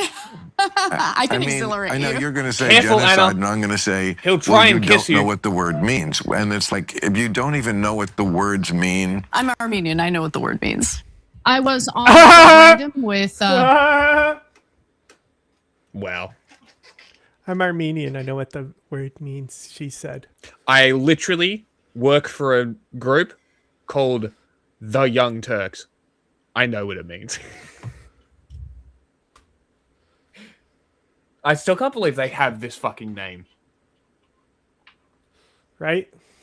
It's Bill Maher wild. just recently, and the whole video has been released for those who want to watch it. But for the purposes of saving time on this show, we're going to talk about some of the highlights. But before we get to that, Jank, your 2 cents. Yeah, so look. Listen, guys. I think Bill is anti-intellectual. I think he's a racist and a bigot.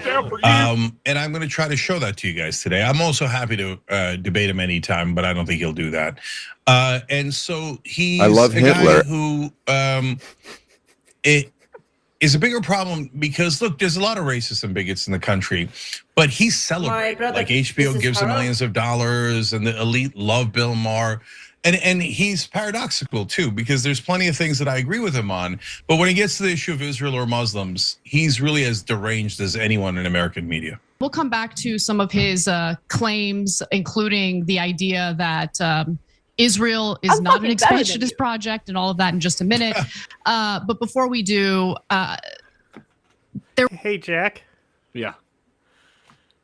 You want to Don't care about your interviews. Anecdotal evidence doesn't matter. It's very close. Tie break? Yeah.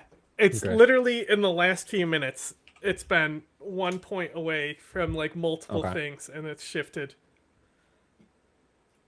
I went to Twitter, not Twitch. I can tell you that most of the good movies are locked behind coming of age. You know, right? Like Rabbit Proof Fences can't get on there until we remove the current coming of age. I think. Ooh. That one. What are you oohing? I'm not fucking telling you anything. I'm gonna throw in some curveballs. Oh, that's a long one. Says the Western.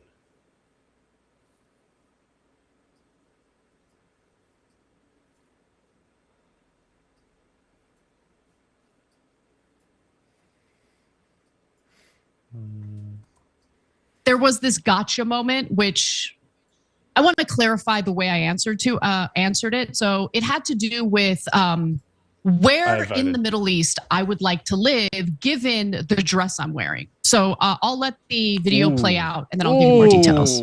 If you had to live in the Middle East, so tomorrow, Anna, you got to go live in the Middle East, where would you live? Where do you think you'd be comfortable in that dress? I'm sure it would not be comfortable in this dress in any of the various Middle Eastern countries that have been destabilized by You're not you're not really blaming it on Whitey. Listen, you're blaming Islam on Whitey? I'm not blaming Islam on Whitey. But what you're saying is still, we destabilized, that's why you can't wear that Did we dress? not? Did we not destabilize? Wait a second. We were Are you funding terrorist organizations in Syria during the Syrian civil war. Starting under the Obama administration. That's why Did that not destabilize Syria? No, what's destabilized? Shut up, Anna. There's a literal Al-Qaeda terrorist. We're talking about your dress. Shut up, Anna. Why? It looks good. I know it looks good. You're saying you can't wear that dress in Syria because of Whitey destabilizing? I didn't say that. Okay, that's what it's said. Okay, great. But the United States did destabilize various Middle Eastern countries. Are you going to deny that? I probably wouldn't feel comfortable wearing that dress in Syria today, considering the fact that a former Al-Qaeda terrorist who we armed covertly is now the leader of Syria. No. Correct. Am I blaming that on Whitey? Like, why make this racial? This isn't about race at all, at all. U.S. foreign policy does not equate Whitey, but funding and arming an offshoot of Al-Qaeda in Syria, was meant to destabilize that country, as we now see. No. As Christians, Alawites, and other minority groups in that country who, even under the butcher, Bashar al-Assad, were pretty safe, are now being targeted and killed by Syria members is of objectively a better place Ahmed al-Shara under Jelani. Honestly, terrorist group. It's just the truth. I mean, he says that he's trying to rein it in, but it's still happening. It's just the truth. Anna. But look. What was that prison? I don't want to take the bait because it's so obvious that he wants the one that had literal children born in it who had never seen the outside world? She's owning him on his Islamophobia. With this. Well, that's why you come to us. Because it's always a roller coaster. All the content. Sometimes we'll even throw in nuclear stuff. Sometimes we'll talk about culture. Sometimes we'll talk about genocide. Sometimes we'll learn about indigenous people. Sometimes we'll watch Hitler Lights talk about how Al-Qaeda is worse than the Arab Nazi. Very cool. Just soft Nazi apologia. Remember how you asked ISIS versus Taliban? Which one we'd pick? What would you pick? ISIS or Assad? Ooh. That's a better question. ISIS was only around for a short amount of time. This is my entire argument. Is the Assads ruled for what, 4 decades? Something like that. Four decades of Baathism, resulting in endless slaughter of civilians and an eventual civil war, which was, if Anna was asked, because of America. Because of Whitey. Here we go. Now that.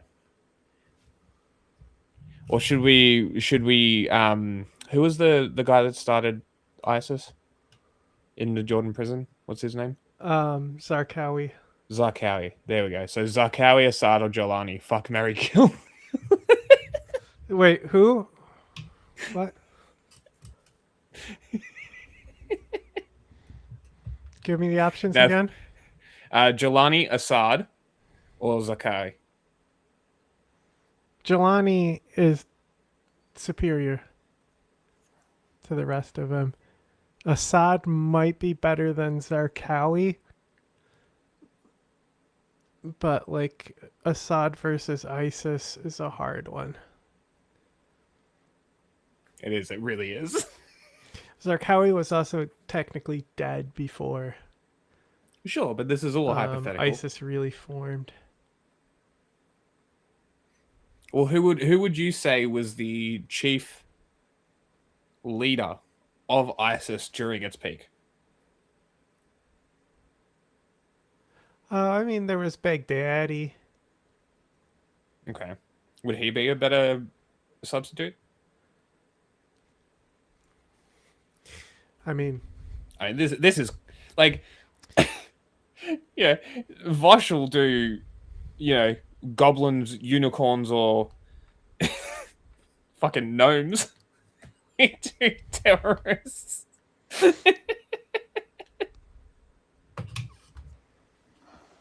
It's literally an impossible question.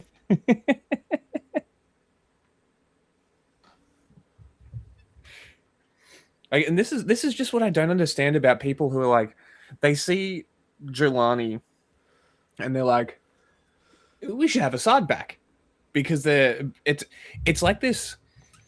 It's like people's brains are just mush, and they think that things happen overnight because they are so used to instant gratification that it's like, okay. And we were saying this as well when Jelani took over. We're like, we'll see what happens. Anything's better than Assad. So far, it's not going well. Probably still better than Assad. They don't have sanctions.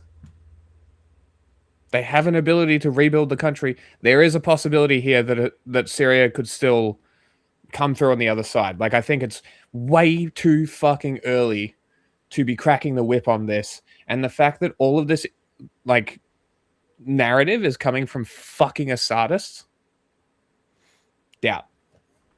Heavy, heavy doubt. So, and like, neither of us really are like, yeah, Jelani. It's more like he's the one at this point. We'll see what happens. How worse could it have gotten in Syria, realistically? Yeah, that's what I said. Like, how much worse could it have been? Sednaya prison is like probably the most repugnant thing I've seen for a long time. Like, ISIS probably would have been worse, but I think because of their brutality, they were destined to burn out. Yes. So fast. Mm-hmm. Because Assad is control above brutality, but ISIS is brutality above control, which is why they just can't hold. That's a very interesting way to put it. Yeah, like, there's a much bigger discussion here that Anna is overlooking completely. Don't care about your interviews. Anecdotal evidence doesn't matter.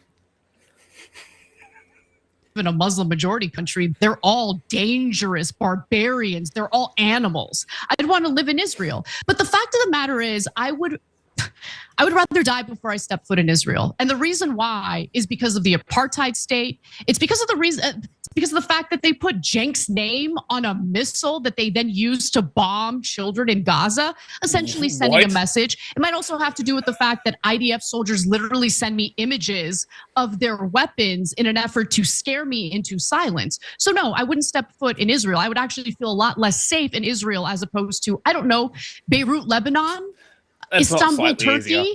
Okay, there are plenty of places in the Middle East where I would be safe.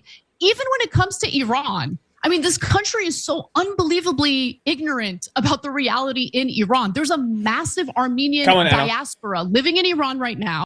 They dress just like I do. They go to church. There are churches in Iran. But, you know, how am I going to bring that up when literally every 2 seconds I'm getting interrupted and it gets back to, where would you want to live with a dress like that? Who cares what I want or where I want to live? Let's actually have a discussion about the substance of the foreign policy here. But anyway, also, people saw that as an own. Maybe the you guys Iranian agree. That's regime. fine if you agree, but it is what it is. No. Are you fucking serious? Look, anyone who looks at that and goes, Bill Maher was why right. I was waiting to show Honestly, this. is not being very thoughtful. I couldn't fucking real this without put you. it that way.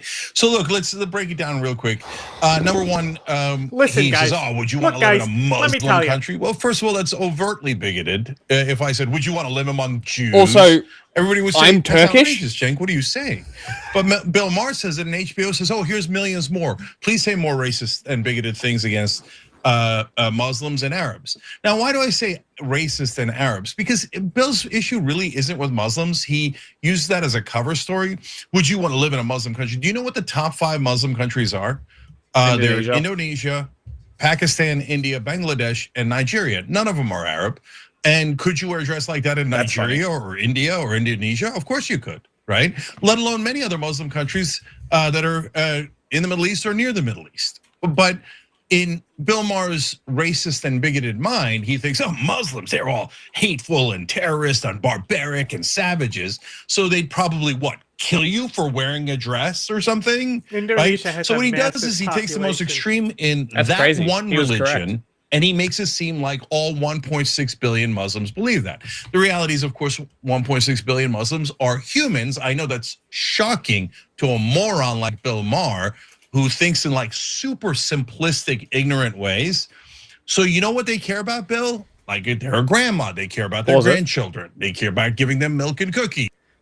So I retooled what he said, right? Because he said Muslim majority countries, and he'd used by population. Okay, so it's literal raw number.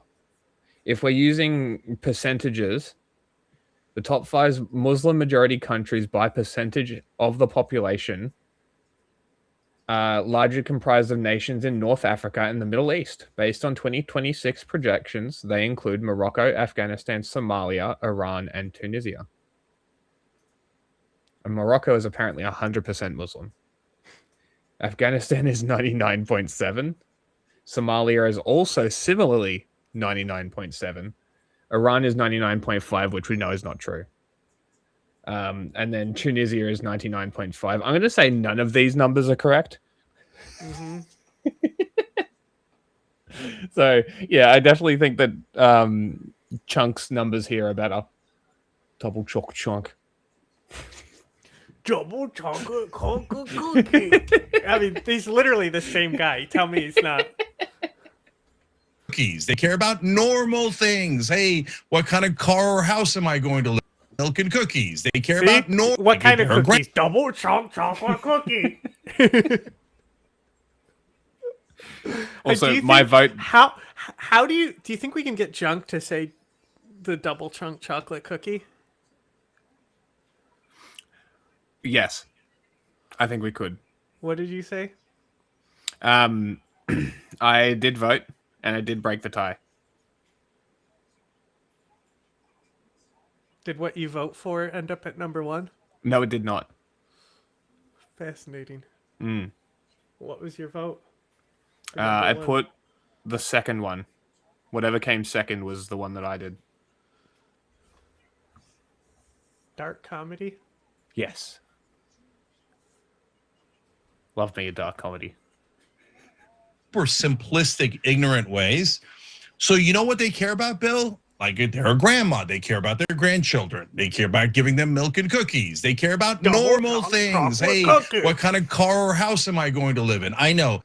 In your Israel-addled mind, you think, oh, they're just thinking about how do I get the Jews and people in dresses, right? So if you, again, anything that he says about Muslims, take out Muslim and put in Jewish, and you would be banned from every platform in the country.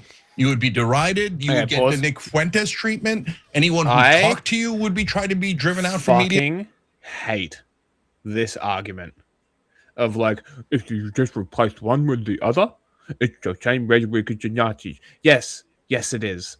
But you don't need to do this. You need to label it as the thing that it is, which is essentialism, which is treating groups as a lump of people based on a single characteristic.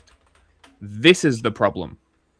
It matters towards Jewish people and Zionism, conflating the two. It works between Muslims and radical terrorism, like Islamic terrorism.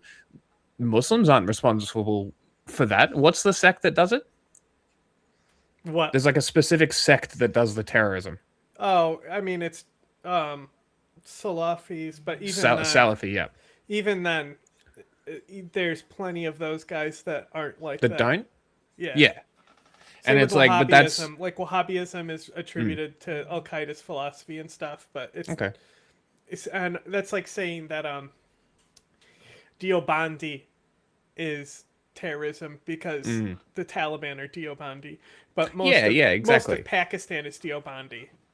Yeah, that's exactly right. Like it's just sort of it's sheer ignorance about the world to be like, oh well, and the funniest thing is like anytime I try and convince people that their positions are misguided and uninformed, I will ask them something that they're familiar about, like European countries, and I'll be like, okay, do you think that all Muslims are the same? The answer is yes.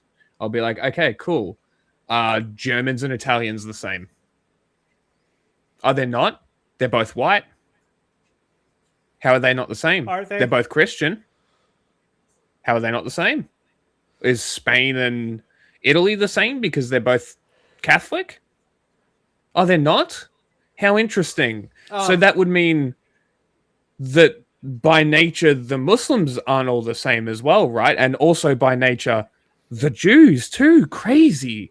Like it's almost like essentialism is the problem. Like even Salafi specifically, it's Islamist because Islamist is political Islam, which would be the equivalent of Christian nationalist. Yes.